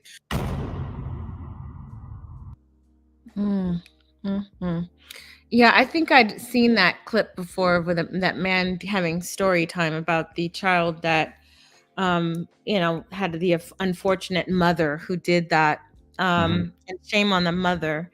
But in terms of why these men want women so young, it's pretty obvious. They want to be the first to corrupt them. They want them to be what is called tabula rasa, clean slate, so that they can shit on the slate. I don't believe it's good intentions, because why would you want, say you're 25 years old, why would you want a 16-year-old child?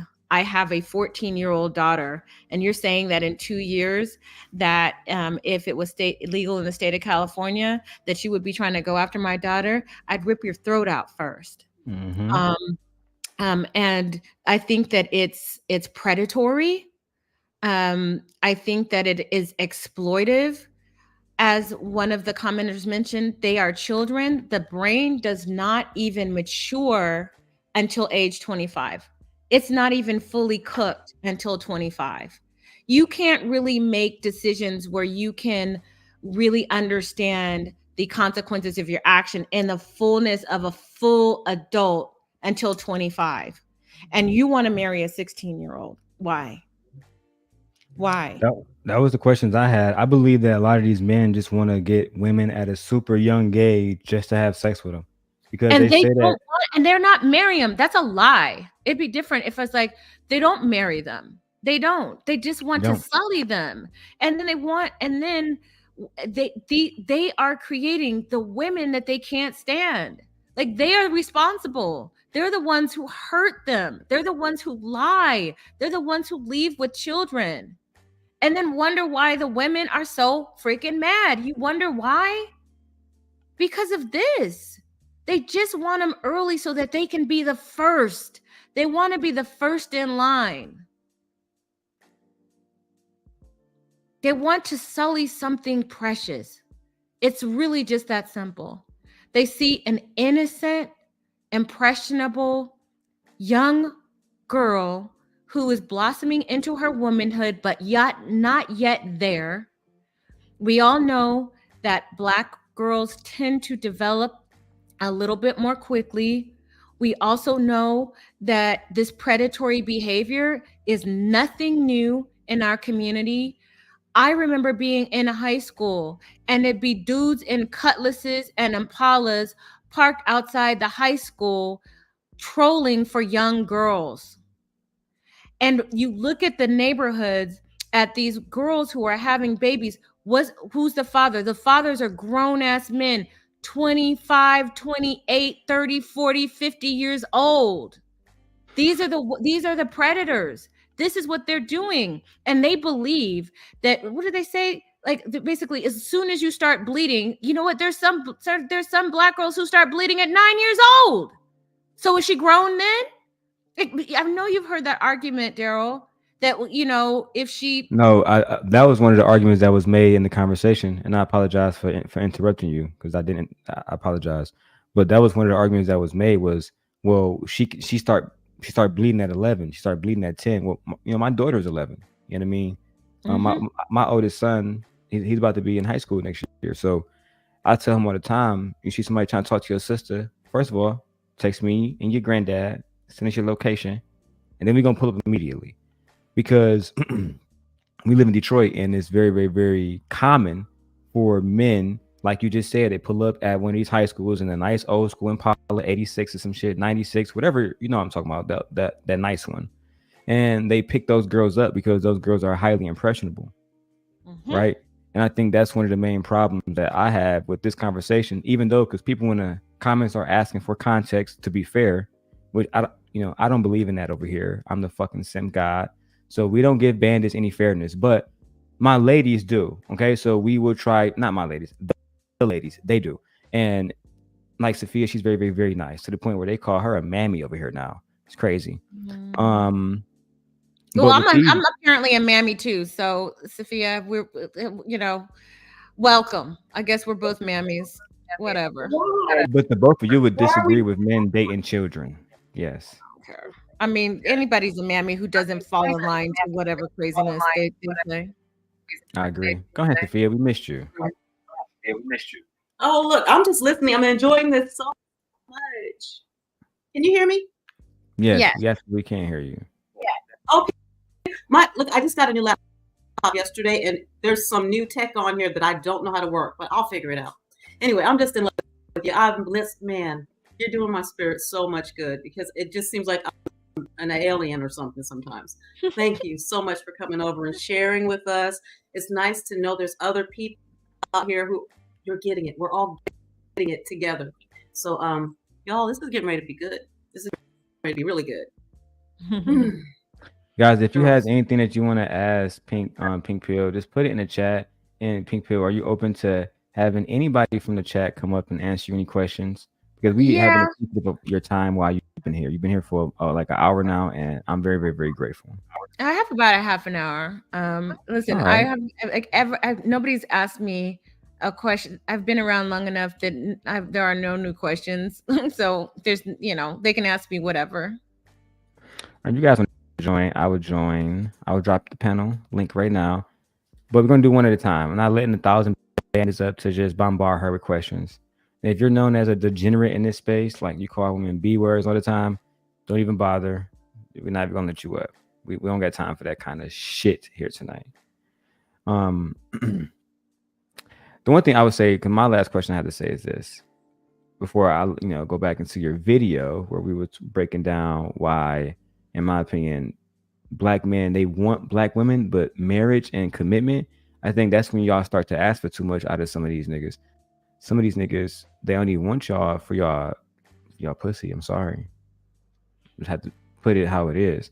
Even Sophia, when they see her, they don't care about her grace and stuff. The first thing they think about is her looks. And because I had a chance to talk to her offline, I understand how brilliant she is and kind and sweet. The kind of Black women they say don't exist. Like if they really wanted her, she would have been, why isn't she not swiped up? There's so many Black women out there like that. And the ones that they say that don't exist, they just, they focus on the women who are, out there doing these things to confirm their biases. But then when they see a sweet Black woman, all they want to do is to corrupt her. Like it's evil. Why would they just look at her and it's like, why wouldn't they say she looks like a very lovely, like, wow, she's so beautiful. She's so sweet. I could imagine her being a wife and a mother to my kids. No, they're looking at smashing, and exploiting it, and corrupting and sullying. And it's all just very evil. Shannon Ross, and be careful with him. He's a top tier bandit. He's in shape and he's like in his 50s too. He's a Kappa. He's rich. He lives in Los Angeles, but I think he lives in Los Angeles. But he asked, "Did you go to Granada Hills High School?" No. I was raised in the Antelope Valley, Shannon. I went to AV High School, which was a terrible high school, by the way. I went out not knowing anything. I had to teach myself everything like Abraham Lincoln. But no, I did not go to Granada. But I'm familiar with the high school. I'm very familiar. Let me ask you something too. I have a lot of questions that I just want to pick your brain about. Because you live in California. I had a friend or former friend on here, and he said to me, Daryl, Sydney Star, who is a man who, shout out to Sydney Star. We have been in touch with her and we support the LGBTQIA community, including our good friend Neve, who is a trans woman. But nevertheless, or a T woman. That's what we say now, a T woman. At the end of the day, our friend said that Sydney Star looks better than most women alive, most Black women, period. At least aesthetically pleasing, right? What do you say about men who are interested in a Sydney Star, but they want to date women like you as well? Or should women be more open to men who are expressing their sexual fluidity? I don't judge what other people do. It's not my cup of tea. It's not something that I would opt for, but the world is comprised of many people who have many different ideals and beliefs and value systems. And, I'm not knocking that. I just don't, I just think it needs to be about choice, right? And it has to be, and people's choices need to be respected as long as it's safe and it's not hurting somebody or being dishonest. If grown people are making the choice, let grown people make the choice. I'm a grown woman. It's not my choice, but I'm not knocking anybody else. I'm not trying to police what other people do in the bedroom. I think that's a good way to actually handle things. I agree. Do you still? So I was going through some of your videos, and one of your most popular ones is the Cheesecake Factory girl that just happened a few months ago. Mm-hmm. Somebody has a back. Oh, that's Sophia. There you go. So let me ask you, what is a good first date for a Black woman? I'm going to clip all of this. I'm going to be honest with you. Mm-hmm. Okay. So what do you think is a good first date for a Black woman like yourself? Because I saw your title. It says the entitlement has to stop. So you're saying that Black women, or not just with Black women, let's not put that on there, but women should ask for less. What kind? Well, so the first date is really about, I mean, it depends on what your goals are. I think that the entitlement that I speak of is just want everything. If a guy wants to go out on the first date with you, he just met you, and you want him to throw out all kinds of money, buy you whatever you want, take you wherever you want to go. He doesn't know you. He doesn't know you. You want all of that stuff that you're entitled to. What if he also felt entitled to sleeping with you on the first date? You would think that that's an outrage, wouldn't you? So women want providers and men want affection and sex. So how would you feel if a man was like, okay, I took you to a Michelin star restaurant, drop your trousers right now. This is how we're going to do it. Favor for favor. I mean, if that's what you're going for, then that's what it is. But the first date really is about you guys trying to get to know each other. Like I'm telling you, I have dated some of the wealthiest men in San Diego County and continue to do so. And my first dates have been at wineries. My second dates, I was flown out on a second date to Napa. I have had very simple first dates.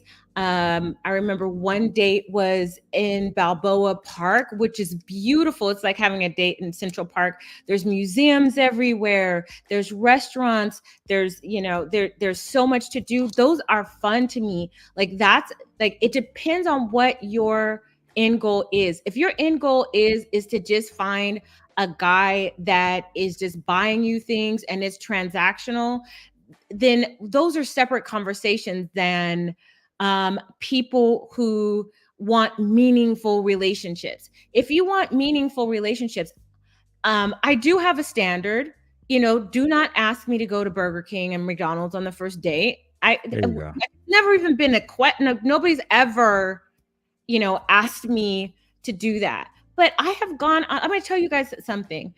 I've gone on one coffee date with somebody who lived in town, and it wasn't a love connection, but that man was so impressed with me.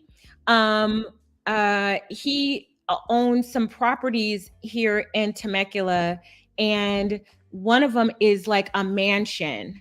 And he said, I told him what I did, and he liked me so much. He was like, because he Airbnbs this mansion for weddings. And Wow. He liked me so much. He said, you can use my home for your filming of what you do. I really like what you do. And if you see, if you guys go to the Water Body Care website and you see the video that's done, the demo video, it was done in that mansion for free. So the idea that if somebody asks you to coffee, it's because they don't have anything to offer. I just wanted to just put out that little anecdote of me going out on a coffee date because whatever. I was like, that's fine. And in exchange, that's what I got. You know how many thousands of dollars I saved? That man gave me thousands of dollars, basically. Wow. Because of my openness. So I think that people who have these hard, fast rules, I don't know how much exposure they actually have in the circles, in the people that they say that they're entitled to date. Like, I've gone to dates at Cheesecake Factory. There's nothing wrong with that. Like, I just, you know, I've also had, you know, a guy give me $7,500 on the first date. And we went to an Italian restaurant. So you don't, like, these people don't even like, I will say that, again, a lot of people talk a lot of stuff. It goes back to a lot of people who talk mess online aren't really necessarily living the lives that they want others to believe. Because again, the first date is about really feeling each other out. I'm checking you out. I want to see what your personality is, this, that, and the other.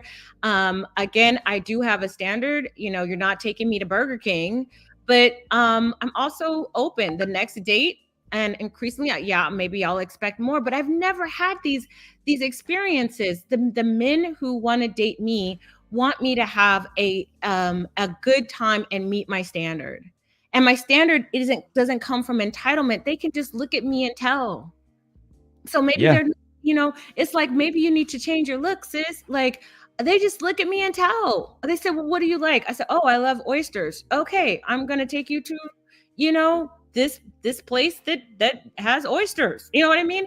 I like to go wine tasting. Okay, I will take you to a winery. Like, I don't understand. It's really not as complicated as it needs to be. It's just a lot of people just talking mess online. It's ridiculous. Not actually living the lives that they, and some of them, and some women, and here's the dangerous part. There's a lot of women who want to have those types of experiences. I feel fortunate that I've had those types of experiences. And so they're searching for people to give them advice because maybe they didn't have that kind of guidance growing up. I get it. I understand. I think there's a lot of people who are giving destructive advice. I really do. But that's a conversation for another day. It will be ruinous because I just don't. It's not anything that's long lasting. I remember a few months ago, I interviewed 5 millionaires in my network, and I asked them, what are you looking for in a partner that you're taking seriously? And it was none of these things that certain people are saying that they want, whether it's men who, you know, don't even make $50,000 a year trying to dictate what millionaires want. They got it wrong. Women who claim to know, they got it wrong. So I just think that there's a lot of blind leading the blind out here, and people saying anything for clicks and TikTok views. I do think there is a lot of misdirection that's happening out here. The last question I'm gonna ask is this, and then I'm gonna hand it over to Sophia if she doesn't have any more questions. What we do is here, I'm not even gonna lie to you, is we have very long shows. Sometimes they can last for 12 hours. I'm not gonna lie to you, but it all depends on how I feel. This question I really, really want to know about because you're clearly drop dead gorgeous.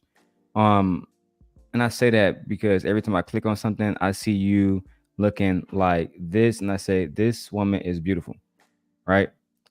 Are you familiar with the term pay pig? No. What is that? No. Are you familiar with a sponsor or a trick? Yes. I mean, have you experienced trick culture? Sponsor is like sugar baby, sugar daddy, and trick is prostitution, correct? I guess we can put it in those lanes. Have you had men who wanted to trick or sponsor you? No. But I have had a boyfriend who's an older gentleman who gave me an allowance, but I was the girlfriend. You know, he gave me $4,000 a month allowance. $4,000. That was nice for a while. I mean, and he financed my business venture. He put in $70K for Watered Body Care, and we're still friends, and I will forever be grateful. But he was not my sugar daddy. He was a boyfriend. I met his family. I flew regularly to his family home. I was not treated as some some like just I don't know what to call. I don't even know what to call it. Some I was floozy treated or something, right. with the respect that a girlfriend gets. Amen. I don't understand the whole sugar baby thing. I don't have any experience in it. I don't lend advice in that regard because that's not my goal is to find the tribe of women who are looking for meaningful relationships, not just transactional relationships, because that gets exhausting, you guys. At some point, like, don't you just want one good one? Like, all this dating is for the birds. Like, seriously, I could go on a date every single night. Ask me if I want to. That shit gets exhausting. I don't want to. And I'm not trying to do that just so I can get things. I have things. I have all these things. Like, I seek meaningful relationship, and I want the tribe of women who follow me to also want meaningful relationship. I think that people don't want meaningful relationships these days. People they do everything they can to place women in a box of just sexuality in these spaces. And that's something that we try to avoid over here. We try to have conversations. I'm not gonna lie. I spend most of my time dragging bandits, but at the end of the day, it's only because they say some of the most egregious shit and we just simply react to it over here. Right. And that's just what we do. Even with Princella, I spent about a month where she would come here every single day and we would talk, and every single day the men would be more and more and more upset. Right. She was saying stuff like men are incapable of love and and basically women. Can I speak to that? Sure. Okay. So I don't believe that that's true. I don't believe that men, first of all, I don't believe basically the framework that she puts it, it's a clever rhetorical trick. So the way that she does it, and again, this is not a knock on her. I think she's extremely intelligent. And I think that's why she's like, body slamming mentally a lot of these men, because she's so freaking smart. Agreed. She is, but I'm smart too. And so I just want people to understand this. The way in which she frames that argument is that she gives the definition of what love is, and you have to accept her definition.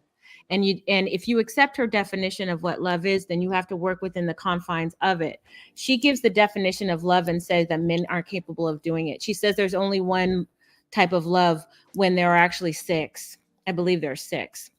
The Greek philosophers named the 6 types of love. So she's operating off of a premise where she's creating the definition, and you have to operate within that definition. And so I don't believe that men are incapable of love. I had a wonderful father who loved me like no man has ever loved me on this earth, who believed in me when nobody else would. You can't convince me of that. I have had men who have loved me. My ex-husband continues to love me. He loves his daughters.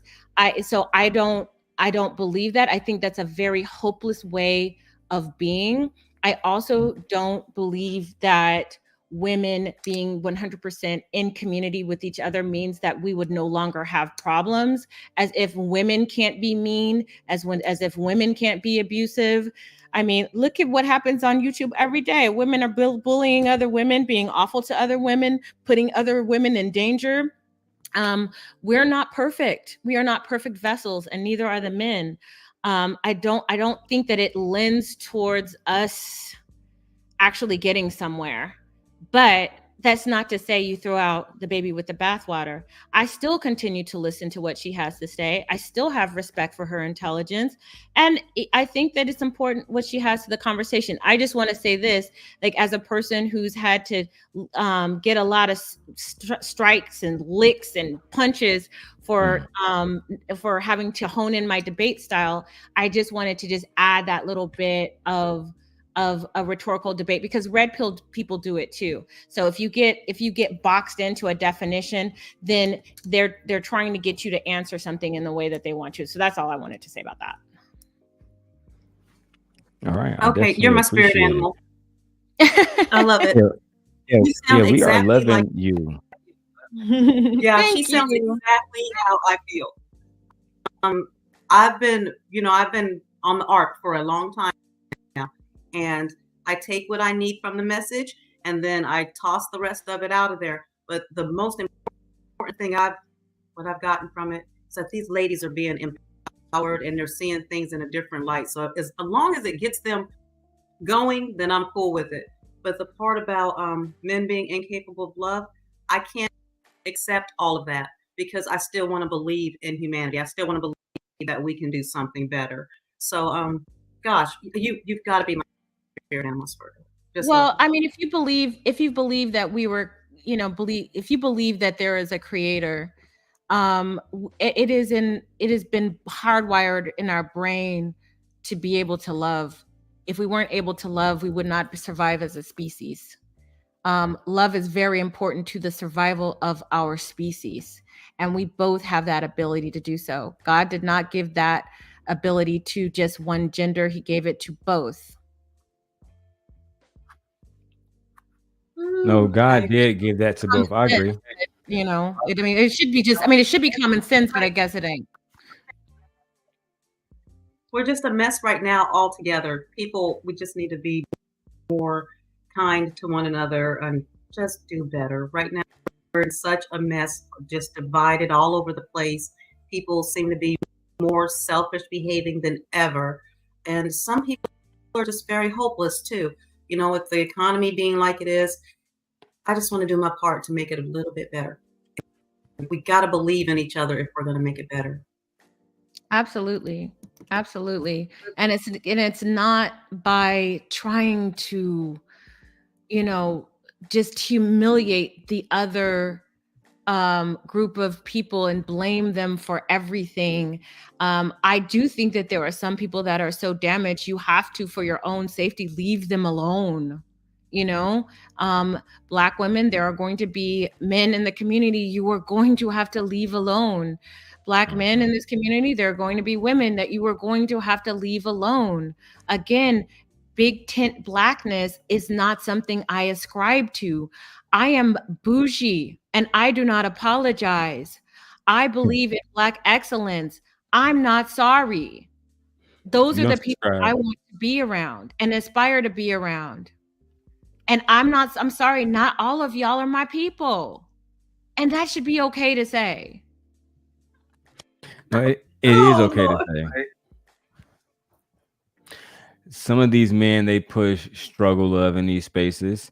And again, if you are not a part of that message, if this is not something that you guys agree with, then just like I said with Princella, a lot of guys hated Princella. They claimed that she was taking all the quote unquote vagina away from them and bringing it to herself. So I guys, if men are getting to the point where you're complaining about where vagina is going and you're not getting none and it's a woman, right. And if you make it so bad, if you make it so bad that women don't even want your phallus anymore, then you got big problems, bigger than Princella. Like if you're so bad that women don't even want to go with their natural desires if they are heterosexual, then Princella ain't the problem. It's you. If you got people out here rethinking their sexuality, that ain't on Princella. That's on y'all. Mm-hmm. No, I said the same thing because if men are in a situation where women are saying it's better to go be with women than to be under the leadership of Black men, then we have become a bigger problem than we realize. I think one of the things that I read a long time ago was the best way to destroy a person is to allow that person to become the weapon of their own destruction. And some of the behavior that Black men exhibit, it makes us a weapon of our own fucking destruction. I mean, I can go from the brick lady and how they treated her to Carly Russell to the woman who I think her name is Carlisha Hood, the Chicago lady who had the son who had the fire went off, like, and then Black men are just on the opposite side every time. Just like unfortunately my conversation with Tommy Sotomayor, who I tried to welcome to the platform, hoping that he would not yell, hoping he would not scream and call women the B word, but he fucking chose to anyway. It's just it just seems to be something that these guys do. If it's money attached to calling a woman a bitch, they're gonna fucking do it. You know what I mean? Do it even when there's no money attached. Omega, you have a lot of Girl, you came in, you brought Background noise. somebody, you brought a cat in and was hoping that he would bark like a dog. I did. I definitely did. I definitely brought a cat in thinking he was gonna bark. But see, the thing is, Pink Pills, I try to curate these conversations. Even today, like I wish I would have emailed you, but I tagged you, hoping you would see it. And the same way I tagged Tommy, he came through, but my thing is this: if you're gonna tell women to be quiet while they have conversations and to learn how to let one person speak and have these cordial, mature conversations, then I expect you to be an example of that. Whereas he felt it necessary to shit on Black women and to shit on Black men who he deemed to be simps, like myself. And that's just the way of YouTube now, right? YouTube is a fucking cesspool of bandits who preach struggle love, who preach mediocrity, right? And I think about mediocrity when I think about the whole. They don't want to struggle. They just want you to. So be clear on that. You think they want to coast. They want us to struggle, but they want to coast. I know what's her name, the brick lady. I don't know her name, Pink. I'm sorry. I don't know her name either, but I don't know if I'm not sure. I don't want to even comment on that because there's so much speculation. Yes. On whether that was an authentic, real thing, just the same as like Oyster Girl. I'm just honestly tired of and then the Cheesecake Factory girl. I found out that was a fake and just for clout.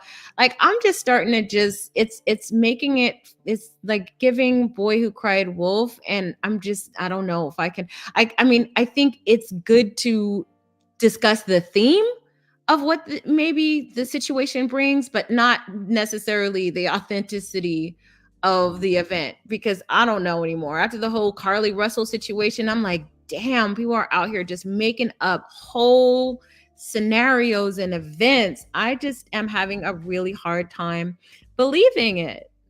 Yeah, that backfired for Simp Nation tremendously because we held her down and we ended up getting called out for it. It was definitely fucking embarrassing. But at the end of the day, I would say this. When it comes to how men react in these spaces, yelling over them, calling them the B word, all that kind of shit, it's not going to lead to us having a genuine conversation. It's not going to lead to any progress. So Omega, I see you in the back. I see you have a question for Pink Pill. Are you ready to come up, sir? Give me a 2 thumbs up. Okay, cool.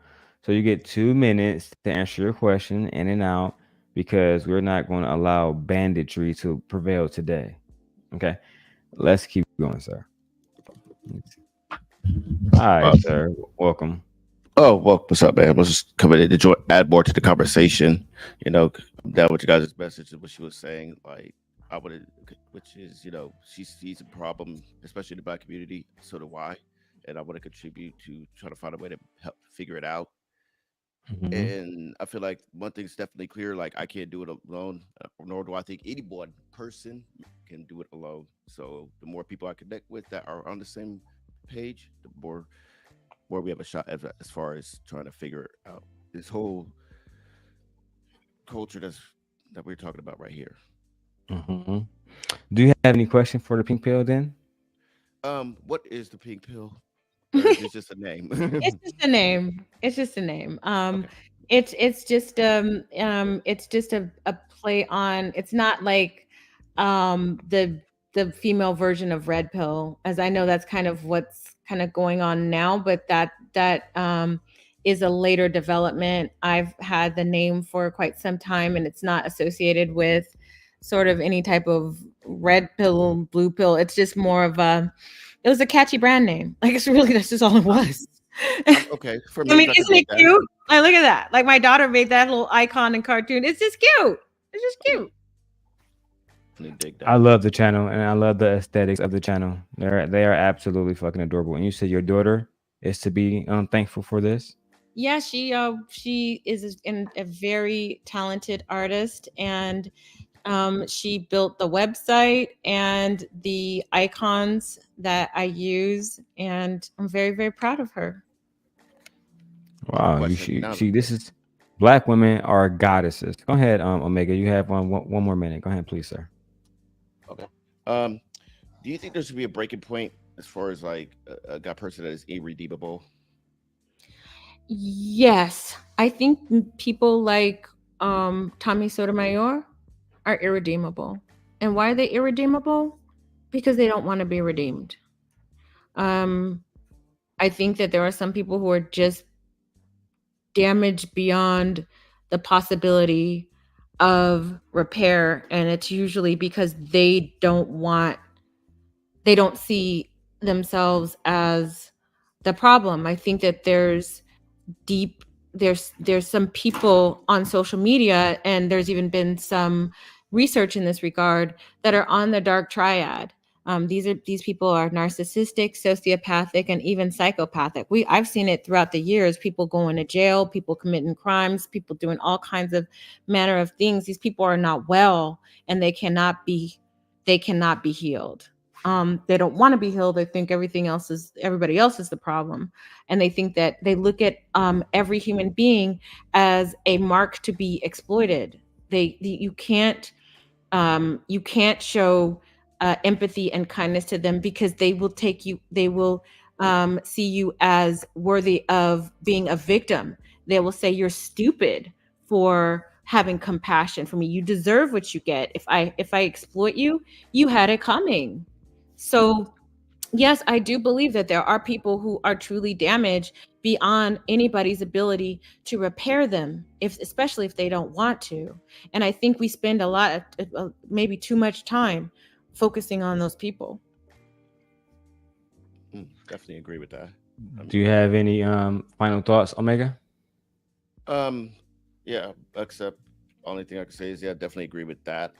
Especially I'm in the field of politics and religion, and I've asked this, and I've been asking the same question, but I run into a lot of people that are like, hey, we got to reach out to them. We just have to. And it's like, at this point, why? I mean, No, we can't. Yeah.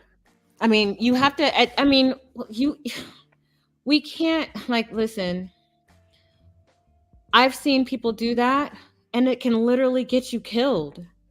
And I am not going to advise anybody to have this kumbaya. I ain't God. I ain't Jesus. I'm just not. And you shouldn't be God and Jesus either. It's not your job to try to reform and redeem people. That's God's job. Let God handle it. I couldn't agree more. Omega, we appreciate you for joining us on this episode of Simp Nation. Pink Pill, we were honored to have you over here. You, as you see, you have the big moderator wrench. We do hope to see you again, because more than likely, with all due respect, and we love you, we will be reacting to your content because we fucking love it. Okay. A little gift for the respectful conversation. It was delightful. I appreciate it. Thank you. And we have the money songs over here for you. Okay. A few different ones, and I love to dance, so yeah, they make fun of me, but this is Tommy still have a video out of me dancing, and Sophia, what's crazy is Tommy was like, girl, let it dance, and I'm like, bro, what's wrong with dance? I went to an art school. I said I like dancing.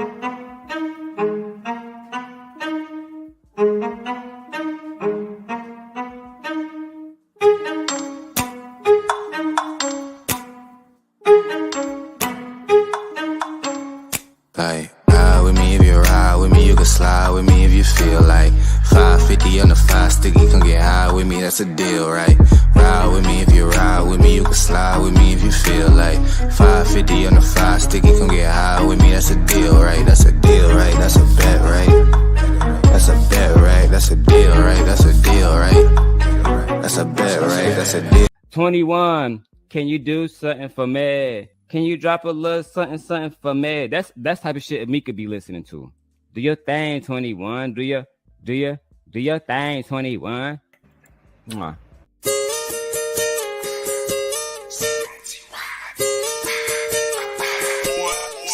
It's time for the circulator. It's time for the circulator. I'ma shake my money game. I'ma shake my money game. It's time for the circulator. It's time for the circulator. It's time for the circulator. It's time for the circulator. I don't know how to dance but can lean and make the ghetto bitch put their hands on their knees. I don't know how to dance but can lean. I don't know how to dance but can lean. I don't know how to dance but can lean and make the ghetto bitches put their hands on their knees. Make the ghetto bitches put their hands on their knees. Make the ghetto bitches put their hands on my JT, I'm fly with it. CITY with it. Right cheek, left cheek with it. Fun size on fleek with it. Slim, thick, petite with it. She wet, we keep missing. One time for my freak bitches. After hour, no sleep bitches. When I get my freak on, they throwing money like me chong. When I do my 10, money fight, these niggas throwing pins. JT, I ain't playing. That I have to say this. Yo, I mean, how can you look at that and not want to simp? I mean, Black women, yes, there's nobody like us. Nobody. Don't let anybody tell you that you are not goddess incarnate. You are everything, and all of it is all in you. Just like the song. This is amazing. I wish I could move like this. Just gorgeous. Absolutely gorgeous. I couldn't agree more. That's why we have the platform that we have here. Shout out to Chocolate Earth Foundation too. We absolutely love her.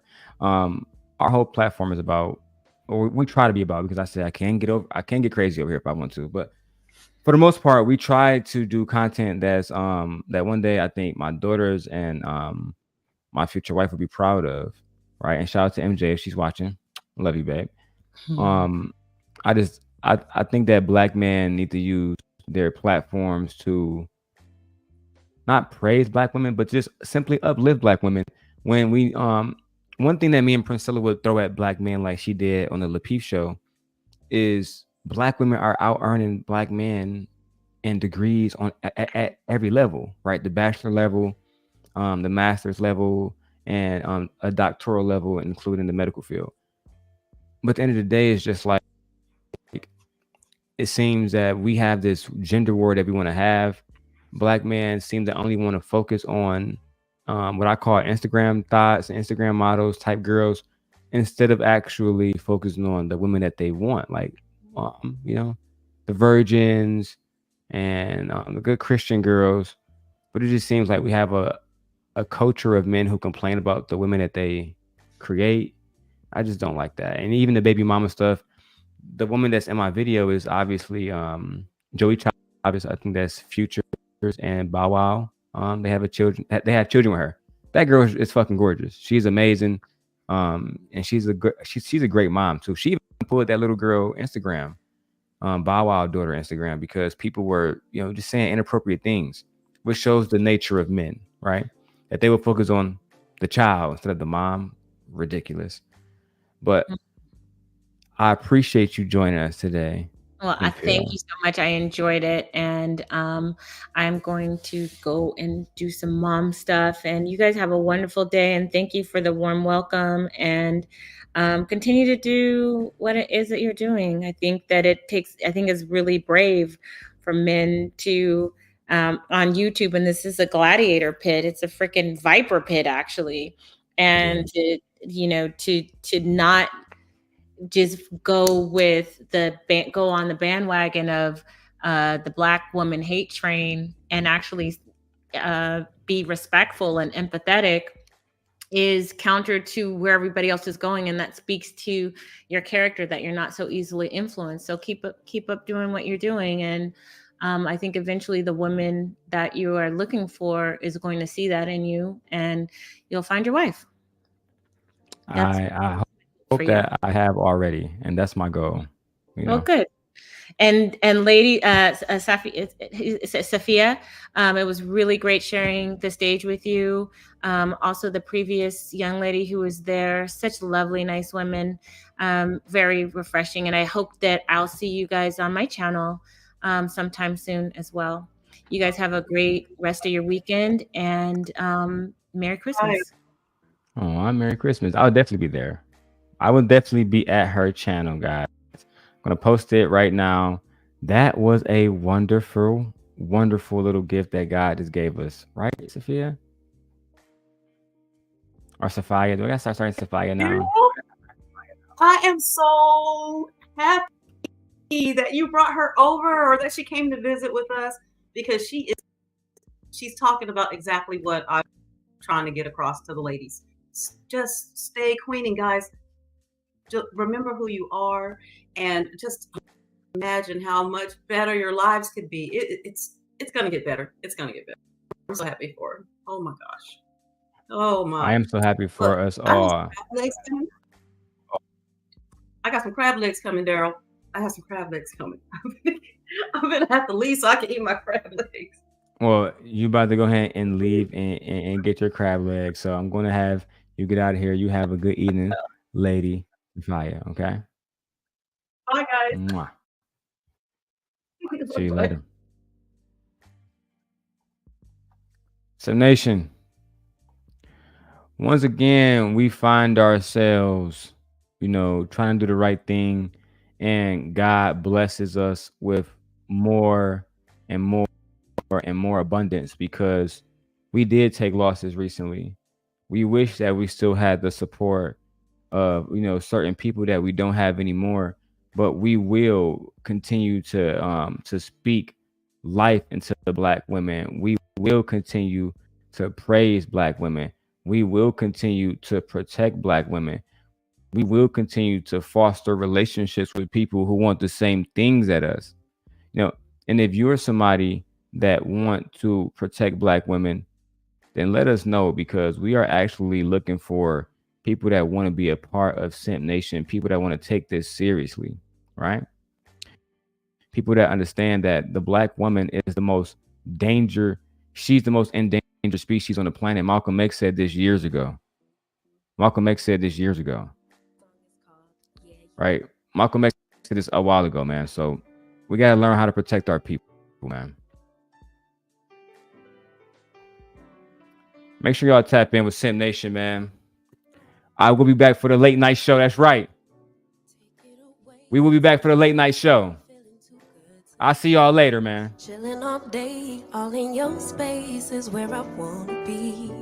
Here in this room, what did you do? I just can't get enough. Too caught up in your love. I've been trying to forget, but you won't let me. Something in my brain wants you.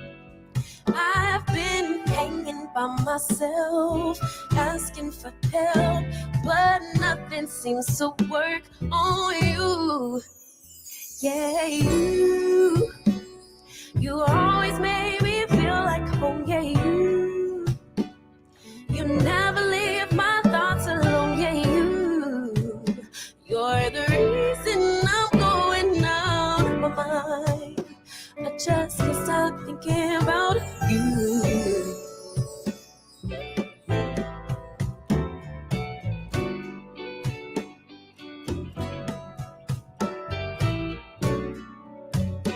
I just can't stop thinking about you.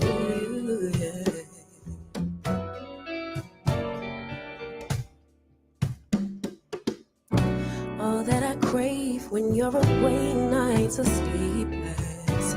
Do we need space? Yeah, maybe a break. Boy, you're my weakness. Give and we take, the love that we make is my favorite drug. Too caught up in your love. I've been trying to forget, but you won't let me. Something in my brain wants you. I've been hanging by myself, asking for help, but nothing seems to work on you. Yeah, you always made me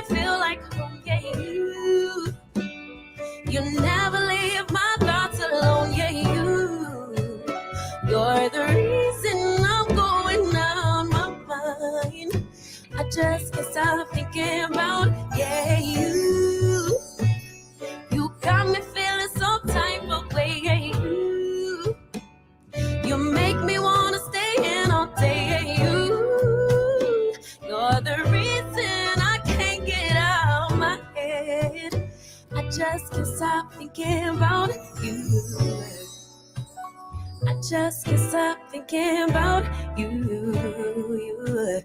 I just can't stop thinking about you.